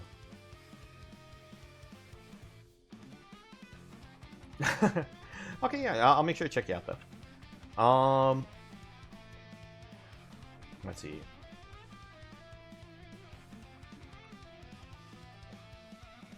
Is there a Virtuoso deck I can get rid of? Let's get rid of this Virtuoso deck. Alright. Have you got the deck posted yet, so that I can take a look at it?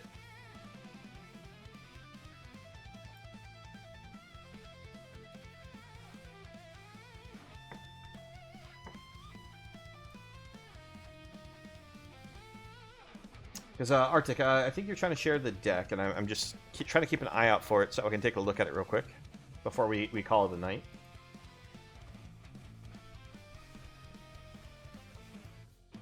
Let's see.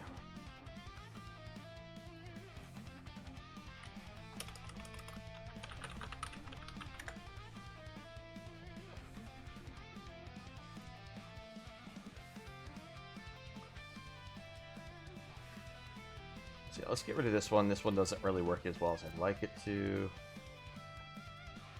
This is like my only alchemy style deck. Are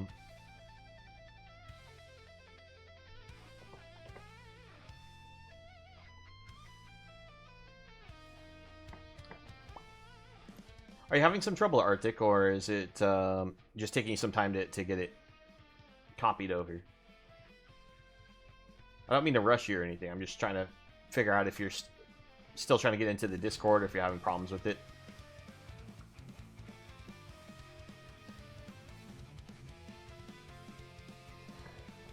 So I think you joined the Discord, from what it looks like.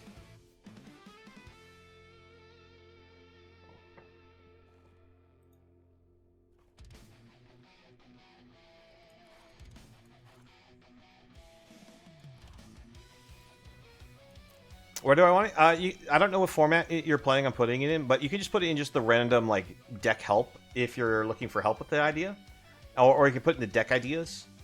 If it's a specific style of format deck, you can always put it in the respective channel because we have a historic one, we have artisan, standard, like that's why I try to like break them out for people who want to like look for specific deck ideas. They can just put into like the deck ideas section just because it's the general one.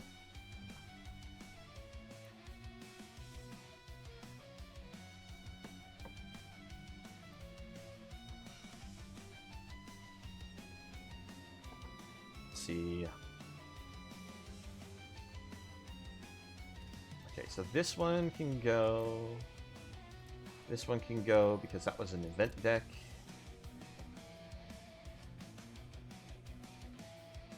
I forgot which one you said that you had the mount deck, because like I said, I made a mount deck also. Was that Coach or was that you, Arctic?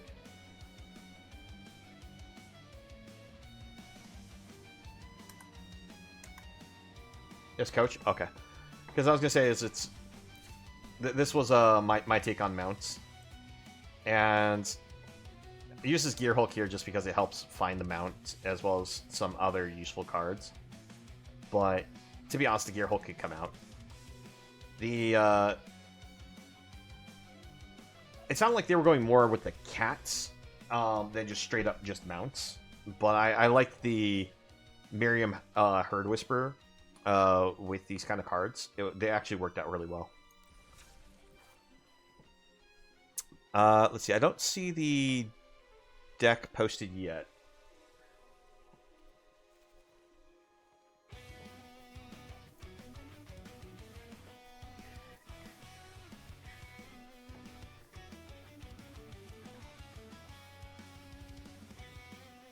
Let's see, I didn't really like the Gear Hulk Auras build as much as I like the toolbox.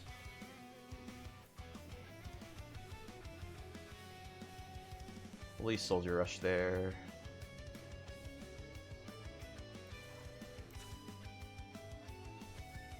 Yeah, this one can go.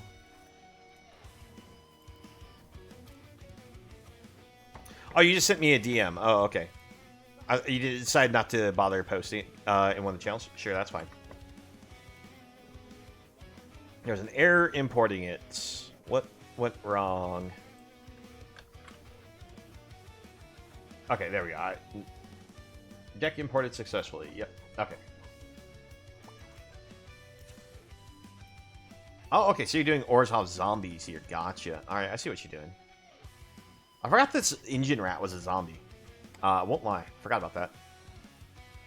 Okay. I see a lot of things that make sense here. I don't know why this is here. Corpse of the Lost makes sense. Death Baron makes sense. Only one of these. Okay. Ingissa. Alright. Interesting build. I'm just trying to see if there's anything I'm thinking of that feels like it's missing. Let's see. When this enchantment enters, tap target creature and opponent controls and put a stun counter. Whenever you tap an untapped creature and opponent controls, put a plus. I don't know why this is in here. Like, none of your cards tap your opponent's stuff down. What's the purpose of this card? It's just a one-time tap something, put a +1/+1 counter on one of your cards type of card. It feels so out of place.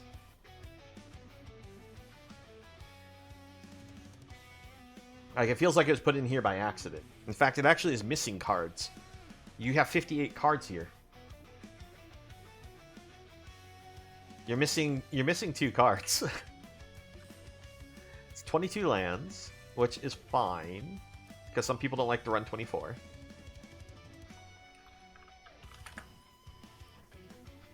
Okay, so let's make sure we set this to standard, not limited. So let's see. What are some cards that it feels like you're missing? Let's see. You do have the Death Barons. Unstoppable Slasher is a zombie, and actually is not a bad one to consider using. But because it doesn't have to be used in the combo, it's just a good card. Now, if your opponent does manage to successfully destroy it after using 2 destroy spells, you are running cards that allow you to potentially play it back. So it's kind of a cool card.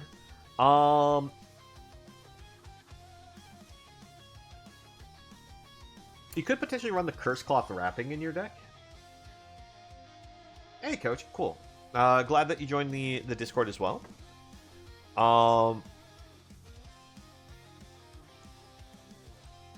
Yeah, I see you there. Give you a little wave high in the greeting section. But I do think the idea of your zombie deck is a little off with some of the choices. I'm not saying it's a bad zombie deck.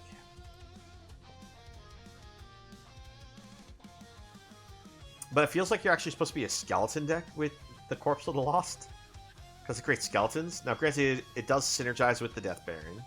It's not a bad card to use in general. Because you do have the case of the Stash Skeleton, you have the Forsaken Miner. So, it's not bad with those.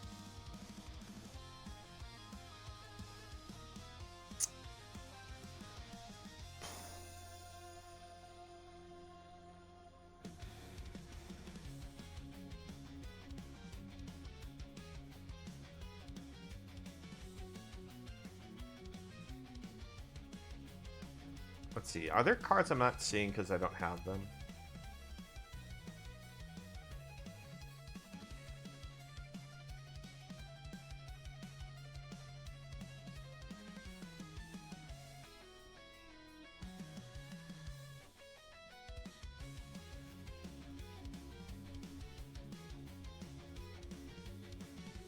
I'm just taking a moment to make sure I'm looking over all the cards so I can make sure to suggest some useful cards to the deck, not just throw out, oh yeah, you could be running this. I want to actually make sure I'm making suggestions that make sense. So and a card that could potentially be used in your deck, the Curse Cloth Wrappings here. For 4 mana, all your zombies you control get +1/+1 as a passive. Now, obviously, it doesn't necessarily affect your skeletons, but you can tap it, target card in your graveyard gains the Embalm ability, which means that you can cast it for its mana cost from the graveyard, but you exile it and create a copy of it to the board. And it's now I forget if it's white or black. It's a white zombie in addition to its other types. That's what it was. So, the nice thing about this, now granted, you can only ever cast a spell as a sorcery speed, basically like the normal speeding that you can cast your creature spells. But the nice thing about this is it does allow you to potentially recast your cards from your graveyard. But I don't think it's necessarily what you're going to want to do. I think you just want to get some more of these Embalmed Ascendants in your deck. You cut this Sanctuary, because I don't think the Sanctuary, like I said, it's not going to do really anything for your deck.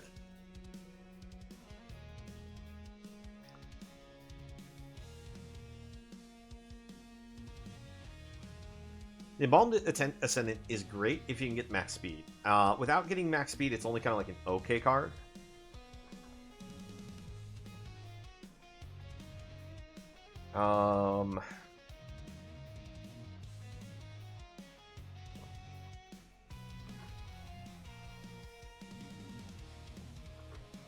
Let me check what speed cards we have to make sure. Let's see, if you are willing to... If you have these, they're not bad to use as a removal spell, because you get to exile something from your opponent's board. Now, it does only hit... Actually, it hits any non-land permanent opponent control, so you can even hit enchantments with this, which is nice.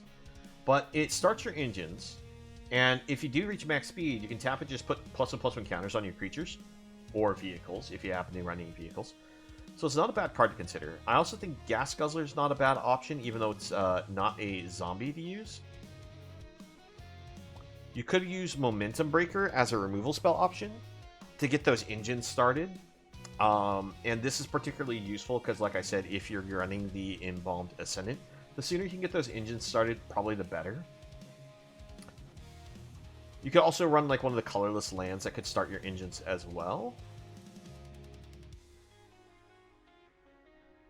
But I think Momentum Breaker is probably a decent removal spell option that you can bring in here. Probably only like 2 copies because, you know, it's non-target removal. And if your opponent doesn't have a creature sacrifice, it's still being played to make your opponent discard a card. So it's still a useful spell to potentially play. It's really good against people who are running like the mice style enchantment pump deck, because they'll run cards that are like target creature gains hexproof until end of turn. In which case, Momentum Breaker doesn't care. It also gets around all the ward from like the white-green style builds. So it's actually a really good card to consider at least a couple copies of.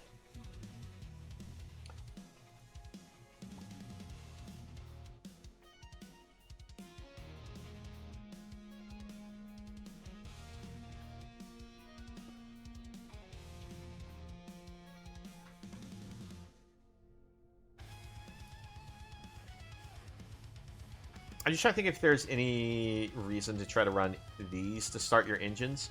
Considering you run a lot of double pip, or, you know, especially white-black, it's kind of hard to want to run one of these kind of cards.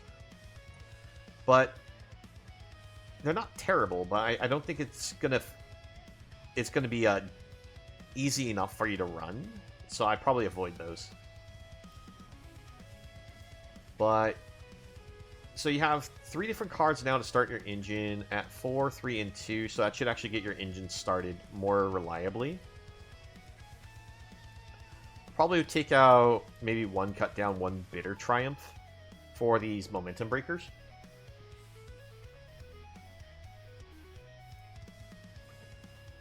Let's see, what else should you consider for this deck? Since white is really just a splash, I'm not necessarily going hard in on like the white options here.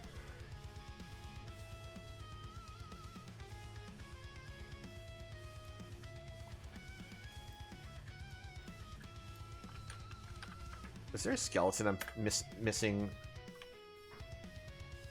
One of Tiny Bones is actually pretty good, because whenever it deals combat damage to a player, you may cast target non-land permanent from that player's graveyard. And it's a nice little 1/1. Not a bad card to consider. You do run some legendary cards. So another thing that you could actually do is Tiny Bones joins up. It's just a 1-mana enchantment that enters battlefield, makes your opponent discard a card. It is a targeted discard, so it does commit a crime. And whenever a legendary creature you control enters the battlefield, any number of target players mills a card and loses 1 life. So you can target your opponent to commit the crime, they mill and lose a life because you had a legendary enter the battlefield, which helps you with bringing back these Forsaken Miners.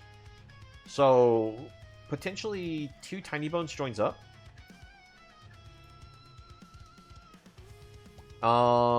Let's see, I actually probably only need 2 Ascendants here instead of the 3, and that would probably do it, I think.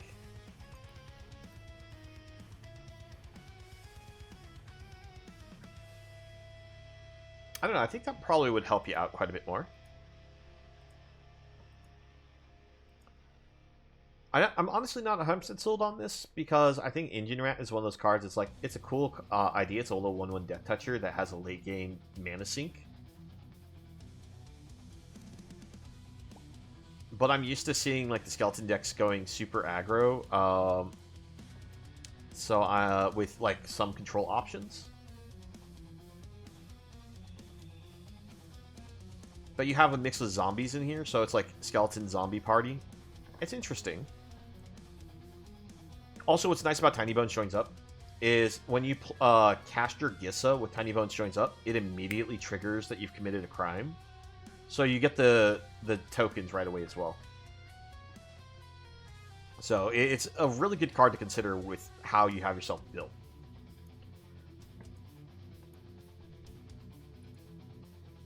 Let's see. Missing the Verge. I can actually just give a quick test of the run of the deck. Much later than I was planning on staying on, but we can give it a quick test. Then we're going to call it a night.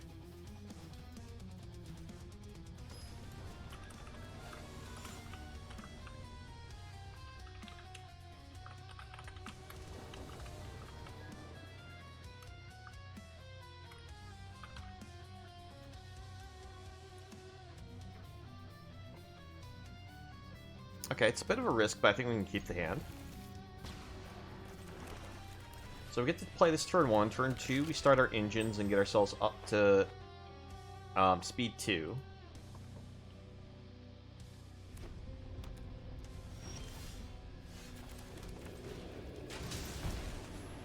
And we can play either Death Baron or Embalmed Ascendants.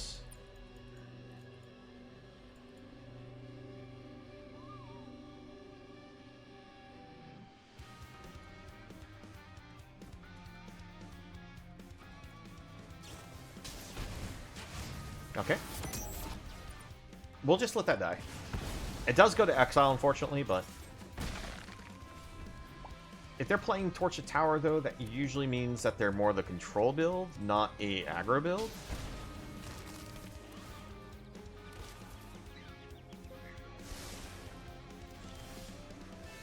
We'll play this, combat, get in there for 2. They block. Let's go Stash Skeleton here.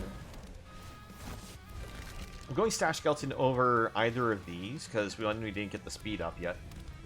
2, if they do destroy the creatures on board,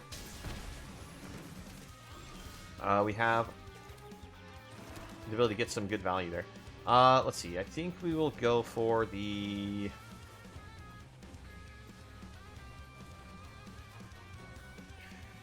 Let's go for this. Get in there. So next turn we can get to max speed. Death Baron will pump the whole team. So they gain life, draw card.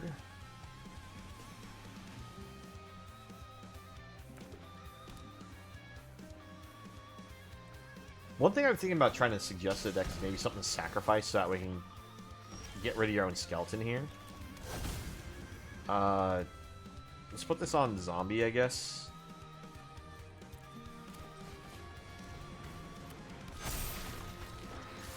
I don't actually know what your most common creature type is in your deck. So as long as the opponent doesn't hit us with Sunfall, we should win this. Problem is Sunfall. Okay. Yeah, because we can kill the Carrot Cake token. They can sacrifice the Carrot Cake, go up to 11.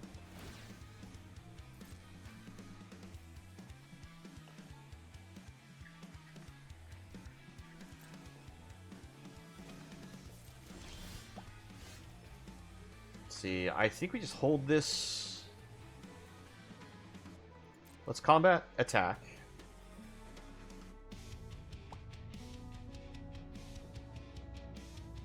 Because let's see, if they... 3, 6...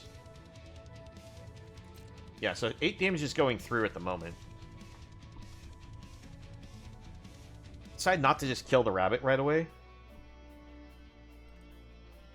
Because I want to see them commit the carrot cake sacrifice before, you know, anything for blocks.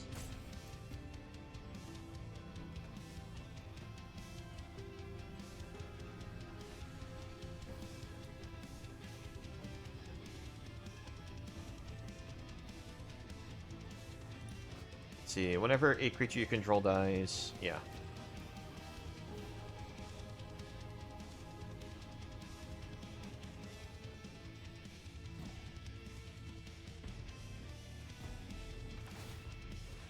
This is where Gas Guzzler actually would be really good in the deck, because I could sacrifice... Let's see.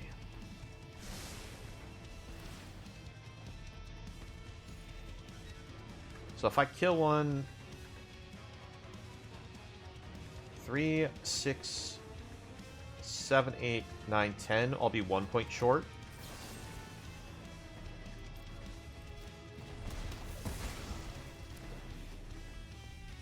We'll go for it. What would I replace? Probably the rat. The 1/1 Death Touch rat. Probably be better off being a Gas Guzzler. Because Gas Guzzler would allow me to sacrifice the token here. 1, to trigger this, to make our opponent just lose the game. But 2, so that way we can solve the case. We'll pass. Because now if my opponent just hits me with Sunfall, I'm stuck here with the idea of, okay, I still need to do 1 point of damage. So I need something that lets me deal point of damage to my opponent. So let's play this. Pass to the opponent. We try to sacrifice this to go find Tiny Bones joins up. And, oh, I shouldn't have played this then. Because if I did not play this, and just, like, played Gisela instead, I could have just done it all in one turn.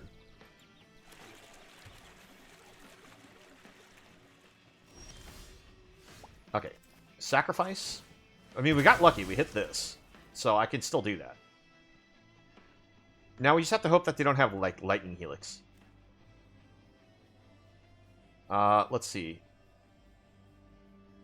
Tiny Bones joins up. Play it. They'll have to discard a card. Lightning Helix! I called it! Oh my gosh. Yep. Suck your discard.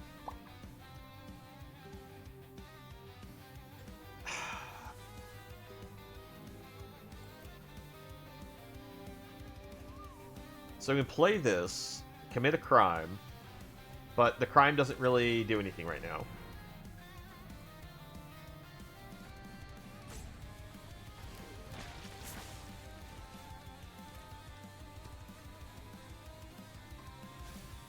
Oh, that's a good mill.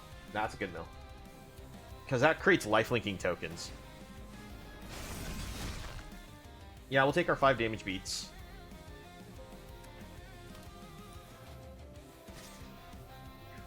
No reason to block that.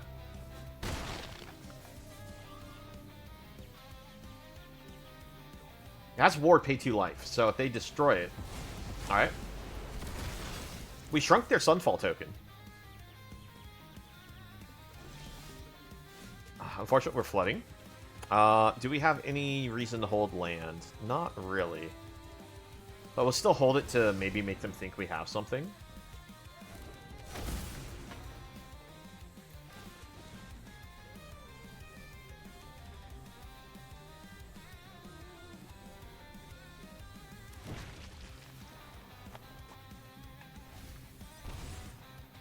Alright, no more Sunfall. They can't target this because of the ward pay 2 life. If we can dodge the board wipe, we win. Nope. Always more Sunfall. Oh my gosh. I hate this version of the deck because it is literally just 4 Sunfalls because it draws some cards and just gives them win cons.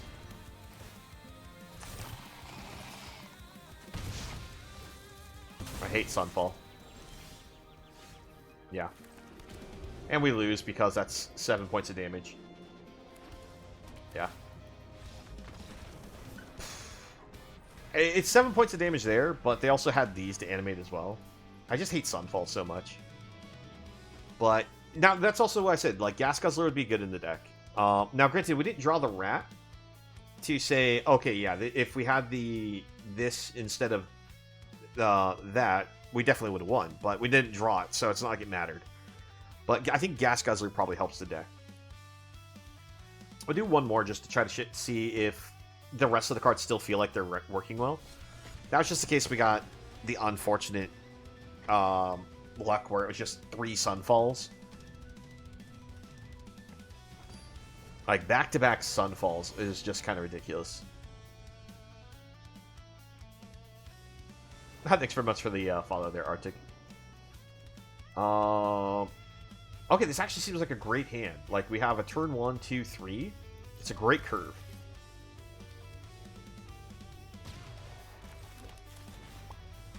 Alright, play out the Forsaken Miner. Now, the Forsaken Miner is a skeleton, so if it does die, we can't play it back from the graveyard with Zul Assure here.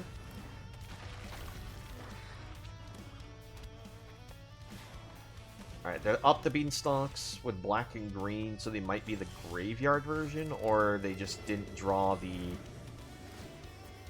usual cards, like the usual lands for the 5-color deck. Oh, there's red-green. So it could still be the discarding one like I was thinking it was, but they're usually more self-mill, so I think it's still probably an Overlord-style deck. Now, unfortunately, this is a zombie, not a skeleton.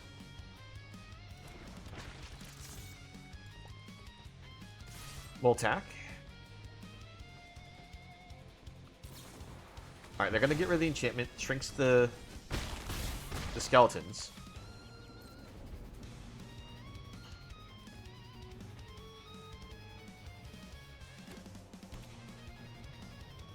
They're missing the ability to have a board wipe here, so we get the win. So there you go. I mean, I think this is just probably the most awkward card in the deck. It's good against, like, the aggro matchups, because you bring it down turn 1, and they can't really attack into it without accepting a trade. But when you're needing to be aggro, it's kind of eh. Alright, one last one.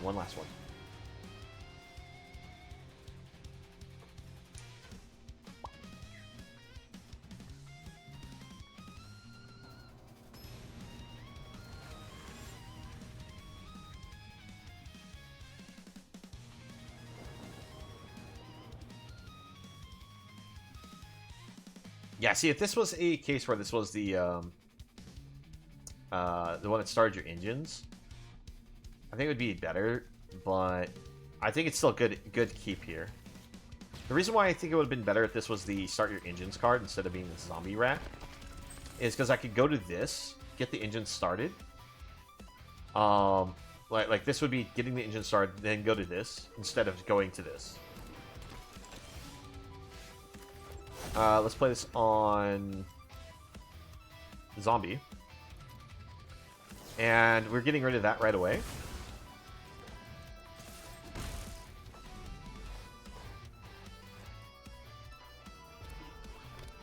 Because it's white-red enchantments.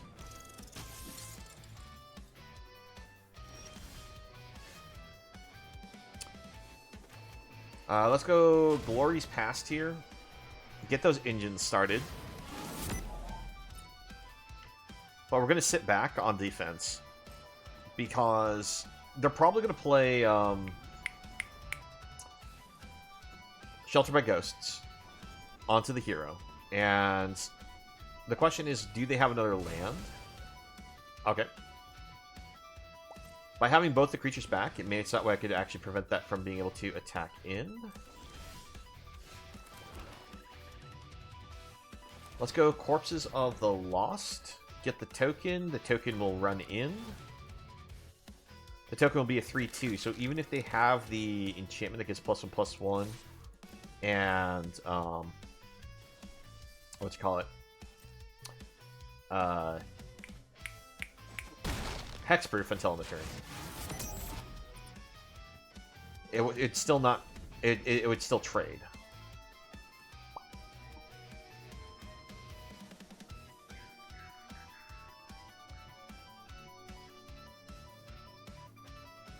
Now, I would like to get the Death Baron down, but we'll see if we have the ability to. We might go Keisha the Stash Skeleton because we have Corpses of Lost on board. And we can also still play Tiny Bones Joins up with it. Okay, that's a bad card for us because that gives it first strike. So we'll have to take the hit. And we're going to have to turn this into a race. This is where we need to draw, what's it called? Momentum Breaker.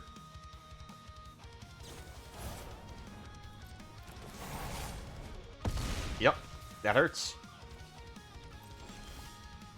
Cut down, unfortunately just too late. We play this.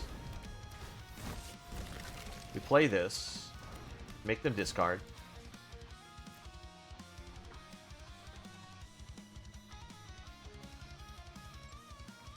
Another Ethereal Armor. That would have been very bad for us.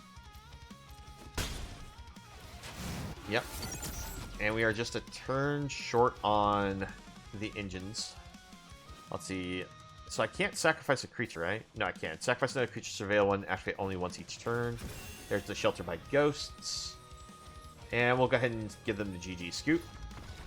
Because they'll take away one of my blockers, and I won't be able to block enough to stay alive. Because if I do hit the removal spell for this now, it's going to do enough to be lethal to my face. So, there's no saving myself here. I hate Heartfire Heroes so much. It is such an overpowered mouse, and it's one of the reasons why I said you need to have the Momentum Breaker, is to stop that card. And it's either you need Momentum Breaker, or so that way you can see the other option. Because I'm not sure if you're very familiar with the cards. You want Nowhere to Run. Nowhere to Run won't kill it after it's grown up so large, but it makes it so that way you can get it off the board before they grow it, and they can't use protection spells to save it. It's one of those great cards for that purpose, but it's, like I said, yeah, you can't do anything when the creature gets that big, kind of like how we drew the Cut Down. It was just way too late. Like, Cut Down's amazing against their deck, but the moment the opponent's creature grows, Cut Down becomes useless. It's really hard to beat the deck without the right removal. Alright. Well, we need to call it a night. We stayed up an extra hour, basically. I do like your friend's build overall for the zombie deck. Like, overall, this is a solid build. It's just that this is a kind of a filler card. And I don't know which way you really want to take some of your support to know if you want to go more removal, or if you want to go more like hand disruption, or if you want to go more aggressive attacks. Because if you want more hand disruption, besides having the Tiny Bones Joins up in the deck, you could put in the Bandit class. But then you'd be taking out some more of the creatures. And you probably would take out more of the zombie side, so Zool Assure probably would come out. I mean, it's a good card, but if you don't have the zombies in the deck, it's not as good of a card. And to be honest, Zool Assure here really feels like you're just using a 2/2 vanilla creature most of the time. Because most of your creatures are either legendary zombies, so you can't really have more than one of them on the battlefield, or you're just running skeletons, and the skeletons can't be brought back. Now, don't get me wrong, Engine Rat can come back, which is why it's great with Zool Assure, but I'm thinking if you take this out, we go Gas Guzzler. Probably 3 copies would be best, Just like I said, you want to hit that ground running. But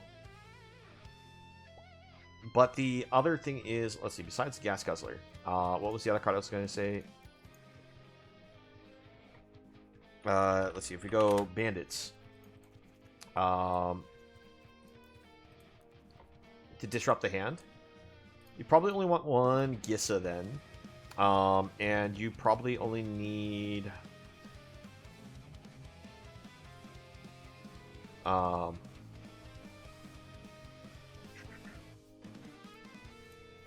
three Death Barons. And I think that's if you want to go with the hand disruption route. Now, if you don't want to go the hand disruption route, you wouldn't use the Bandit's Talents. And go back up the Death Baron. And if you want Zulashur in here...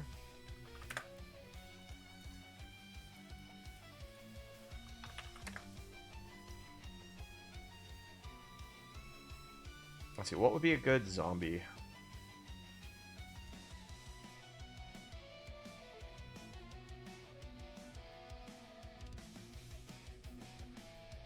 We're missing some of the zombies, unfortunately, in Standard that would really pop off well with Zulashur. But actually, I think one of the things is, instead of using the Embalmed Descendant, which means that you don't have to rely on the Gas Guzzler for the speed, go Unstoppable Slashers.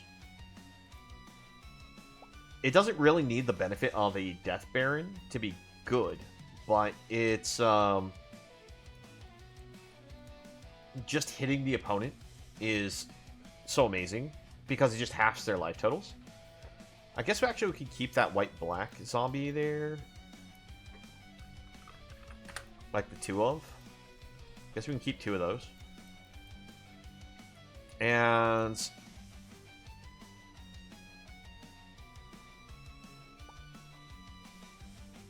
to be honest, though, this version of the deck would probably be benefiting more off the Unstoppable Slasher than anything else. But this would probably work a little better than using the rat. Like, basically, you swapped out two of the rats, plus one other card to get 3 Unstoppable Slashers in the deck.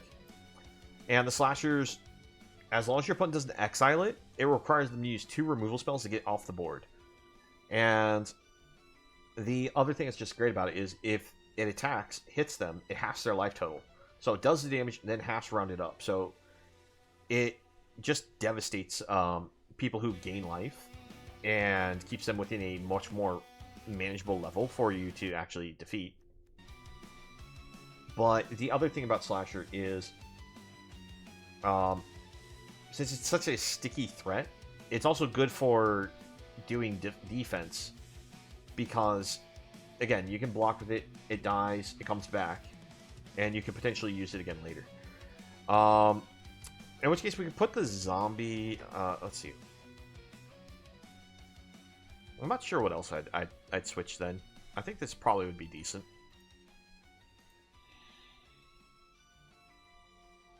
I feel like you're like one part skeleton, one part zombie, and it's making it awkward. Because I know how to build skeletons, and you just kind of do that just mono black. Because then you get like the Cult Conscripts type cards, or Tiny Bones, the Pit Pocket in the deck, to be these nice like little 1-drops to go in with. And you just play Hand Disruption. But this can't really benefit the Hand Disruption build as easily. I guess one of the things you could do is you could cut this card. I know I'm going back to like cutting this card again, but which it feels awkward because that means you only have white in here for Glory's Past, and it's like, is Glory's Past good enough to do that? Like, I'm just trying to like make sure it's like I'm not like just completely annihilating your white here. But if you're worried about the matchups where opponents have the like control matchups, you can go with Duresses. Duresses should help you out. Or you could try even... Let's see.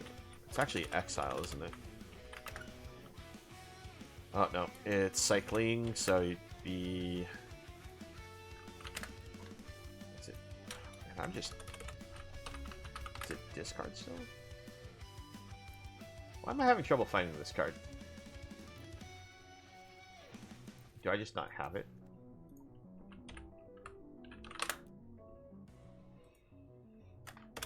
Helps if I type things right.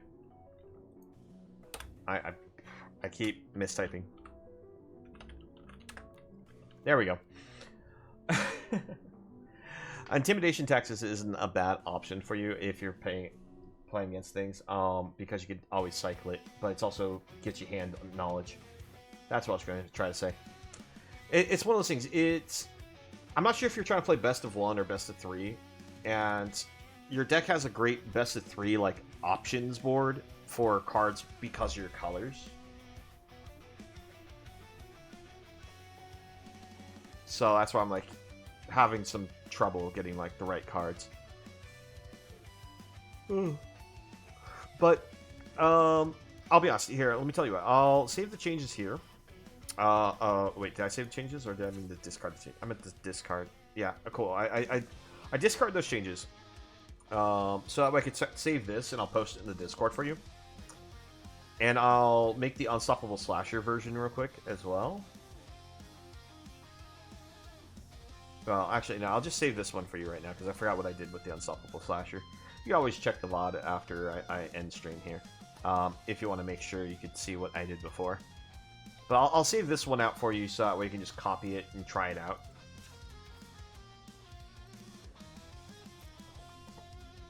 I'll post it in the deck ideas section.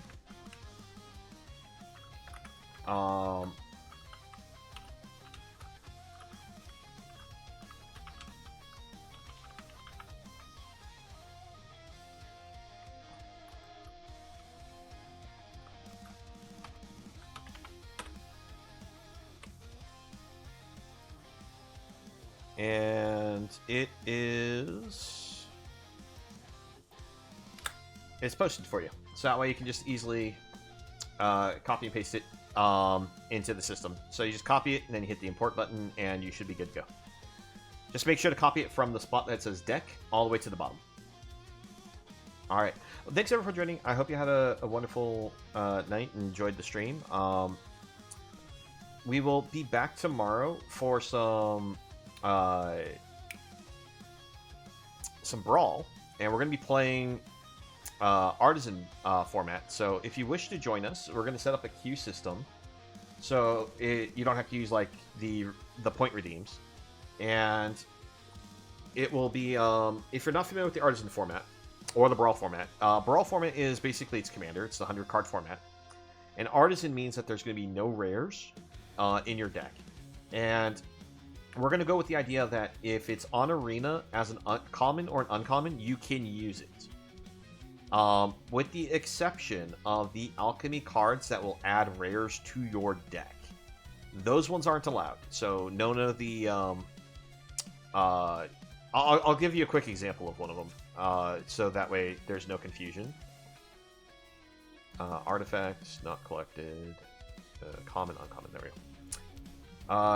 A great example of this is what is the name of the card? A great example of this card would be like Celestial Vault. I don't want to see any card that's going to break the spirit of Artisan by adding rares into the deck. So Celestial Vault, where it drafts cards to add rares to the deck lists, those won't be allowed. Another card that is commonly used for the format would be cards like Cursebound Witch, because it has the ability to generate you cards that are rares when it dies.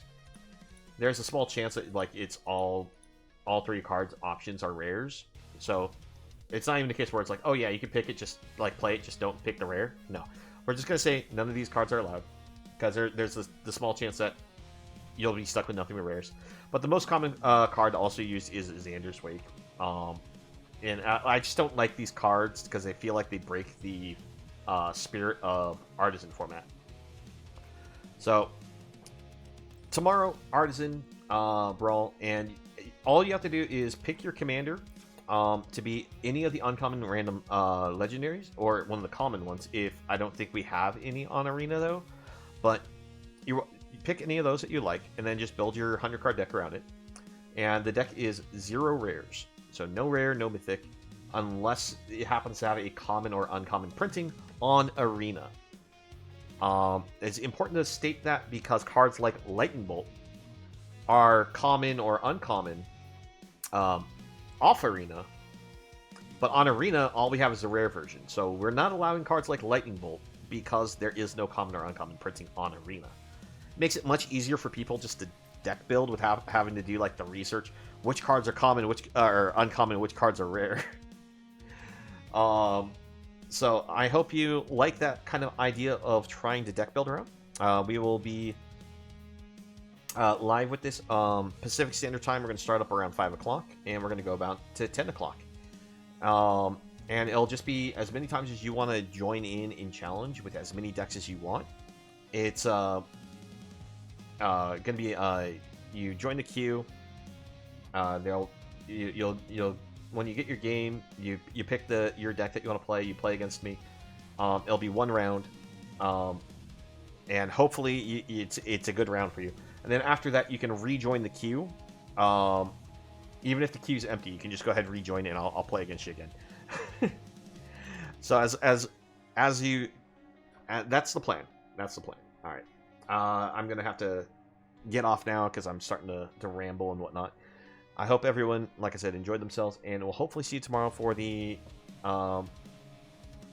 alchemy, or not alchemy, the artisan format brawl tomorrow. Until then, have a nice night, everyone.